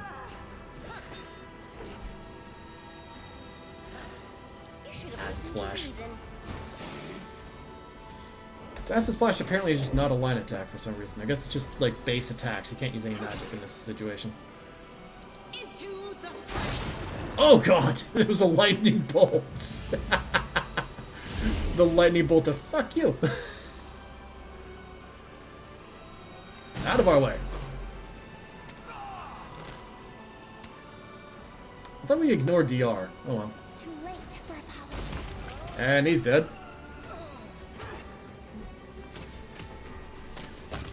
And he's dead. Are you sure you want to try to attack Woljif? Oh my god, that is kind of pathetic, to be completely honest with you. Ow. That actually hit. That actually hurt. It's fine though. We have an answer to this problem. Artillery lawn, away! God damn lawn. There you go. Do I ever smited? One of us smited her. I don't think the rest of us did. No, I did. I smited her.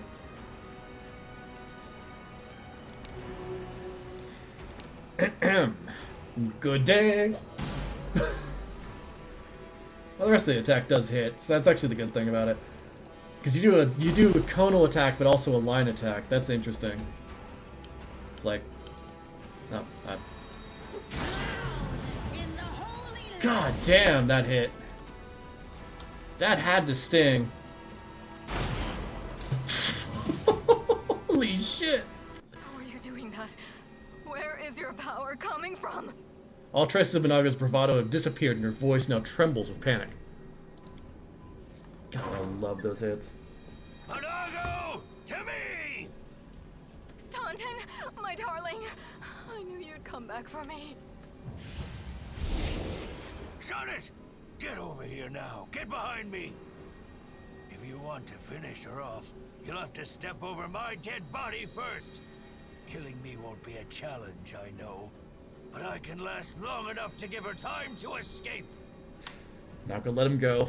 Let him go, but I haven't done anything. He came to me on his own, of his own free will. Because he still loves me. Isn't that right, my love? Yes, I'm here of my own free will. The moment Staunton grits out the answer, as though every word emerging from his mouth causes him pain. Staunton, don't do this. Don't do it? And why not?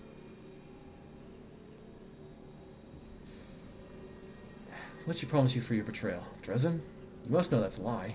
She's already given me a lot more than all you Crusaders ever did. Compassion, understanding, kind words. So what if it's a lie? I want to believe her lies. I've had it up to here with yours. Your lies about forgiveness and redemption. You're hurting yourself, just so she can hurt you even worse later. And all that so you can feel hurt until the day you die. You're awfully silly. I know, girl. But it's too late for me to learn any different. When I die, pour one out for the old fool. You still have a chance to redeem yourself. Staunton, it's the truth. The Crusaders of Canabras have treated you like dirt. But we would never do that to you. We are your friends. Shut up! I've been listening to fairy tales about redemption for 70 years! Enough! Not another word! Enough talking. Minago, cast your spells and get out of here! I'll hold him off! Quickly! Before I change my mind! No, my sweet, I won't abandon you. We'll leave this place together, and we'll go where we can be happy. Go! Let me finally... God damn it all! Let's go! The demon and the traitor vanish in a magical haze. You feel the energy throwing through your body and soul start to fade. It doesn't leave you, it hides somewhere deep down, even behind a small amount of incredible energy. as well as the understanding that you will one day master that inconceivably huge power. We've become a mythic hero.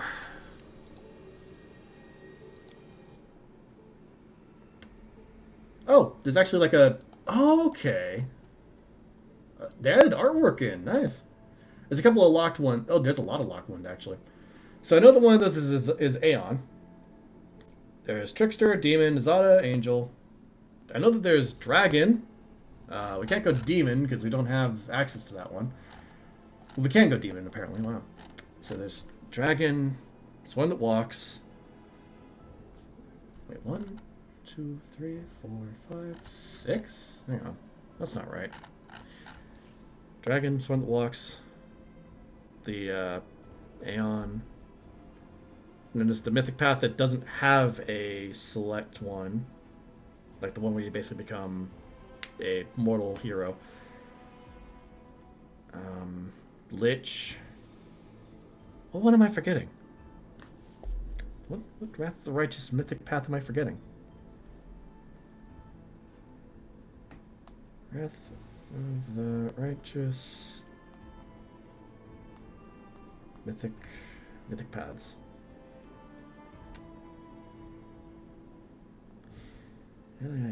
Yeah. Angel, Demon, Gold Dragon, Azada, Aeon, Trickster, Lich, Swan that Walks, and Legend. That's 10, I think. Let's see here. So, Angel, Azada, Demon, Trickster. That's on the list. Dragon, Aeon. Dragon, Aeon, Lich, Swan that Walks, Legend. There's a 6th one on here. Hang on a second. That's not right.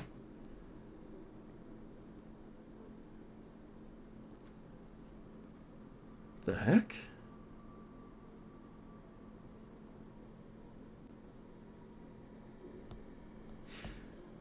Okay, so there might be another mythic path I don't know about. Huh.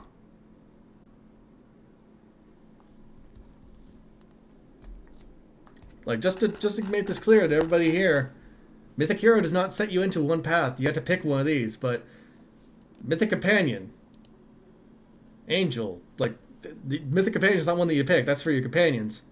The rest of these, though, I might be doing the math wrong, but I feel like there's one extra. Maybe I'm doing the math wrong and I'm freaking out for them. It's hard to tell because they're all locked off and they don't show what the classes are. So this basically determines where you go into. So there's Force Reality, Instrument of Freedom, Dance Macabre, Close to the Heavens, Close to the Abyss. Bit of fun. Mythic characters that draw their power from good, gaining the ability to unleash a ray of heavenly light, targeting an ally or foe within 50 feet as a ranged touch attack. It heals allies for 4d6 plus 2d6 per mythic rank points of damage, or deals the same amount of damage to enemies. Those characters can use this ability 3 times per day, plus 1 extra time for each mythic rank beyond the first. That's a lot of rays of healing and rays of damage. Then you can also summon Spirit Paladin using this. This allows you to summon Zonta Berlani. Force Reality is, for some reason, a double one on this one. Oh, they get the ability to fix the hindering abnormalities in his allies. It basically forces them to stick to a certain way. The Dance Macabre allows you to summon the Spectre. This one allows you to summon a Babao. And apparently they get horns. Wow. Bit of fun. Allows you to use Chaos. And you get to summon Will-O-Wisp. Oh god. No. Close to the Heavens. Seems like the best option here. Alright. So there's Abundant Smite, which allows you to use an equal number of smites equal to your mythic rank. Abundant Casting allows you to get more extra spells, which, I'm going to be honest, is really helpful for a paladin. There's Archmage, Armor, Ascendant Element, Ascendant Summons, Best Jokes, Boundless Healing, which allows you to heal outside of your reach. Brutality Incarnate, which gives upgrades to your natural attacks. Cleaving Shot, Dimensional Retribution, which anytime an enemy tries to use a teleportation spell, or actually, oh wow, yeah, it just lets you teleport to enemy spellcasters. Say hi. Distracting Shots, Domain Zealot. You move closer to the deity and to the power it has over the divine domains. You can use the abilities of your domains as a swift action, which I can't use any domains. During spells, Enforced Vigor, which every time you damage an ally, they gain the extra stuff. Inspirational Leader allows bonuses. Explosive Vulnerability. Last Stand. Leading Strike. Magic Nullification, Limitless Rage. Powerful Shadows. Rupture Restraints. The bigger they are, unstoppable. And there's a bunch of stuff like this stuff here, which some of this requires different things. Hell Knight, any means necessary. Hell Knight attacks are treated as good aligned for the purposes of overcoming damage reduction, which is interesting. Bloodline Ascendancy. Paragon of your Sorcerer's Bloodline. 20th ability level. Oh, wow.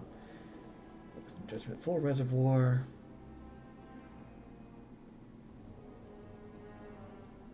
Oh, you're getting a full amount. Oh, wow. Greater Abundant Casting, Greater Endurance Spells, Impossible Domain. Ignoring all domain prerequisites. Oh, wow. That's a pretty good one. Greater Abundant Casting allows you to get 4th, 5th, and 6th level spells, which is interesting for a character like me. Because Paladins do actually gain spells. They do. It's just not the usual way. Second Spirit, Second Mystery, Second Blood Rager, Second Bloodline. It might not actually be a bad idea for me to take Abundant Casting on the 3rd level when I have more spells. For right now, though, I think we're going to take probably Leading Strike, actually. Yeah. Because I don't think that there's really anything that would work out that great with Cleave, so I think Leading Strike is the best one. Go on, Sean Connery, jeez.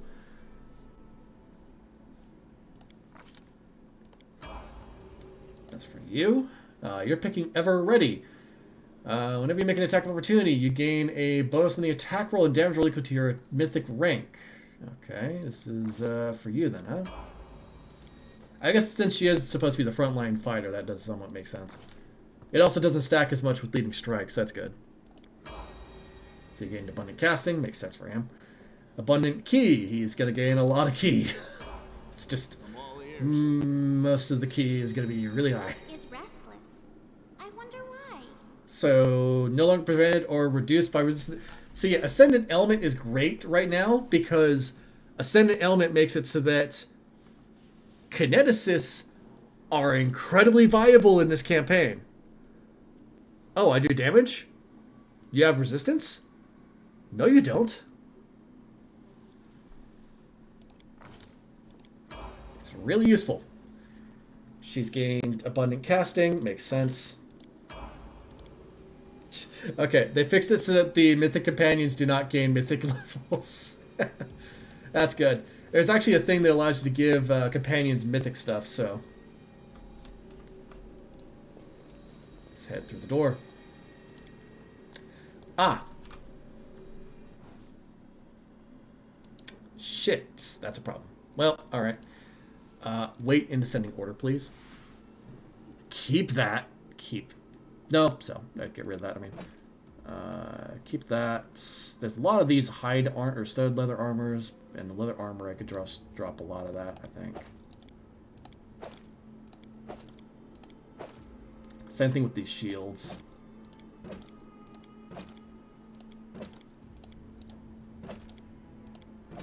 I am enlarged right now, and I could probably increase our stuff a little bit more with, like, some of the other stuff that's out there, but... Yeah, using, increased... what is it? I use the spike-heavy shields. Actually do damage, huh? Studded leather armor. Oh, God, there's a lot of these chain shirts and breastplates I want to keep, because they're worth a lot of money. Scale mail I could drop, because that's not worth it. these padded armors I can drop, because they aren't worth it either. We're still down to 3,000 now. Oh, oh no, don't equip that. I have like a lot of these. These are 310 pounds. Don't need that. Hey, Sue, how's it going? Severed heads. Why are there... Oh, yeah, that's right. I remember how these got here. I remember now. I was about to say, when did I pick up a severed head? Forgetting that entire quest line. Oh my god, so many long spears. Why did I pick these up? I think it's like 90 pounds right here. What am I doing? It's just... Yeah, long spears. Yeah, 9 pounds, 1 gold each. Not worth it. Oh my god, I gotta go through so many of these. Oh my god, the long swords and everything else in here. Oh, I've made an error. I have made an error. Okay, then. Yeah, these things are not worth that much. Why do I have studded leather armor? Oh. Yeah, it just told me that you're rated with a party of 2. That's funny. Thanks for the surprise. Oh, damn it. Keep equipping the wrong armor. I need to stop doing that. I know I always hit take all. I thought that we would be able to leave without having to worry about it. I was a dumb. I made a mistake. Oh my god, I have so many. Are these worth it? Not really. That one is, but this isn't. This is definitely not. Alright. Yeah, we could drop these. Yeah, thanks for the raid. Oh god. I have so many pounds worth of chainmail. I have made a great mistake. Don't hit equip. I really wish it was a select multiple button. I really wish there was. Good god. Ah. Too much. Too much. Chainmail. We'll drop the chainmail. Drop the chainmail. Because I don't need this. I'm keeping the breastplate. The full plate is 375 gold. I'm not dropping that shit. Oh, God. A lot of these are worth 100. Okay, these things I could drop. The heavy crossbows were not worth it. Definitely not worth it. I'm trying to, like, minimize how much I drop here so I don't lose out on anything too good. Should probably put some stuff back in the, like... Oh my god, why did I pick up a quarterstaff? What is wrong with me? Tongi, drop that. Nope, that was one of the master sword scimitars. I'll have to pick that back up. Longswords. I don't need all these. I have way too many. I am almost back in capacity. Oh god. This is so goddamn close. Nope. I apologize for the raid having to come at this moment. We just finished off Minago, and I'm just sitting here like, I got a lot of gear I should probably not be having right now. Oh, no. Finian, get back here. God damn it. Wrong button. Did not mean to equip the base. Oh, boy. Almost there. These are worth 4 pounds each? Yeah, they're 4 pounds each. Are these? These are not worth it. These are 6 pounds. That's actually a little bit faster. Okay, almost there. We need like 30 pounds more dropped. God damn it. Okay, 30 and then some, because I need to also pick up that scimitar because it's a masterwork one. Drop all these crossbows. Probably going to drop all the bows, too, that aren't composite. Because those things are not worth the extra weight. Oh, these are masterwork. That's a composite. That's a composite. Composite. Composite. God damn it. Keep dropping light crossbows. Maybe I should drop the heads. I should drop the heads. I don't need them. Okay. We're good. I think we're good on weight capacity. Yeah, okay. Where's that, oh no, wait. There's still masterwork scimitars around the place. I don't need that. That's not worth it. And the Brim Rocks don't have any masterwork weapons. Yeah, give me those scimitars, because I can actually take those and that'll be fine. And then, yep, here's the massive list of, oh god. Don't need traveling supplies. They do not matter in this game anymore. They took that out entirely. Alright, we're good to go. We made it out. Thank God. Whew. Monago was an easy fight. The hardest fight is going up against the weight capacity. That is the hardest part. Oh, I hear fire? Ah, right, we're here. Ooh, did we get to hear talking? Make way. Warrior Queen coming through with a round for the heroes. Whoa, the heart is packed. And you considered nixing this little shindig, Beth? Yeah, something inventory management. Whether it's this game, Resident Evil Village, doesn't matter. I'm apparently doing inventory management half the time. When Nevia reaches the long table your party's gathered around, she heavily flops onto the bench and hands out the tinkers of beer. Oh, this means that we might get to hear Queen Galfrey talk. Oh, that'll be interesting. Okay, here we go. I did consider it, and I am still considering it.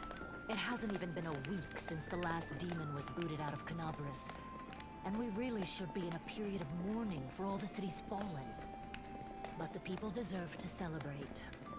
And he deserves to be honored for saving the city and possibly all of Mendov. Can I turn up the volume on the people talking by any chance? Is that a thing I could do here? Oh god, yeah, it's already at maximum. Okay, I can do something else here. Probably ambient volume down a little bit. The clapping is going over the volume, I think. Nope, that's just going to be as loud as it is. Alright.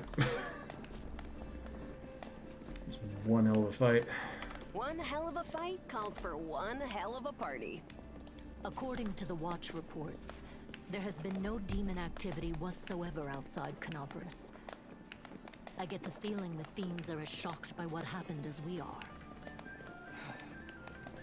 What happened in the garrison, what you did, it was a miracle. I truly believe that the gods remembered us and decided to intervene.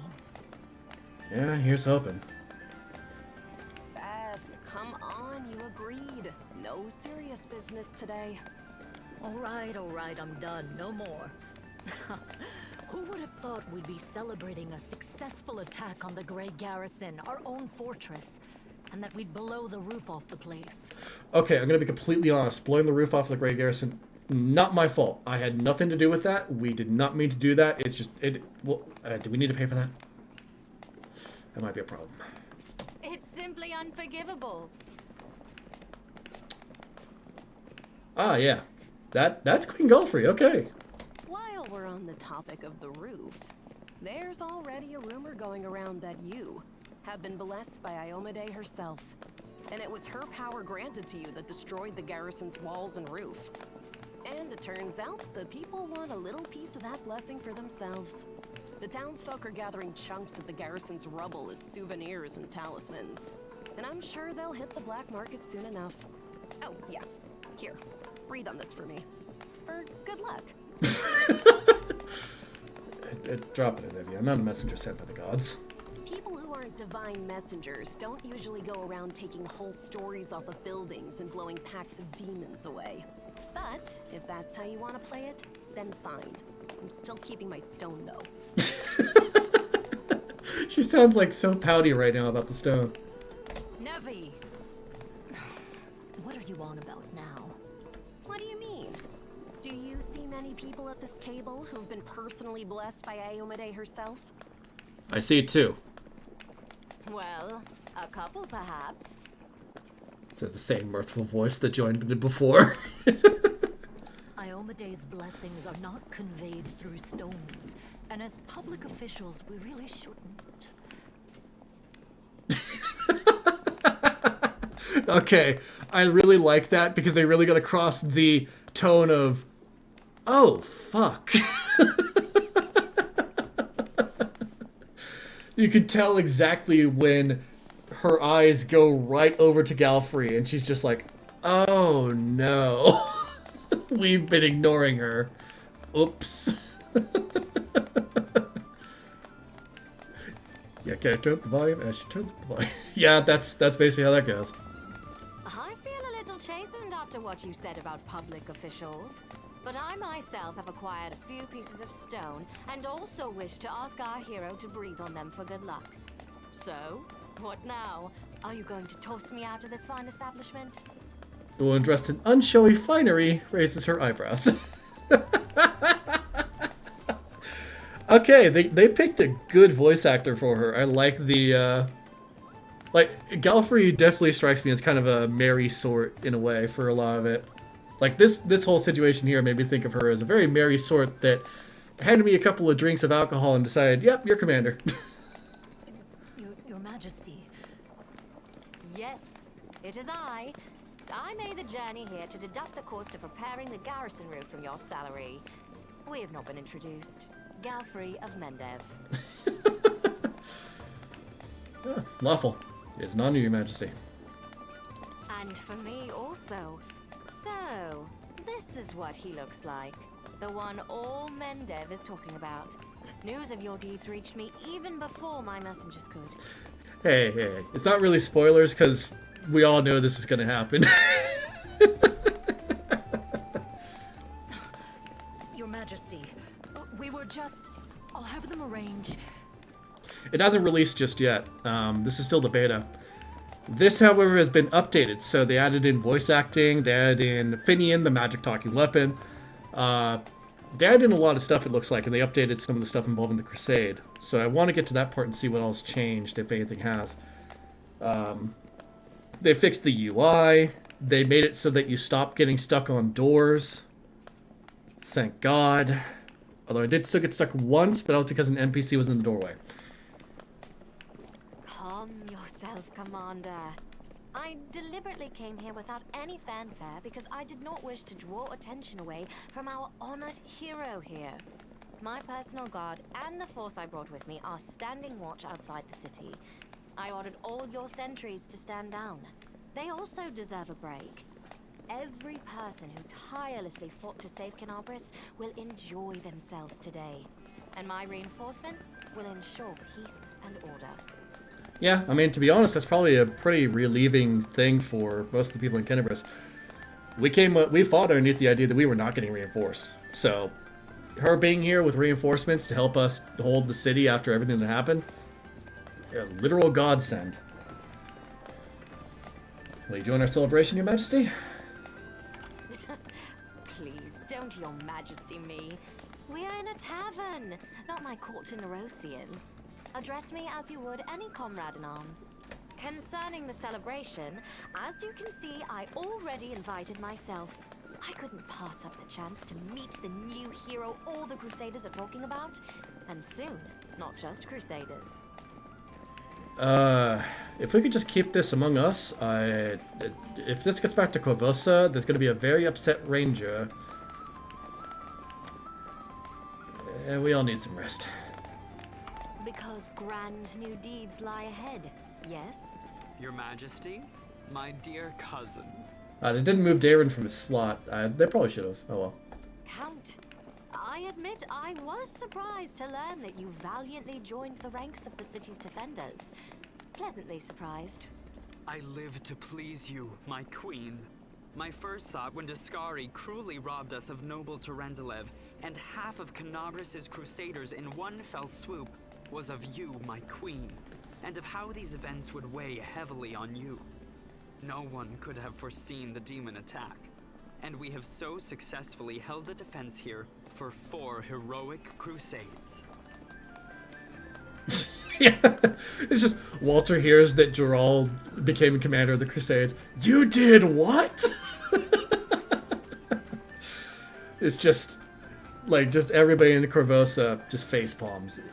To explain a little bit here, Gerald here is a paladin I'm playing in Crimson Throne, and during recent sessions we learned that thanks to his bloodline, he is eligible to become the next ruler of Corvosa. So we're talking about like an heir here, essentially, to not spoil anything about Crimson Throne. It's on there, our GM kind of worked up. So Gerald goes off to go and talk to people in Mendev about formally making an alliance of some sort. ends up leading the crusade. Whoops. I'm going to drown him in the nearest well this very night.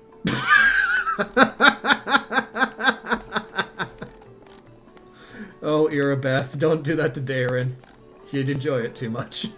I value your dedication and your eloquence. I hope you will continue to aid our soldiers.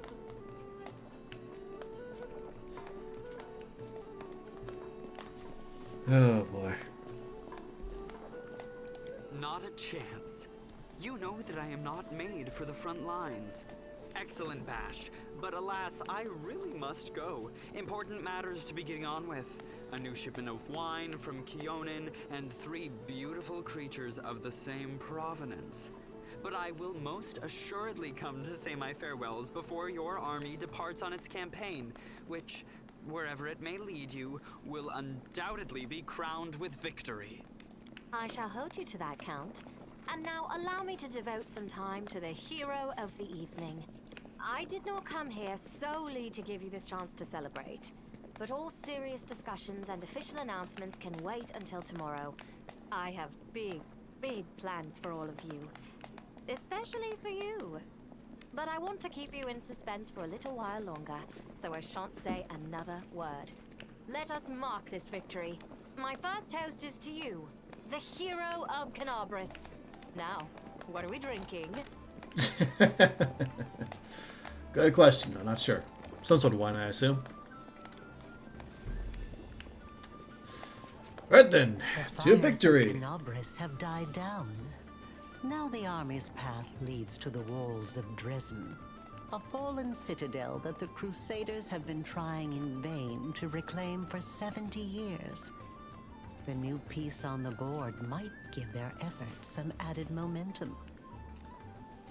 It really is kind of interesting to think about that high-level adventurers really can overturn so much of an army. Like, a level 20 wizard, for example, could cast a fireball spell that incinerates like 10 level 5 characters. It's crazy to think about like how much an adventurer can actually tip things around. Ooh.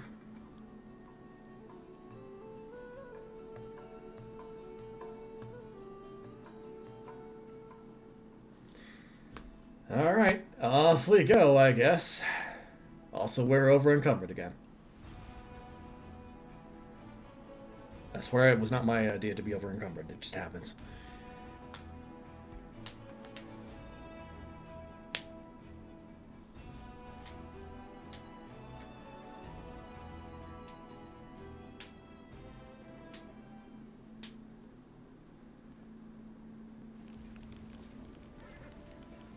Set him next to Irabeth, the hero who saved Canabris.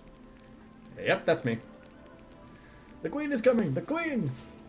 And everybody kneels. I'm surprised they didn't kneel for me, but okay. Rise, warriors. Oh, this is voice acted. Today is a day of sorrow and pride. Sorrow because we weep for our brothers and sisters who perished in Canabris. Pride because despite demonic treachery, our heroes repelled the attack and saved the city. I, Queen Golfrey of Mendev, declare this day the first day of the 5th Crusade. And I am glad to introduce the one who will lead the attack on the forces of the Abyss. The hero of Canabris, Knight Commander of the 5th Crusade. Your leader from now unto victory or death. And now it's time to rest. Everyone is dismissed.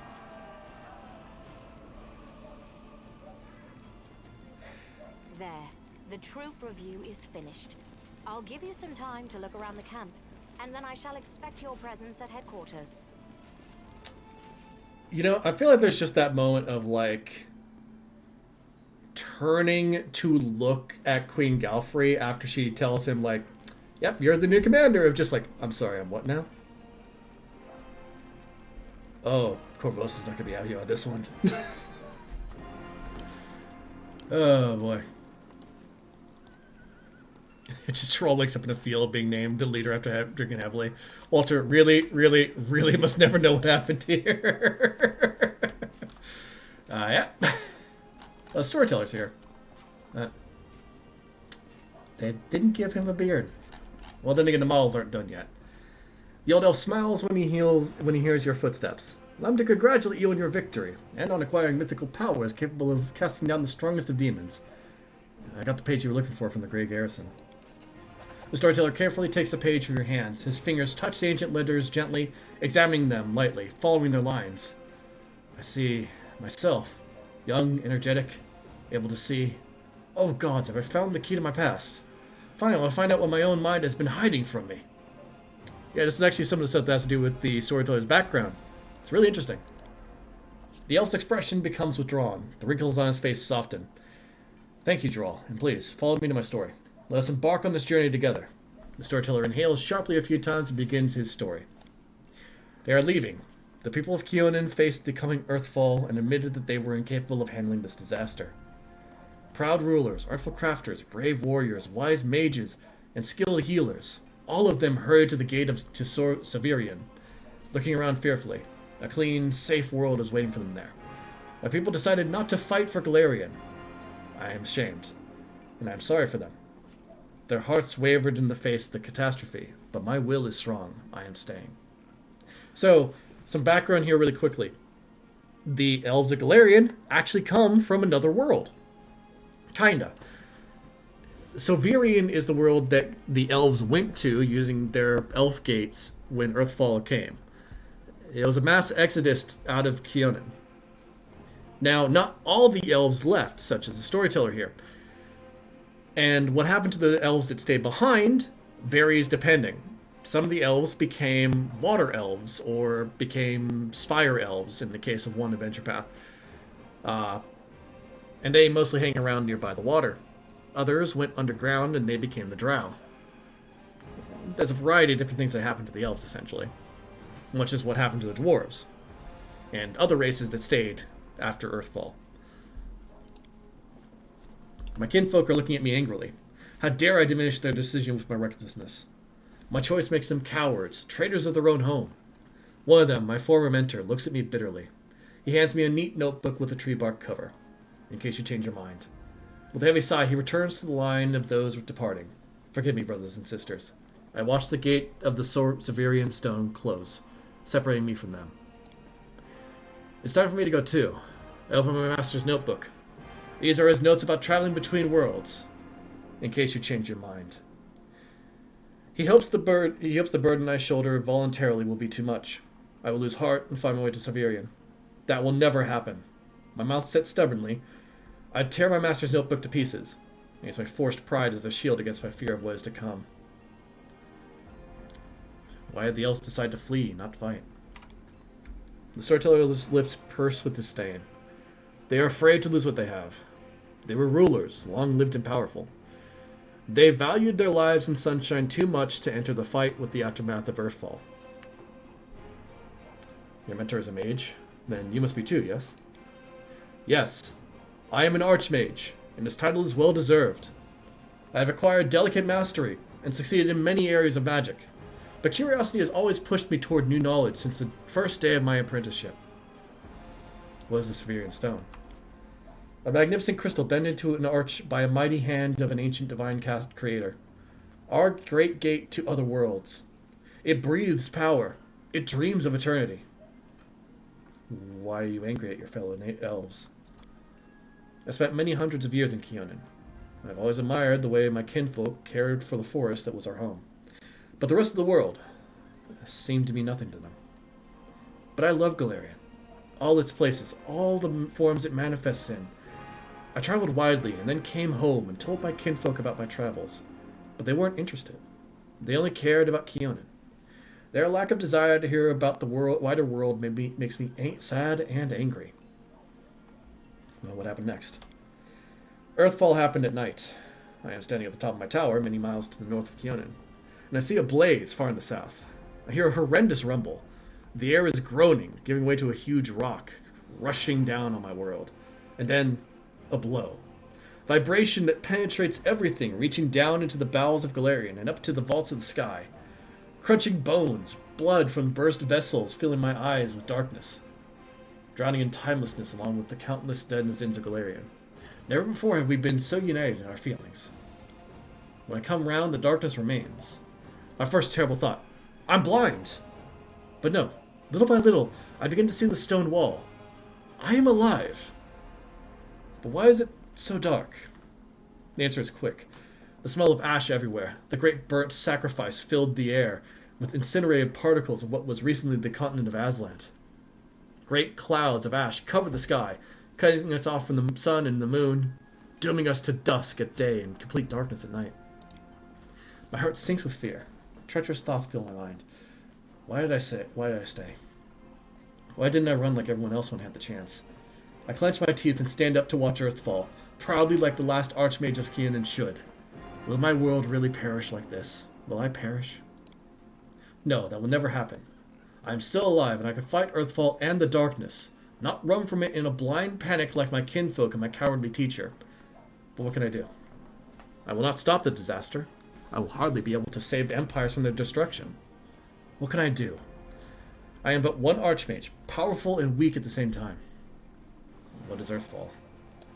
A disaster of untold proportions. An unborn planet dropped in Galarian by blind fate or someone's evil will.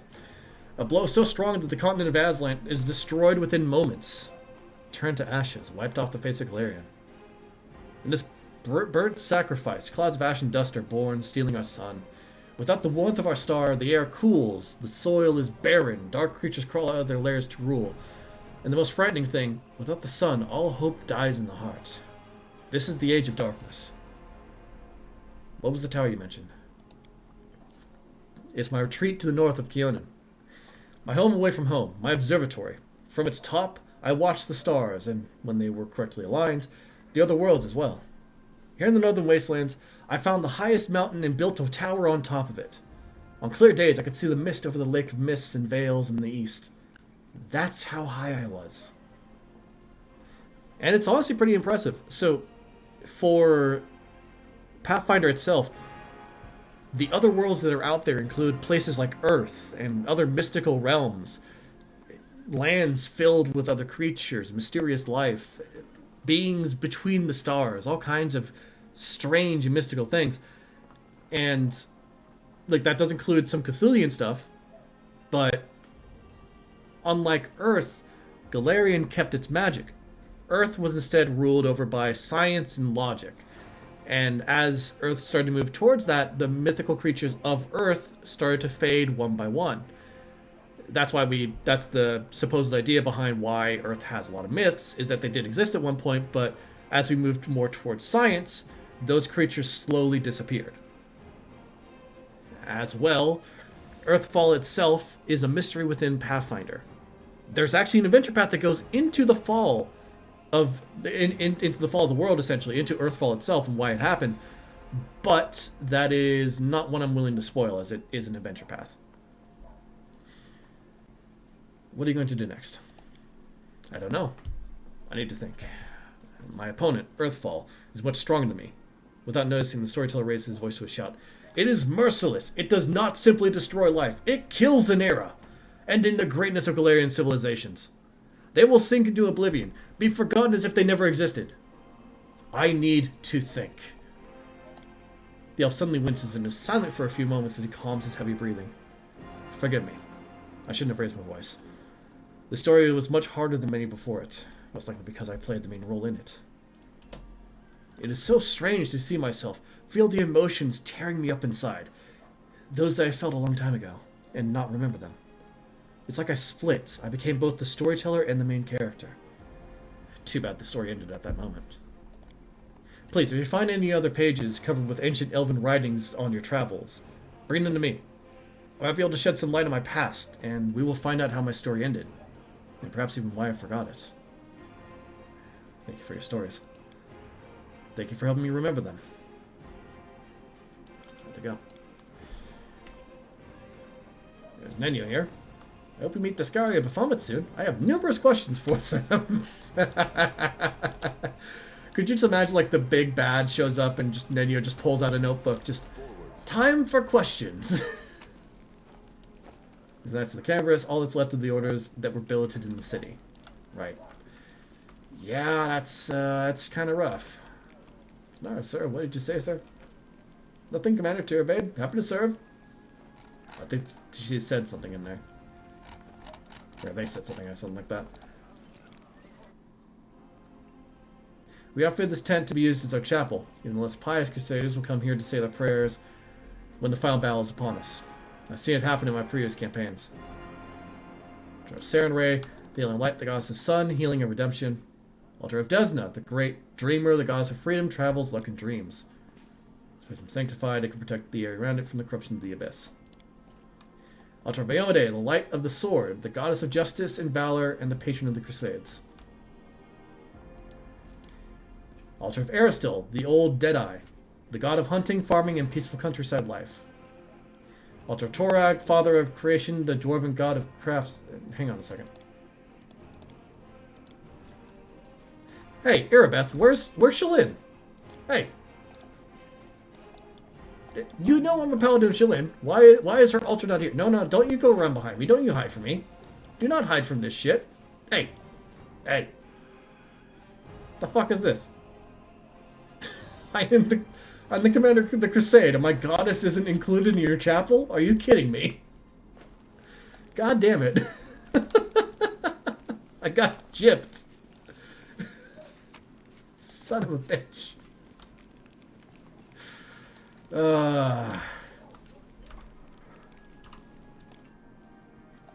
Gods damn it. As a field hospital, elastic clerics of Kennevis suffered especially heavy losses. We're in desperate need of healers.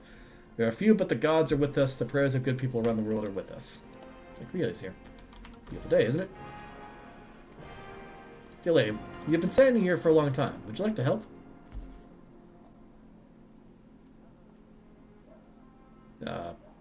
Me? Who? Me? No, I definitely would not. Ouch. Yada. Teacher, what's this word? Let me see. Orthoproxy. It means things should not be done right. Things should be done right, not slapdash. It's just a flesh wound. Uh-huh. Sure, pal. These are fighters here. There are fighters here that Her Majesty brought from the capital. Okay, so here's the Neurosian recruits. Too bad they're only recruits, but that's alright. We'll bring them up to speed. He gave us an honor, an order. We can't lay her down. Oh, Zenith's here.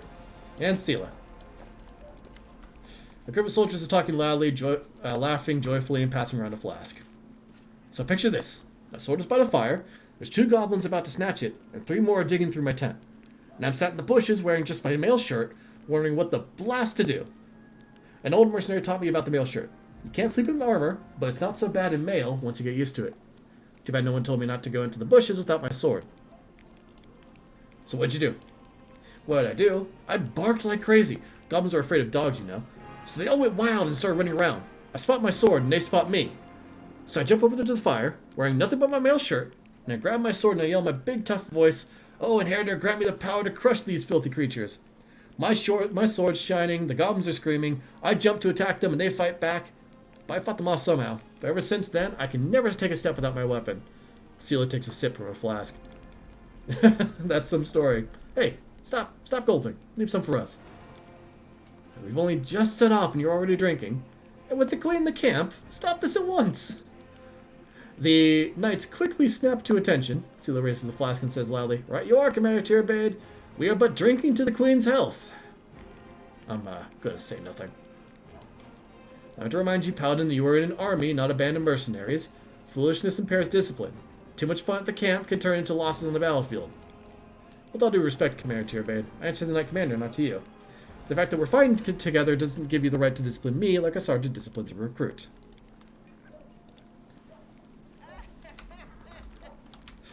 Yep, she's having her fun.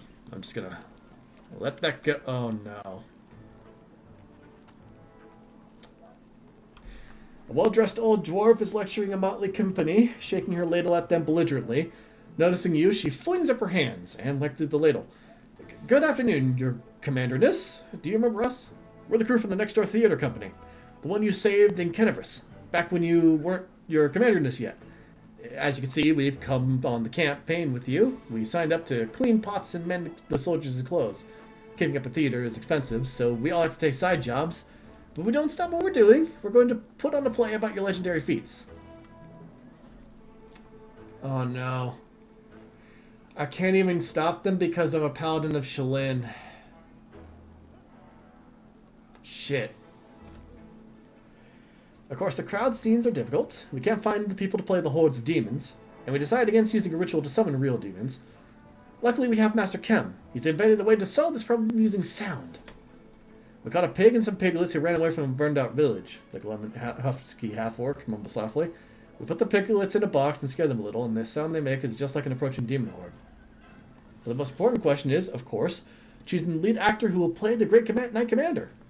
We had a right Barney over it, breaking a number of lances as well as a shovel, a rolling pin, and a set of back scratchers. We just couldn't decide no matter what. Maybe you can help us? We have two candidates that are most suited to the role. One will have the honor of conveying your heroism upon the stage. Commander? On to be played by a gnome? Not a gnome. Two gnomes. Oh no. Rubbledum and Hierophant are twins. One of them sits on the other's shoulders and puts on a long coat so they can play tall characters. They switch places every so often, so each gets their moment of fame. And now each of them, they each only have to learn half of the script. A Cyclops actor? He's completely tame, believe me. He has a few issues with articulation, but what a powerful physique. We'll make him a nice costume, wash him up, brush his hair.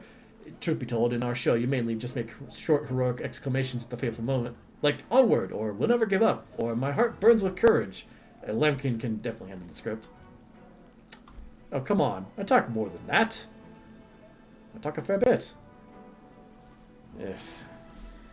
Don't you have any other actors who even vaguely resemble me? Oh, we're a small and poorly funded theater, and we only have a few actors. But they're also talented. One of a kind. I've chosen the ones that are the best fit for your role. Trust my vision. I have more than a few successful plays under my belt. Alright, I've made my decision. The entire crew looks at you, holding their breath. I will be played by the Gnome Twins. No offense, Lambkin, but I'm fairly certain that if I was to cast you as myself, there would be a right mess. I tend to swing a glaive a lot. And making a large weapon for you would be a problem. For everybody involved. We'd immediately catch the clothesline and everything else would just collapse immediately. Alright. Wonderful. Sorry we took you away from all the important heroes and important things heroes and commanders do. We're off to rehearsal. I mean, first we'll wash some pots, then we're off to a rehearsal. Let's go, you lazy lumps. Don't embarrass old grandma now. Irabeth, you, Nothing on that? No? Okay. Ah, here you are, you bold and daring troublemaker. Darren flashes a contented smile. Our short acquaintance comes to an end. Very soon you'll go on with your crusade, where you'll eat horrible soldier rations, try to sleep among the snoring of a military camp, wake up because of freezing cold, constantly see long faces of all kinds of pious prigs, and finally perish in some demon's maw. I have a road ahead of me too. I've just ran a sailboat in the south. I also hired an excellent chef, and all sorts of other entertainments. Well, we all get different needs. Darren pauses, then suddenly adds in a more serious tone. You know, I feel genuinely sorry. Pardon me, it sounded like a mockery. I just can't switch my venom gland off so easily. You intrigue me. We could have spent a little more time together, but of course, Darren Goodman says, not in these conditions. Let the Crusaders go to the Abyss, and let the demons go to the Crusaders. And along with them, let his entire soldiers and priests pastoral get out of my sight.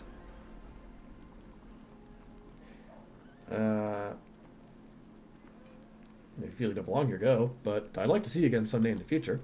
Will you throw a banquet for me to celebrate our victory in Dresden? Victory in Dresden! Your optimism is so charming. Darren smirks, then focuses up a little and goes in on in a more even voice. Well, if you prove lucky enough to survive, by some miracle, find me. Perhaps I should even remember you. No promises, though. In any case, I intend to wait till the army departs. I love goodbyes, especially when it is I who is staying and someone else who is heading to meet a dreary and hopeless end. Sometimes it is useful to contemplate on the unfairness of this life. Well then, goodbye, Commander. I assume I shall be your most precious memory on your disgusting and exhausting way leading to the pointless slaughter of the battle.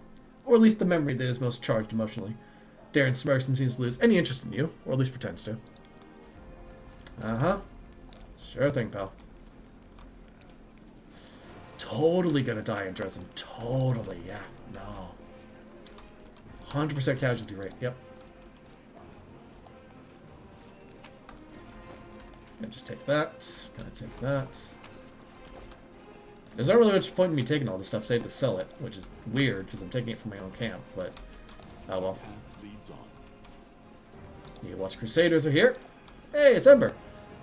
These are the fighters of the Eagle Watch. I personally chose everyone that's standing here, and I'm ready to vouch for each of them. So many of our own have perished, and for what? For us to keep fighting. Aw. For a day to come when no one else will have to die. Yeah, that's worth fighting for, I'll say that. Yes, yes, you're right. Thank you, little girl. Ember is a sweetheart. I've seen so many happy faces today. So good. Yeah, I bet, now that the fighting in Kenabris is done with, this is Nura Denduar's tent. It seems she brought a lot of unnecessary items with her. Good God, there are so many. Why does she have like 6 vials of alchemist fire? Oh, right. Yeah, go ahead, Nem. See ya.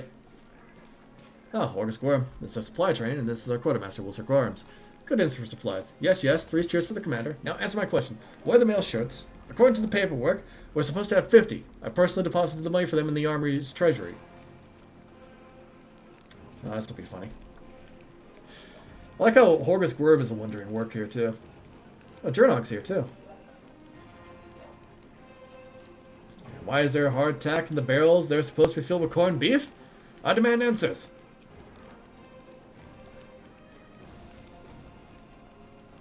Oh dear. Your corned beef's in the cooking pots. Turns out it was from last year and needs to be eaten before it spoils. And we're saving the hardtack for now. As for the mail shirts, they're on the troops. That's what they're for, aren't they? Not for me to rest my jacksie on when the lads are heading off to battle soon. Now that makes sense, actually. Yeah, corned beef is good stuff. My family actually, every New Year's, we eat corned beef and cabbage for New Year's, I think it is. It's actually pretty good stuff. Cornbread, too. Okay, expecting you can make mayor, so I shall not detain you. We can talk later after our sovereign departs. Oh, they gave him an image. Nice one. The burly soldier with an impressive beard greets you with a broad smile. Mr. Garms, the camp quartermaster at your service. How may I be of help? Show me what you have.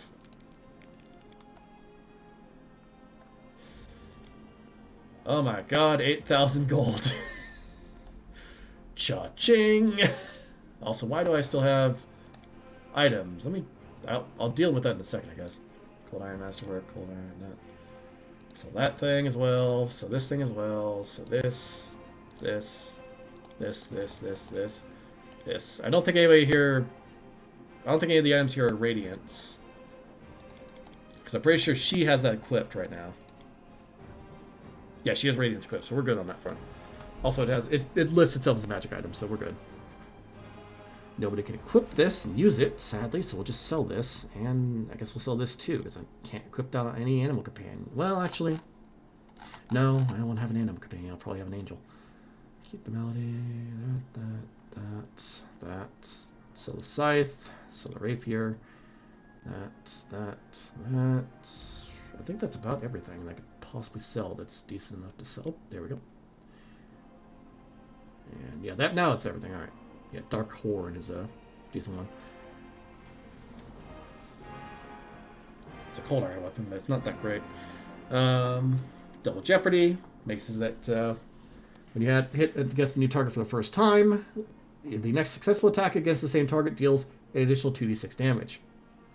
Pay for Remorse. Whenever the wielder of this +2 spiked heavy shield uses it for a shield bash, it behaves like a vicious weapon, dealing 2d6 points of damage to the opponent and 1d6 to the wielder. Flung scales. They gain 10% miss chance due to concealment. Dagger, light mace, punching daggers, all this other stuff. We actually do the same thing I did last time. Price in descending order, and then there we go. Black Dragon's Fang is a corrosive damage weapon, which, I mean, I keep all these items. I probably shouldn't, actually. A lot of this stuff I don't use. Alright, we got a lot of cash now. Nimble Edge is a good S-Stock. It's a, confers a critical hit on an enemy. They get +2 morale bonus to dexterity, and each attack they make deals additional damage. Now, Black Dragon's Fang is one of those weapons that's just like +3 weapon, corrosive, does a lot of damage, and anytime it lands a hit, it does damage to everybody in the 30-foot area. It can't be activated again for 1d4 rounds, so it's, I think, been nerfed a little bit, which is fine, but it's still a damnably good item. Yeah, this... It's a holy weapon, but... Oh, okay, so it does 3d6 on the first hit. Okay. I see. That makes sense, then. Racking Point, Long Spear, Blade of Order. Any glaives, by any chance? No, not really, it seems. Rock of Nature. Decent. This is for Cavaliers.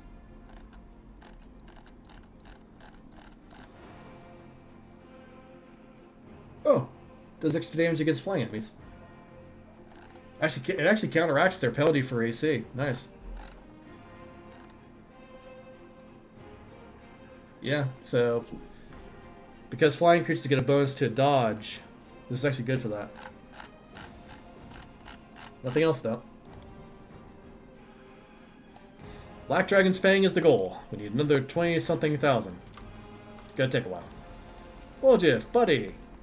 Do you know what the Queen does to people who keep waiting? I don't, but I know better than to find out. Hey, Jordan. Good day, do you remember me? I'm Jordan. We spoke in the Defender's Heart. So you're the commander of the Crusade now. Airstone knows it's hard to imagine someone worthier of taking up the post than Savior Kenabris. May the good gods help you prevail. Have you joined the Crusade? Don't take it amiss, but no, I haven't. I have my own task. I need in Chili Creek, a tiny hamlet which, due to some oversight, has been left without a priest for these many years. I'm about to set sail for there. I'll be making my journey along with Old Man Selling. Have to go. May Airstone watch over you. Talk to Zenith and everybody else. You can see that they fixed the glitch that happened with Nenio. That was a funny one, but also kind of not how that should have gone. Oh, Terabas tent.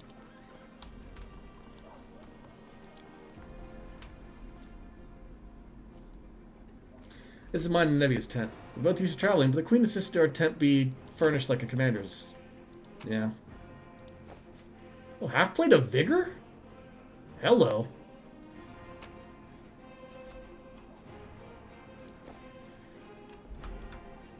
That's a good set of armor.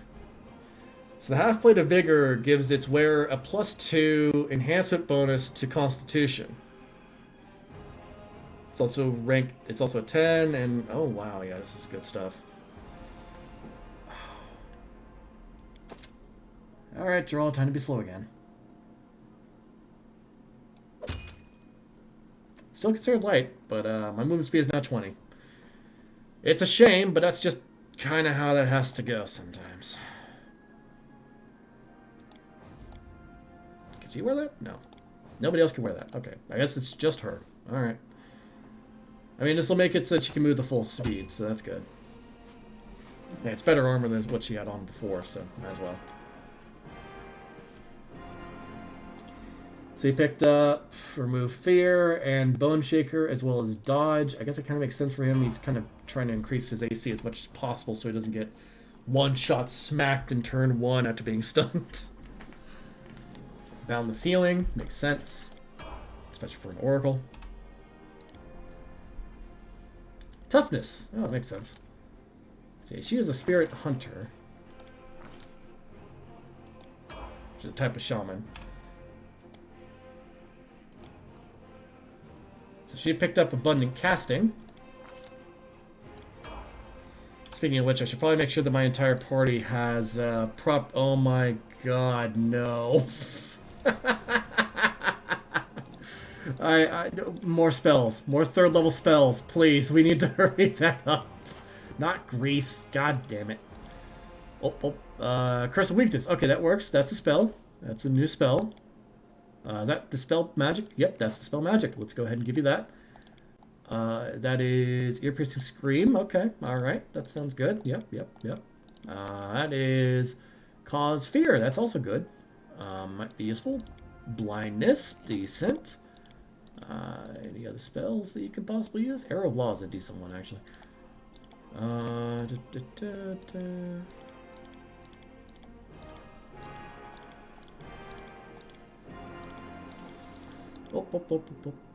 Ray Enfeeblement. That's a good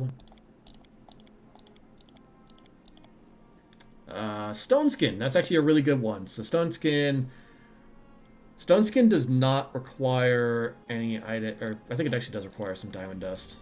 But it's still a good spell, and I could probably use it on Geralt. Would give him a lot more survivability. Spellbook time. Any new third... Okay, you just got a bunch of Dispel Magics. Got it. They take up 2 spell slots each, but I don't have any other thing to use besides Displacement. Oh, Blindness. Mirror Image. I can actually put on a second one of those, I guess. Acid Arrows, because honestly, I don't have any other second level spells. First level spells. Cause Fear. Gonna be kind of useless after a while. Pretty soon, actually, because you're level 5. So, CR5 enemies are going to start popping up. This is decent, but... Be another large person, and then... One of... Vanish is a friendly creature. Lasts for a number of rounds. Shocking Grasp. Sleep. Touch of Graciousness. Magic Missile. Expeditious Retreat. Corrosive Touch. I could use Vanish, actually. Because I could use that onto... Woljif and use that to prevent certain things from occurring in the near future. It's a melee touch attack, not good. Mage Armor, Magic Missile. Maybe another Magic Missile too. That could always be helpful. Her spells don't need to be selected. His, however, do. In fact, I should probably go back through these and make sure he doesn't have any new spells he can learn. Yep, there's one. That's Expeditious Retreat. That's a good one actually for him. Because that increases his movement speed. Now make it so that he can just straight up walk up to somebody and stab them.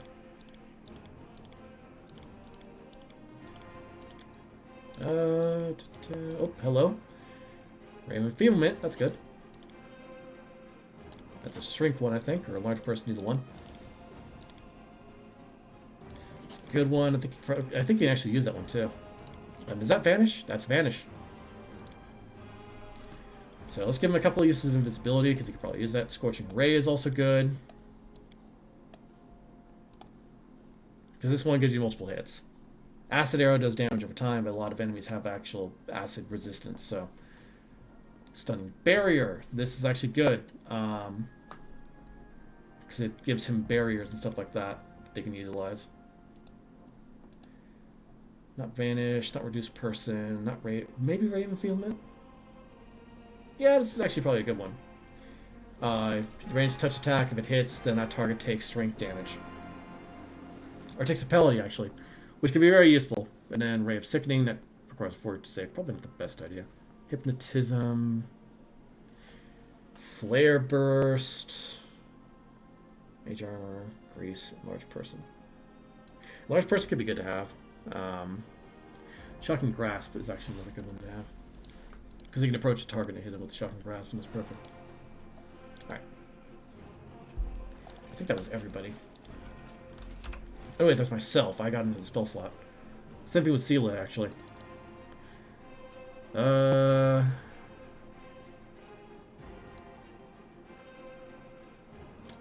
Lesser Restoration is actually a good one to have.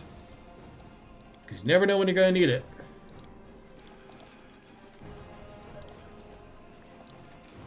I think I've been into all the campsites now. Yeah, I've been into everything. There's apparently a box here. There we go. Oh, some items, actually. Good ones, too. Potions are good to have. There was an alchemist item actually that was interesting because they allowed you to learn spells by distilling potions into a droplet of knowledge, essentially. But it only worked. I guess it's not that it only worked, but it basically like you would get a drop of the knowledge out of it. The potion would remain, but you would be able to learn that particular potion out of it. It was interesting. I should make an alchemist again. Alchemists are really fun, honestly. It was Investigator that I was playing too, so I should probably go with that maybe. Yeah. There's a couple of different options I've got. In the future, at least. We're here, though. Let's just loot everything before we talk to them, because, you know. Why not? It's my stuff. They can't stop me. It's my shit. Or at least now it is. The Queen greets you with a stare. She has dropped the pompous air with which she just announced the Fifth Crusade. The face of the ruler of Mendev appears calm and thoughtful. She has made her move and now waits her opponent's reply. Commander, I'm satisfied with the troop review, but I do not expect they will be sufficient for the task. You will have to prove yourself a shrewd leader and hire the necessary troops with the provided funds. I have chosen a target for your campaign, and that target is Dresden, our lost outpost within the World Wound. The Sword of Valor was kept there, a banner that was once carried by Iomade herself. Our greatest relic was lost when the city fell. I should make one thing clear from the start. The Sword of Valor is no mere symbol, but a powerful weapon against demons.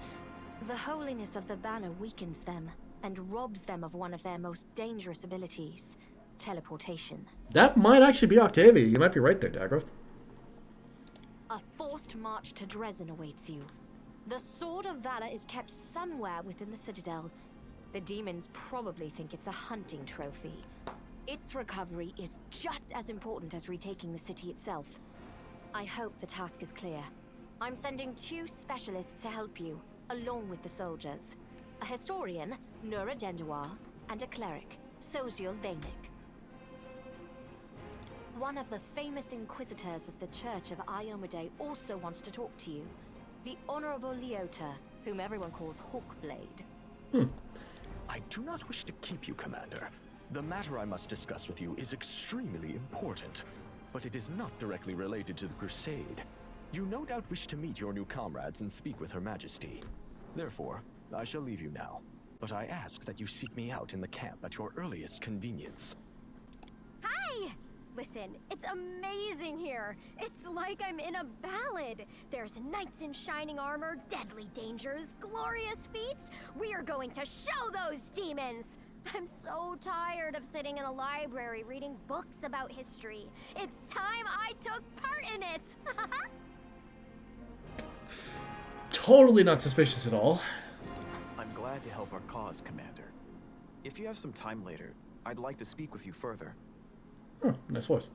You'll have plenty of time to talk. You're the Knight Commander's people now, his trusted advisors and companions. Now then, will you please leave us? Irabeth, you can go too. Alright. When we met at the Defender's Heart, I never imagined you'd make me the commander of the new Crusade. Some actions may be deemed bold, or even extreme. And beyond those, there are some you might call the Queen's last resort. I am not a simple monarch. I am at war with the Abyss, a war which has lasted over 100 years. I cannot allow myself the luxury of caution. In you, I see a chance, and I am willing to stake everything on it. However, you cannot blame me for putting you in charge of the Crusade. I only formalized what had already happened in the hearts and minds of many. People spoke of the power that descended upon you and helped you save the wardstones from corruption and total destruction. Word of this feat quickly spread far beyond the borders of Mendev. There was no other person who could better fit the role of Knight Commander of the Fifth Crusade. So it occurs to me just now that Droll probably wanted to keep the new power on the down low and make sure that nobody really, spread word that he was suddenly incredibly powerful. Meanwhile, Iomade was just like, Nope. Yeets the roof of the building. Just Geralt standing up there. Just, Well, so much for keeping that quiet. It's just like, oh yeah. People spoke of the power that descended upon you and helped to save the wardstones from corruption and total destruction. You mean the building going up in flames? Do you mean that moment when the roof just went by, or what? Just, I'm sure a lot of people saw that.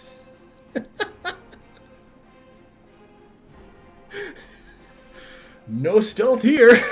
True paladin. Have some questions about my mission to retake Dresden. Of course. I shall answer. So how the demons managed to conquer Dresden? That's a good question. Its walls were built by dwarf craftsmen, and the power of the Sword of Valor protected the city. Alas, where raging hordes failed, a single lying tongue was all they needed to succeed. The demoness Minago convinced a young and ambitious crusader named Staunton Vane that the banner belonged on the battlefield. He went on a daring and unapproved raid, and the banner ended up in the enemy's hands. The city fell soon after. Ever since then, for 7 decades, it has served as a citadel for the forces of the Abyss. Yeah, poor Staunton. Staunton Vane. I saw him at the Great Garrison. He defected the demons' side. Oh, really? I wasn't informed of this. After Dresden fell because of Staunton, he was nearly sentenced to death. He deserved it. In wartime, men are hanged for far less. But you have no idea what a terrible sight it is. A raging crowd of crusaders baying for blood. Never have my fighters looked so much like the demons we are fighting. I'll bet. They blame Staunton for losing Dresden. In reality, it could have happened to anyone. But putting it squarely onto a person's head and giving that person a name, it makes it very easy to direct all the anger, hatred, regret, fear onto that one person. Every single one of them looked for somebody to blame that wasn't just the demons. It's hard for people to blame an entity like that. So they prefer to blame a person, which, unfortunately, Staunton Vane fit the bill. I commuted Staunton's sentence and stripped him of his rank. Not just for him, but for my army and my country. We are not Hell Knights. We do not maintain discipline with public executions. Oh, you're right. It was a tough choice, I understand. Thank you for your support. The longer you live, the more things you do, and the more criticism you endure. Today, many blame me for all manner of reasons, and few try to understand my actions. Your words warm my soul. It makes sense. So, Queen Galfrey here, on a regular basis, takes a potion that extends her lifespan. It ensures that she stays forever young and that she continues to lead her country, because her country has been at war with demons for centuries. She has been here since, I think, the First Crusade, and each crusade has been, like, over the course of hundreds of years.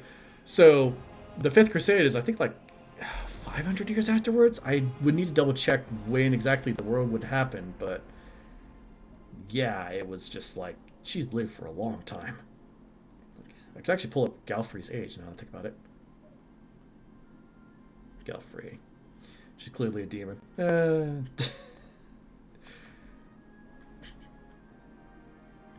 it is. Yeah, she...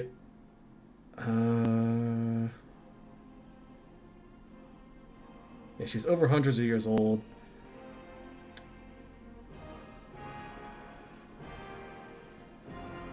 Yeah, that's right. She's been queen ever since 4601 AR. It is 4712 AR. So, she has been queen for a long while. She's taken 2 drafts of a elixir called the Sun Orchid Elixir. It restores the drinker to the age of its race's young adults.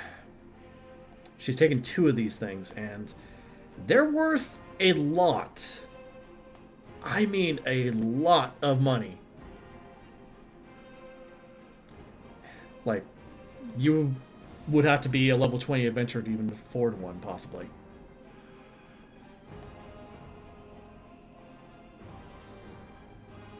Ugh. It's difficult to kind of like judge all of her actions and declare her good or bad, but that's how it goes.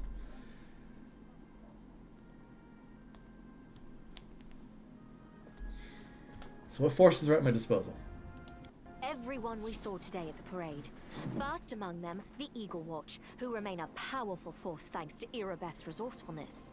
Also marching with you are several minor knightly orders, as the minor volunteer units like to be called. And finally, I have personally selected some recruits from Neurosian.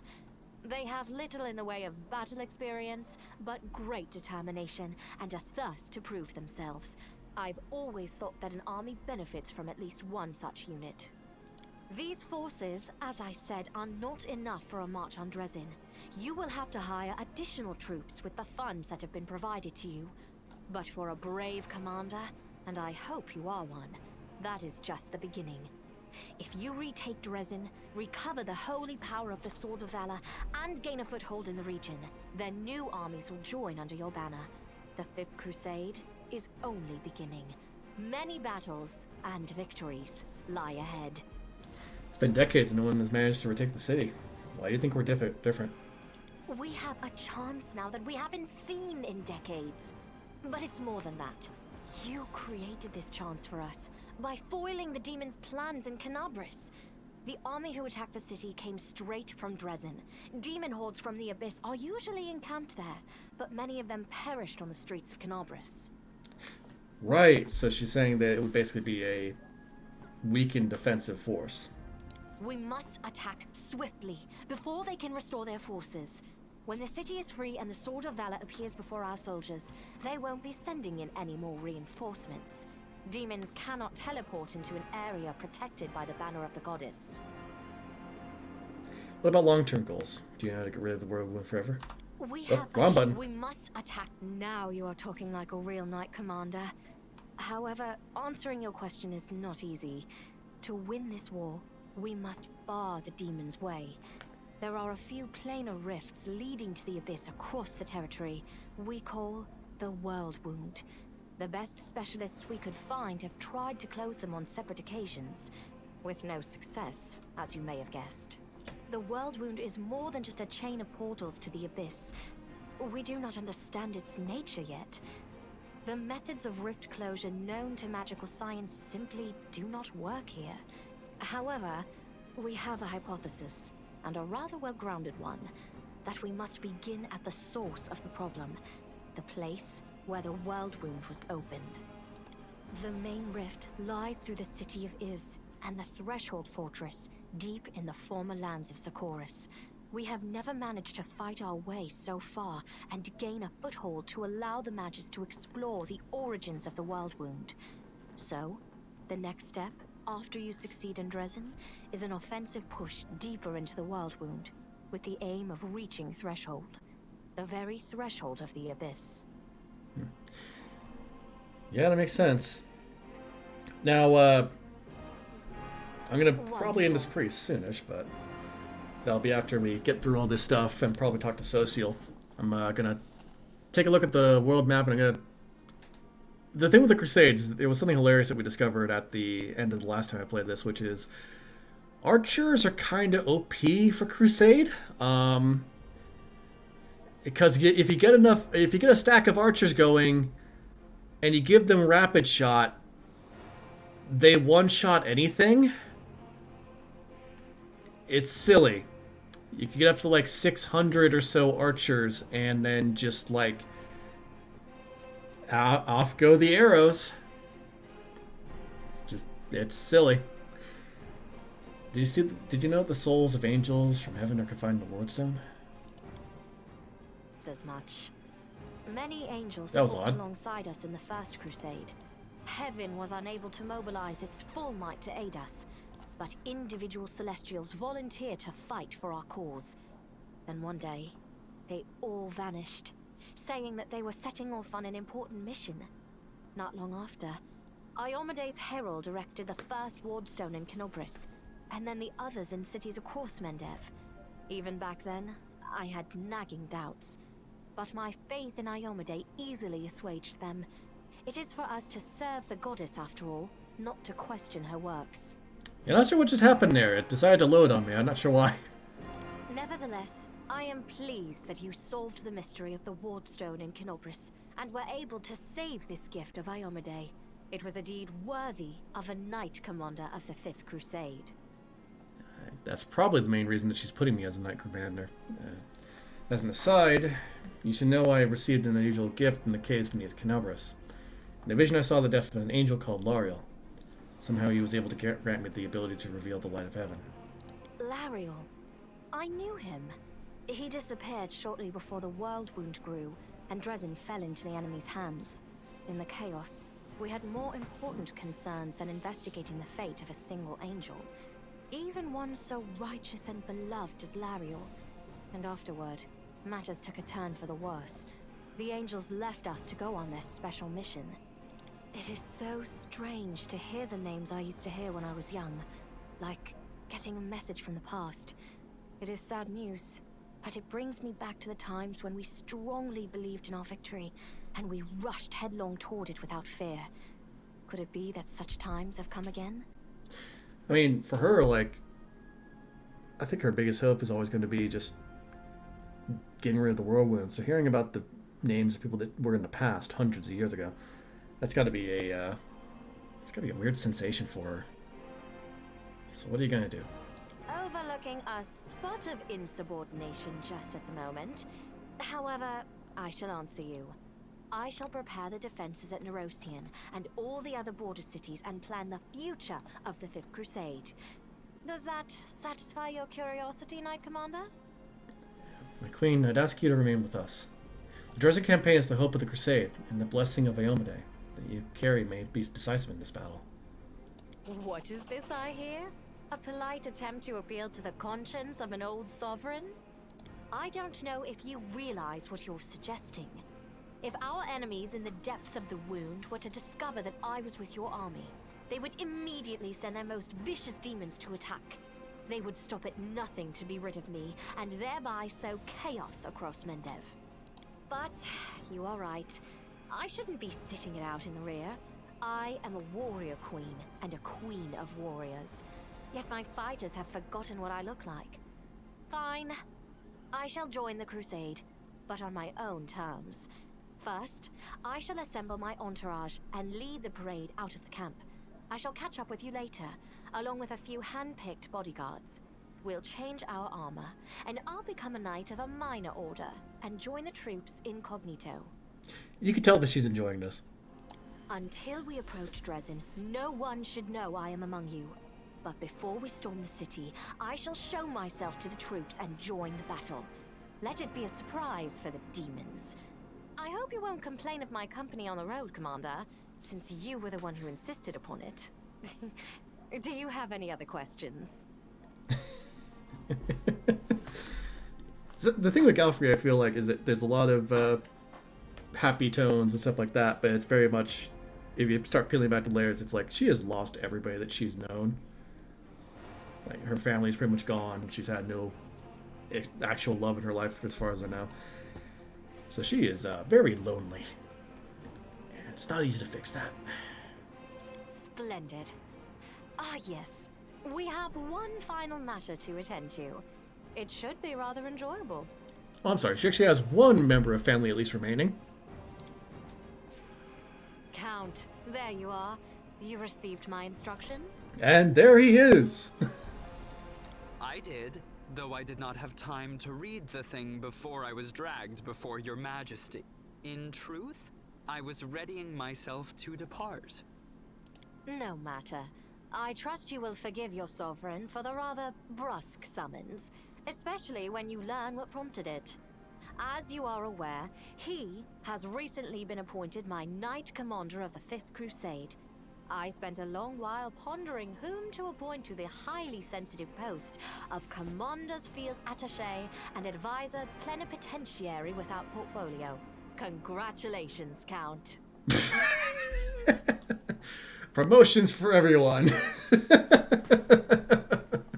It is a great honor, I suppose. Terran's cool expression wavers, but he seems not to be fully cognizant of what is happening, that or he is holding himself tightly in check. That's a great idea. I knew you would approve, Commander. I had my doubts about whether you were ready for such a responsibility, Count, but your conduct in Kenobris has put my mind at ease. So, you will travel with the troops to Dresden. Only the commander may remove you from your post. But I trust that you will dutifully fulfill his orders and make a good showing of yourself.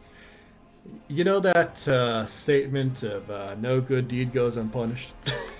I think that's hitting Dayron pretty hard right now. Especially since word of your appointment, Count, will reach the court at any moment. All of Mendev's nobility will be following your successes in service to the nation, including all of your devoted admirers. I even heard that one bard with whom you are particularly friendly has already begun composing a ballad to honor your heroic participation in the crusade and your faithful service to the commander here. Your largesse truly knows no bounds, dear cousin. I am most gratified by the honor you have shown me. You can just hear the, oh dear God, no, in his voice. The Count offers a bow, either as a sign of respect or in order to hide his flushed face, or the barest quaver can be heard in his voice. Then let's get going. May Iomade help us. Oh, that is brilliant. I love that so much. There's a Nevia. Right then. Let's head out of the tent for a minute. I need to talk to a certain somebody. Where is Sociol at? Oh, there he is. He's up here. I didn't do this last time and I forgot it, and I felt really bad about it, so I'm going to do it this time. Socio? There you are. Oh, there's a box up here. Hang on a second, Socio.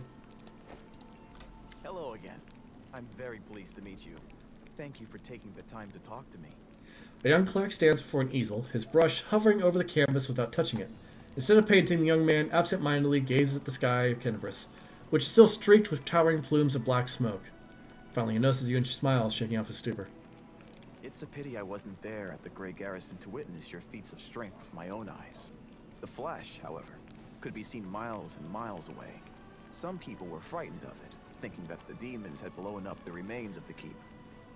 I, for one, knew immediately that it was a good sign.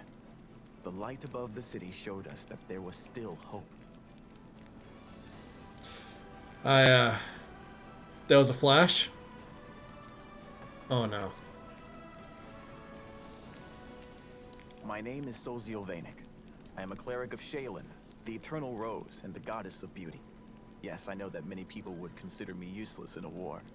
This is not a usual war, though. Just consider our enemy. The Abyss and his demons are the very embodiment of everything evil and ugly in the world. Perhaps a disciple of kindness and beauty might come in handy. Yeah, true. And the paladins of Shaylin, at the very least, are supposed to be trained to notice the evil within people, regardless of the beauty on the outside. I have no doubt that we will win this war, Commander. We just have to. It is our destiny. My role is to help you, and all those standing by your side in this struggle, to survive and flourish. Everyone deserves the chance to find peace and happiness in the world that they are defending so selflessly. I'm sad that there's no option to tell him about me following Shaylin as well. Oh well. What are you painting? The cleric's eyes linger mournfully on the canvas. The unfinished painting depicts a temple crown with a rainbow-tailed bird, the symbol of Shaylin. 5 people dressed in robes stand before the temple, men and women, young and old. They all gaze back at you with radiant happiness and joy in their serene eyes. My brothers and sisters in faith. They sent me for help, and then they saved my life, Commander. If the Prioress hadn't ordered me to escape the city and seek help, I would have died right along with them. Instead, I met Queen Galfrey on her way to Nerosian, and hurriedly returned to Canabris, only to find my friends dead on the steps of our desecrated temple. I want to draw them the way they live on in my memory. Wise, beautiful, and loyal to their goddess and their city to the very end. They fulfilled their duty honorably. They did more than their duty. They gave everything they had to save others. Now it's my duty to make sure my friends and tutors did not die in vain. I will honor their sacrifice by making this world a bit more beautiful and kind. You wanted to discuss something with me, right? Yes, I have a personal request. Before we undertake our journey and leave Canabris behind, I would like to visit Martyr Zacharias' cemetery for a funeral. It's not far from here, and it's important. I would like to pay my respects to my friends from the Temple of Shaylin who died defending the city. Also, if it's not too much trouble, I would like you to come with me to honor their memory. Their friends and family will be at the funeral, and perhaps the commander's personal presence will bring them comfort. I know that you are burdened by many cares right now, so I understand if you can't find the time. But if you could, I would be sincerely grateful. Well, it was nice meeting you. I have to go. You must be rather busy indeed. Leading a crusade all by yourself is no joke. I still believe that you are up to the task. This war has been raging for 100 years, but you've given us a chance at victory.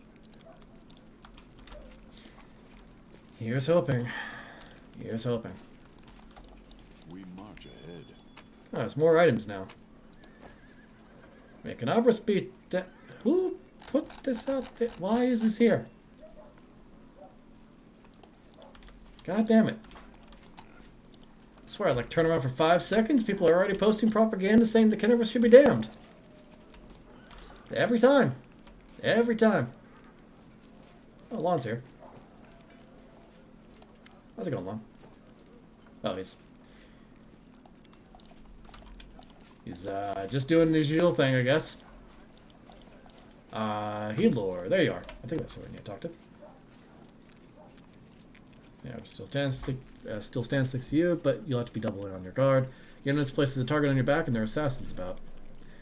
Killing a high-ranking crusader would bring a demon far more prestige than killing a common soldier. Not long ago, I stymied a few of the Spear of Nightmare's attempts on the lives of influential crusaders, so I know what I'm talking about. To go. We'll talk to him later. I need to talk to the guy that... Where is he at? Without a doubt. Am I in the wrong spot? Are you watching Campment? Oh, I walked right past him. God damn it. Every time. Every time. I'm so blind. It's probably like right here. Yep, there he is. Commander? A tall man with piercing yellow-green eyes gives you a brief nod. Let me personally congratulate you on your new title and thank you for your time in advance. I am Leodor Hawkblade, an Inquisitor of the Church of Aomade, the Bringer of Light. I require your assistance in a certain delicate matter involving one of your companions, young Count Darren Arenday.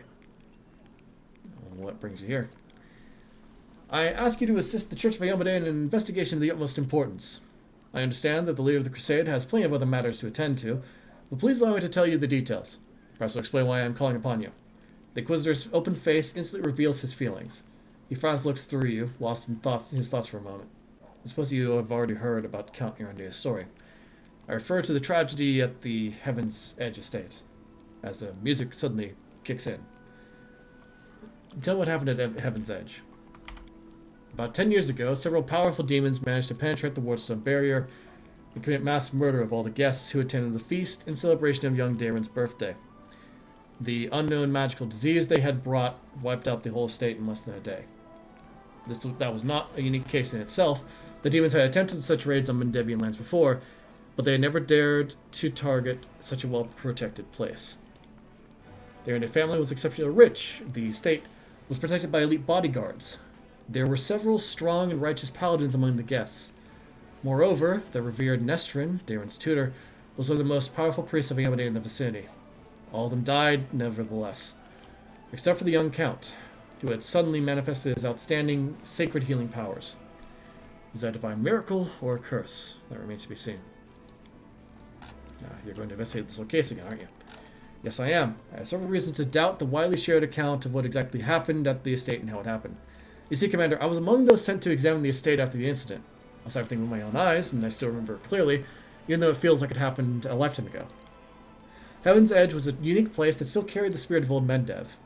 Mendev before the world wound, and yet on that day it turned into a labyrinthine house of horrors, like something only seen in our nightmares.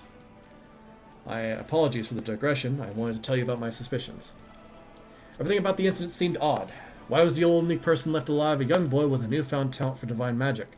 Why did nobody send to Kenabris for help, even though the agony spanned many hours?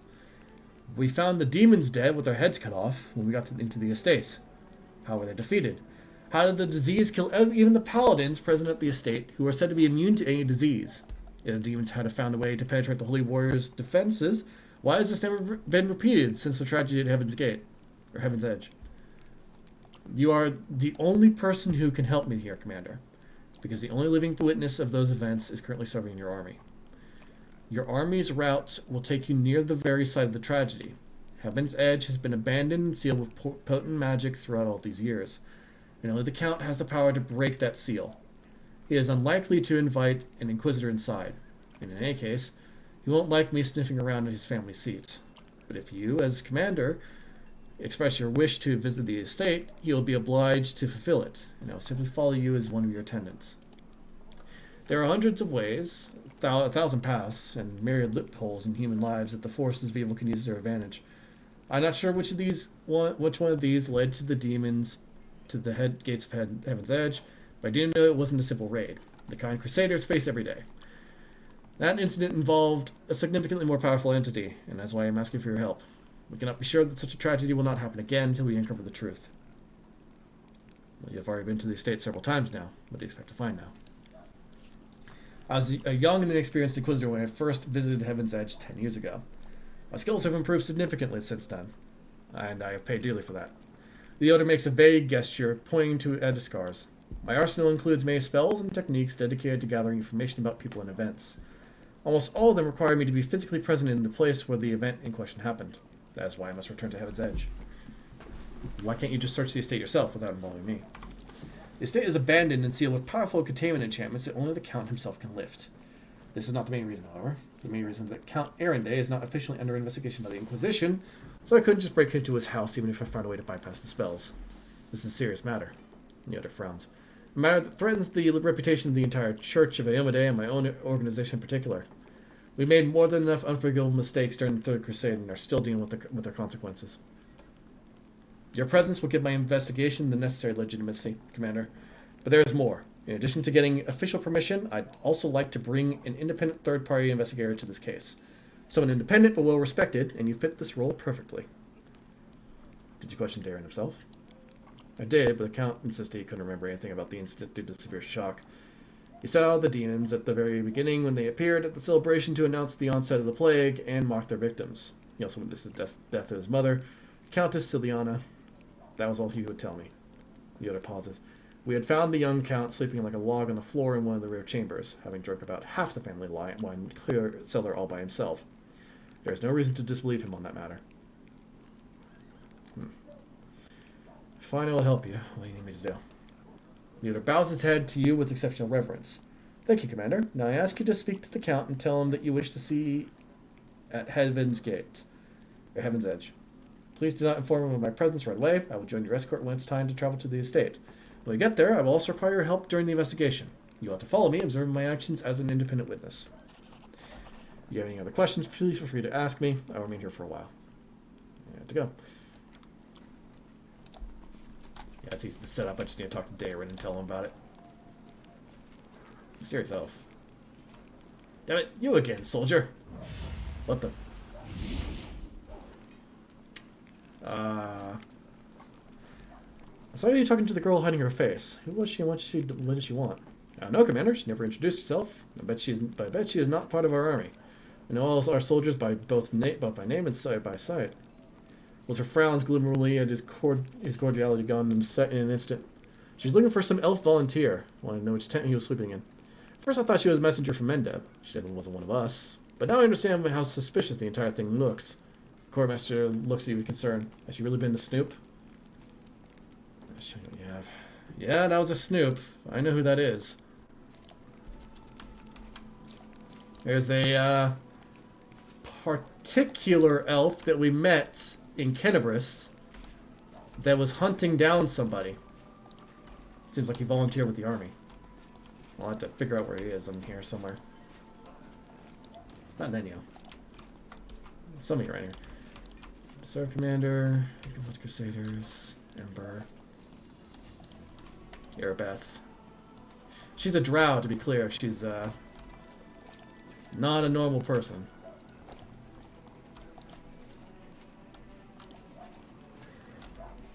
Tirabate's tent. I will guide us. Berserk Arms.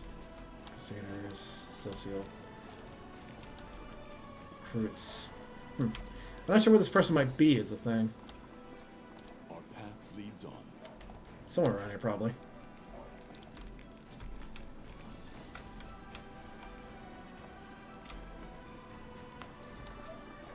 Alright, there's Darren. I need to talk to him. I'd love to visit Heaven's Edge and see the Erranday Estate someday. Oh, I was just about to mention it myself. I've been thinking, now that I'm in the middle of this whole crusade nonsense, I simply must devise new ways to have fun. With all recent commotion, my bird to completely slip my mind. What if we were to celebrate it at Heaven's Edge? It's not far from here. You get to enjoy a banquet in a bona fide haunted house. Darren seems to have trouble getting the words out, which clearly indicates how rarely he has to ask for anything. Since you're my superior, and I'm your advisor, I'm obliged to ask your permission to leave for the festivities. And I want to invite you, too. I'm sure the commander could free up an afternoon while the soldiers are on leave. Alright, deal. Perfect, you'll have a ball, I'm sure of it. Something strange flickers in Darren's smile. There she go, goodbye. Alright then. The last thing that I need to do is just leave the campsite. I'll just curl at everybody else.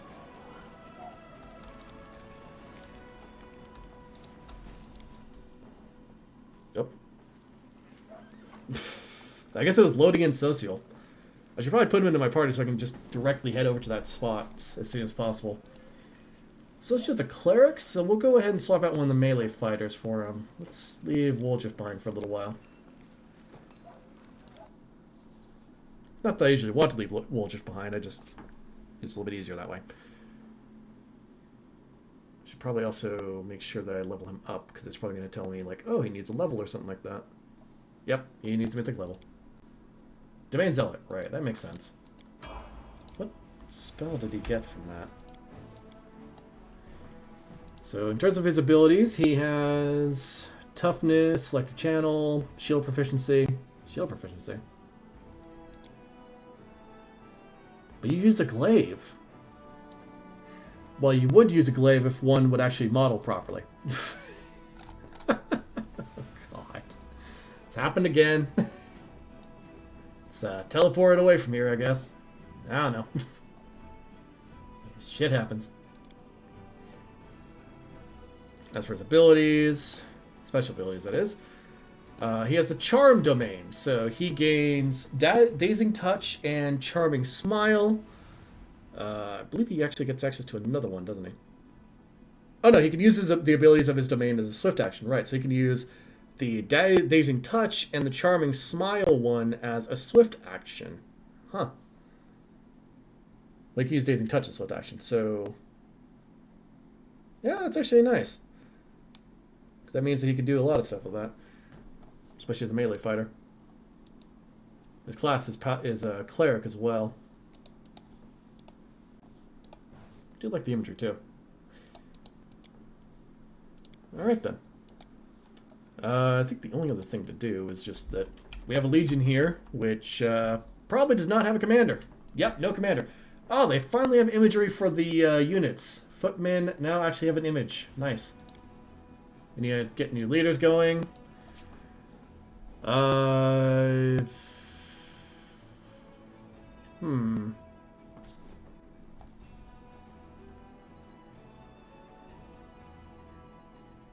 let's go with him.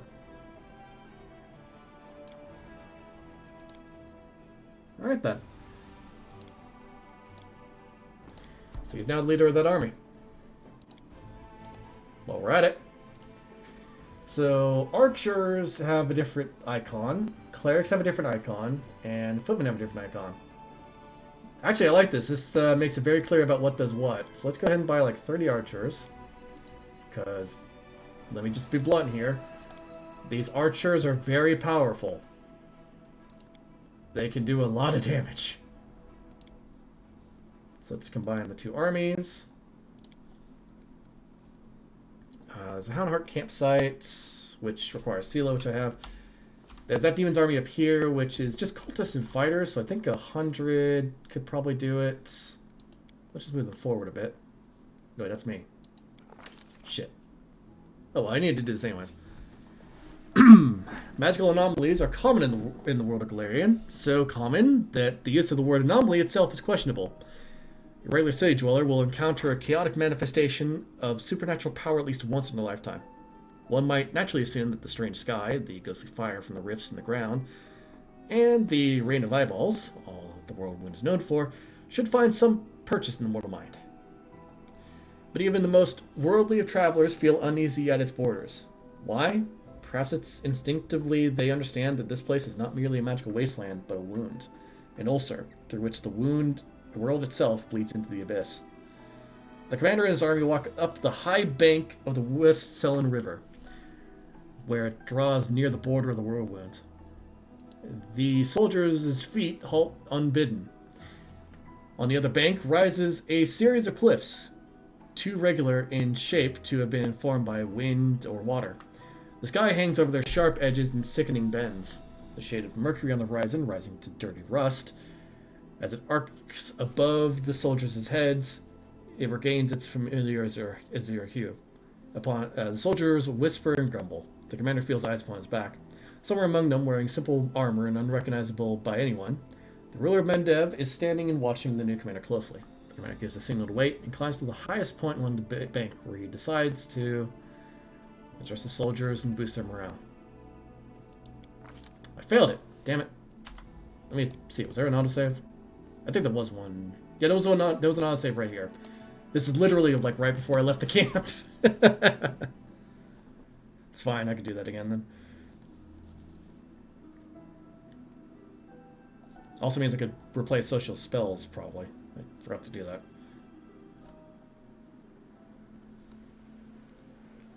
Yeah, it gives me a chance to replace social spells.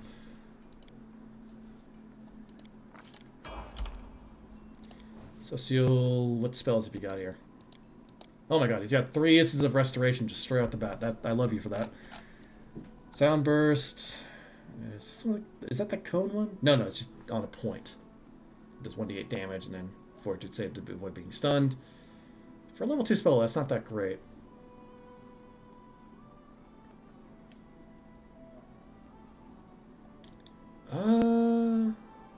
Fear and Death effects. Healing and... Okay, I see what that does. Aid. Bull Strength. Grace. Aid's a minute level. Protection from Evil Commune. Oh, he's already got that one picked. Protection from Alignment Communal. Paralysis. Wisdom. Grace. Grace is one of the spells that's useful because it allows you to avoid taking attacks of opportunity. Bull Strength, Eagle Splendor, Owl's Wisdom. Eagle Splendor is a charisma bonus. Actually, I should pick this one because this one actually works on paladins, funnily enough. It would make Jaral's abilities go from being a base +3 to a +5 whenever he smites. It's a really good thing. Surprised that Social doesn't have that much charisma, though. Then again, I guess that kind of makes sense. One use to Dispel Magic is probably handy, and then he's got 3 uses of Prayer. I could probably swap out a Prayer. God. Is there anything I should swap out Prayer for? I like how he has access to Contagion, just, you know, randomly. Magical Vestment is decent. Remove Curse. Protection from Energy. Protection from Energy is actually probably the one I want to go for. No, Resist Energy Communal. That's actually the one, yeah. Because that reduces damage from a certain type, and that can be very handy in certain situations. These are pretty good. Bless and Unbreakable Heart are pretty good. He's also got Hypnotism selected, which is odd. Well, then again, the only other one is protection from evil, which, yeah, we already have communal, which lasts for 1 minute. Actually, you know what? Maybe I should just swap that out for that. All right, that'll do the trick. Let's try that diplomacy test again. I'm also gonna have to do the army thing again. God damn it. Oh well, that happens. Is what you get when you don't prepare properly. Okay, so new people here. Potions training? Yeah. We'll go with Mr. Pathfinder here. Maringar Viviren. Oh, they gave him names too, actually. I didn't notice that. White Nisa, Farquist Darn, Agenbald. I imagine that these characters could be selected from multiple different armies too. Higher. Alright. Oh, actually, there was something I noticed at the top up there. So, army size description, power, defense, and attack. And then infirmary. Huh. Infirmary list is 500. He's also got energy 20 and 20, which is basically how he casts spells. Interesting.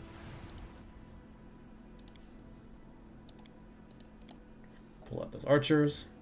Send Legion 2 up to meet Legion 1. Combine them, and then progress forward. Do that. Okay. Now we hit the save button. So I don't have to do the usual thing again. Somebody's on the road. There we go. Establishing a rapport with his troops is yet another battle that the leader must face. Through the subtle alchemy of words, one can win trust and raise morale, or lose face and authority. Addressing the army on the border of the Whirlwind, the commander seeks to establish himself as a military leader on this new battleground. And his efforts prove fruitful. The soldiers listen dutifully, smiles appearing on their faces. Someone in the ranks jokes that the demons are growing tired of them, of waiting for them. The army keeps moving.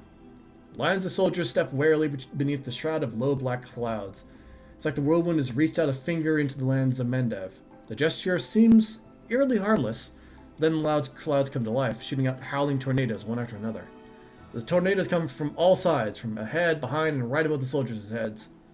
The power of the elements on one side of the scales, the soldiers' faith and inspiration on the other. It's plain to see which is greater.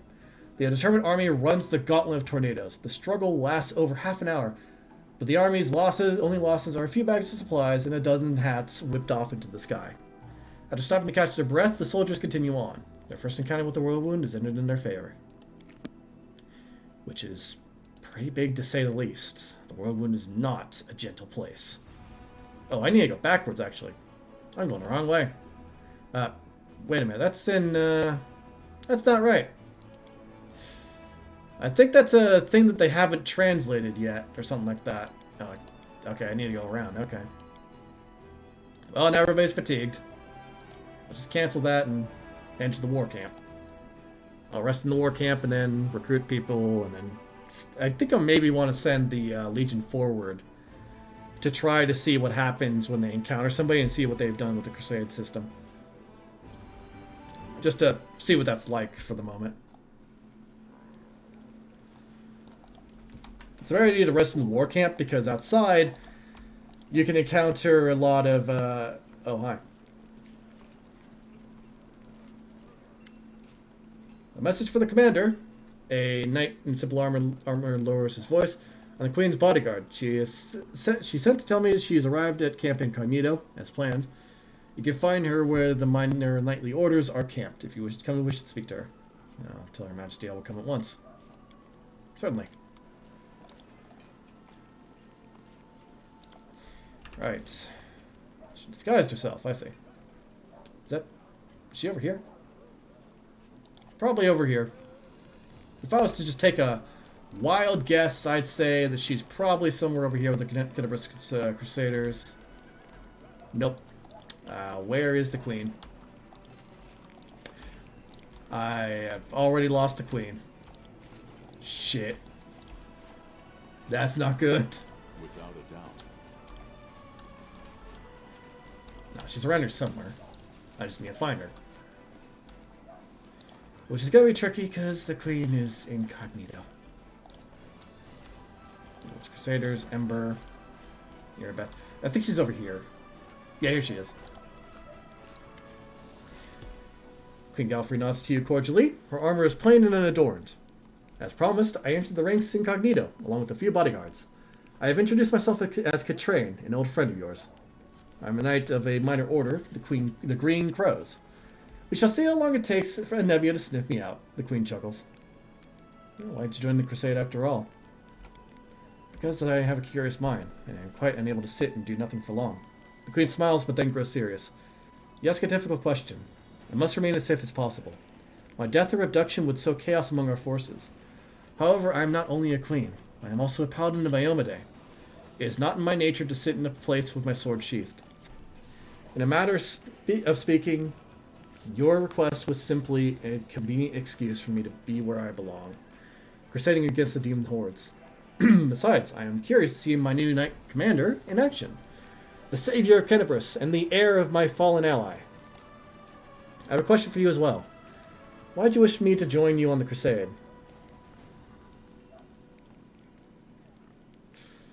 This is a tough one to answer.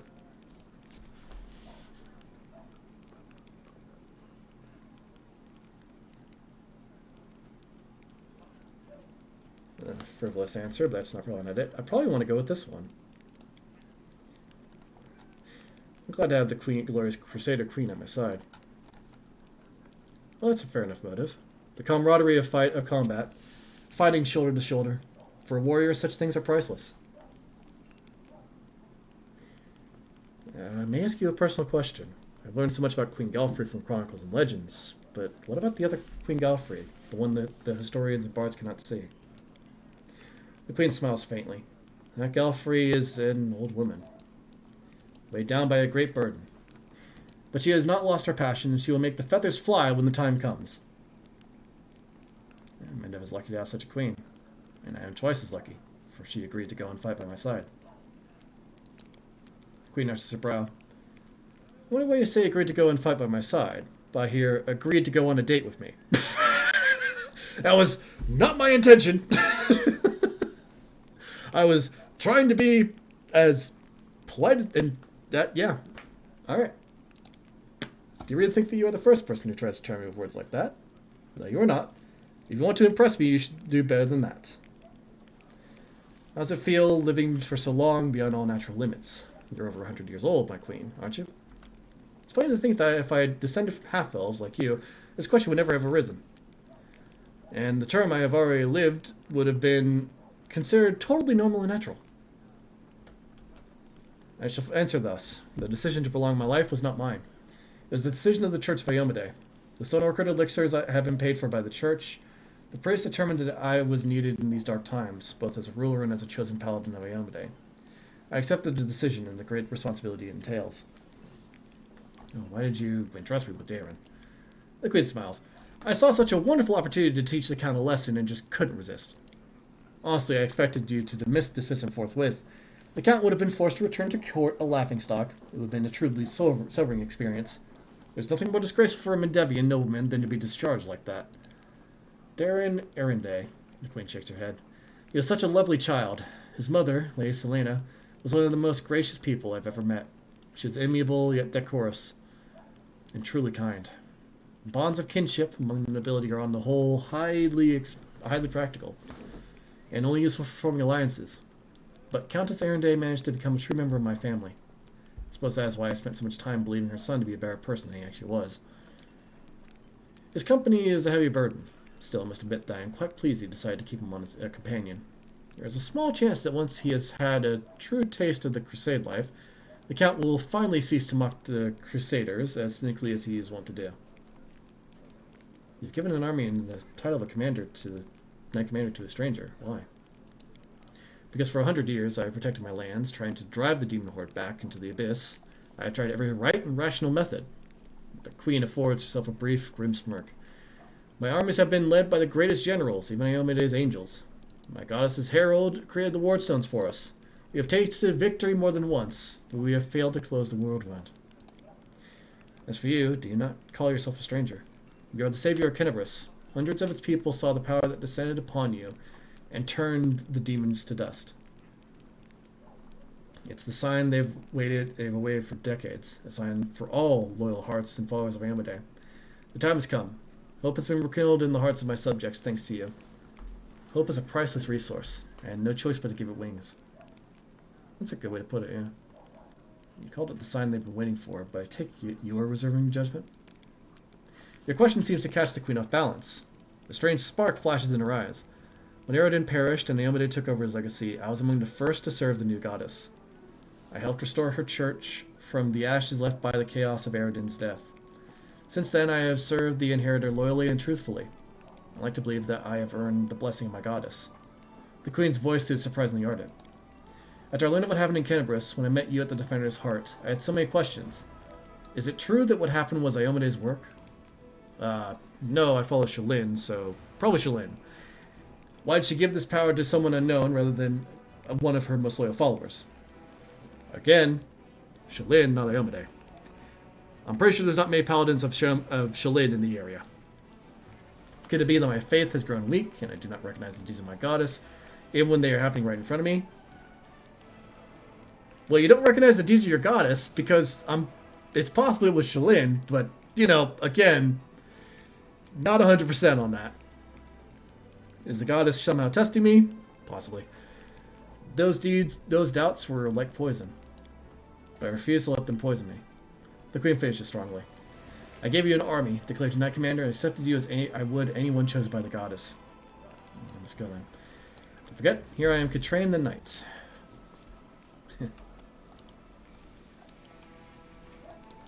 Gotta be very cautious when you're trying to flirt with her, apparently. Oh, where am I going? I need to go back to the tent. You can actually seduce Queen Galfrey, by the way. That is actually a thing you could do in this game. Might try that at some point. That'll be interesting. Let's get a rest for the night. That way I get all my... Oh, did I level up again? Rest took less than an hour. What? Oh, is it because I wasn't leveled up fully? Okay. That and that. I have an Mercy now. Yay. I took Fatigued last time. Let's go with... I don't know. That requires Shaken. That requires Sicken. Poisoned, stunned.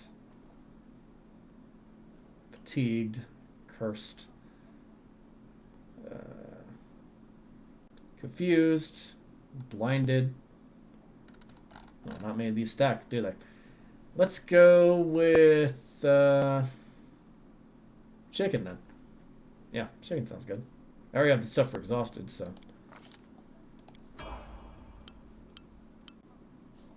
Don't know what happened there. Let's rest for a little while. There we go. Now it took a full day.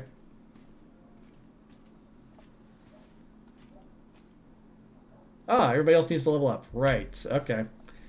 Did I gain new spells? No, I did not. So I got Prayer, and that's it. He got... Burning Arc and Cat's Grace. Good ones. Nothing new for her, it seems. Don't know why Social hasn't leveled up. Then again, I guess he was already level 6, so... Fireball and Haste, alright.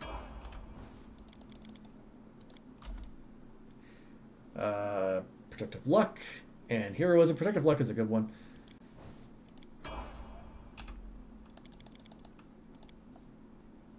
Many Shots.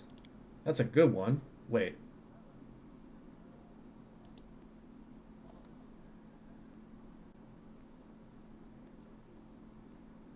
Hold on. You can't use that, can you?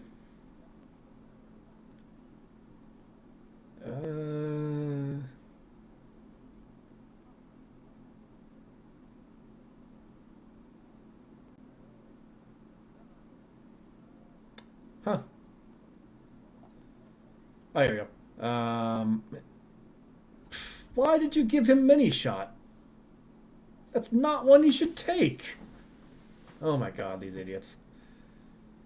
Yeah, it's probably a better idea to pick up Combat Mobility. Yes. I'm fine with that. Do not give him Many Shot. Many Shot does not do anything for him. I don't know why they decided to do that. Like, to explain this here really quickly. He gains access to one of the feat in this list, apparently, and he's already got point-blank shot, precise shot, combat reflexes, and deflect arrows, right? Point-blank shot, precise shot, combat reflexes, deflect... Wait, does he... There's nothing in here that would allow him to attack at close range, but that's the problem here. The reason I'm taking this one is because there's nothing else really that's good for him to pick, I guess. I could go with improved precise shot, where they ignore concealment. Actually, that's good, because then, yeah, no. Blur and everything else like that does not count against it. Right. Yeah, that's actually good. It's really good stuff. I need to check my thing, see how far I am on the... I'm slightly going towards neutral good. This is a bit of a concern, but I think we'll be fine. Yeah, let me just... Oh, right, I need to level up your animal companion now. Not that there's too much to level up this time. It's level 6. One more level and it gets access to a large number of stuff, including the ability to be large. You get an extra spell slot. That's about it. Okay. I might as well add Burning Arc. It's fine, man. Oh god, you have a lot of spells in you. Well, I'm not taking you at the moment, so that's fine. I'll just add some stuff in for you. Probably some more Cure Light Wounds. Doom? No. Protective Alignment? Maybe. Large Person? Yeah. No, I can't do that. Alright. Remove Fear actually might be a decent one, but no. No, we already have some stuff for that. Entangle? Cause Fear? Burning Hand spells. Sounds good. Well, Burning Hands and 1 Bless. That's good. And then... a couple of Restoration spells is always a good idea, along with Cure Moderate Wounds. Delete Poison is only on 1 target. If it's multiple now, it'd be better. Bark Skin. There we go. Communal. Magical Investment, apparently. Soothing Mud is actually a great one. I'm going to take 2 of those. No, wait. Nope, just 1. Just 1 of those. Reason being is that it can heal ability damage on everybody. Call Lightning for sure. That's a great spell. And Cure Serious Wounds. Don't need to level you up or do anything there. You definitely need something again. Haste spells. Please.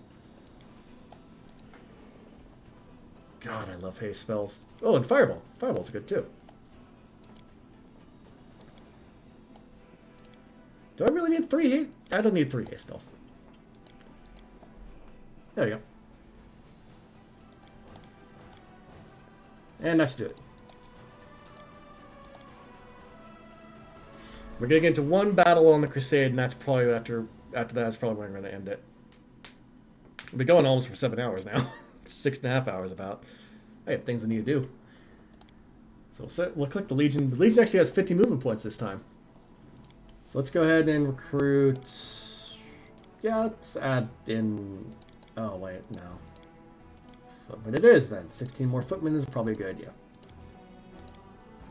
Now I'll spend some time on my own increasing the size of this army. Boom. Legion 1, off to war you go. Let's see if they can't handle this demon's army.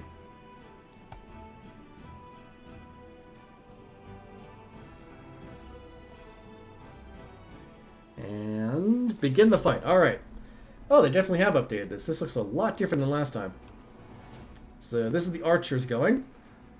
Ooh, they added in custom skins and stuff like that for everybody. Nice. I can't target him? Okay. I'll just target this guy then. Good hit. Oh, and they added like little cultist like things to that. Oh, I like that. That's good. It's actually really good.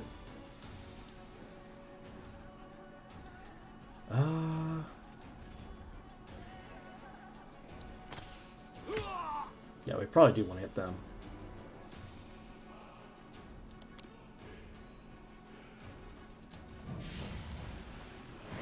Yep, everybody's been hit there. They've been hit with bless now, so let's just do a bit of a smack here. Oh god. It's fine. It'll be okay.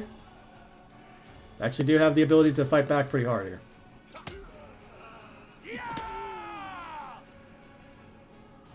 Just kill that guy. Yeah, we're just gonna lose some archers here. That's kind of how that goes, I guess.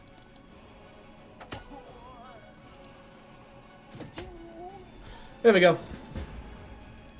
Okay, so we actually do resurrect the... Oh, that's what the infirmary is for. Oh my goodness, I get it now. The infirmary keeps resurrect. That's so much better. Oh my goodness. Okay. So this was a problem in the last time I played this.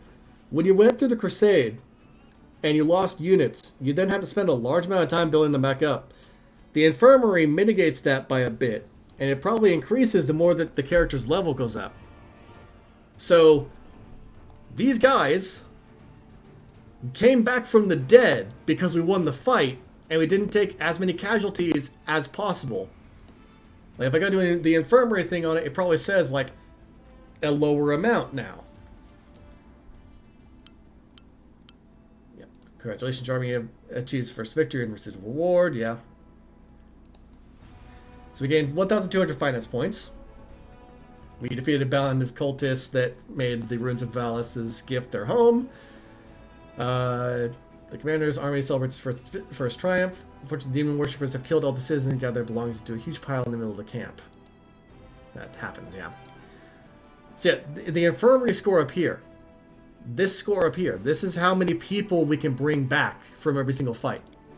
And that probably goes up over time. But the major point is just that you can resurrect units now. Mean that you don't immediately lose your entire army if a fight goes poorly for you.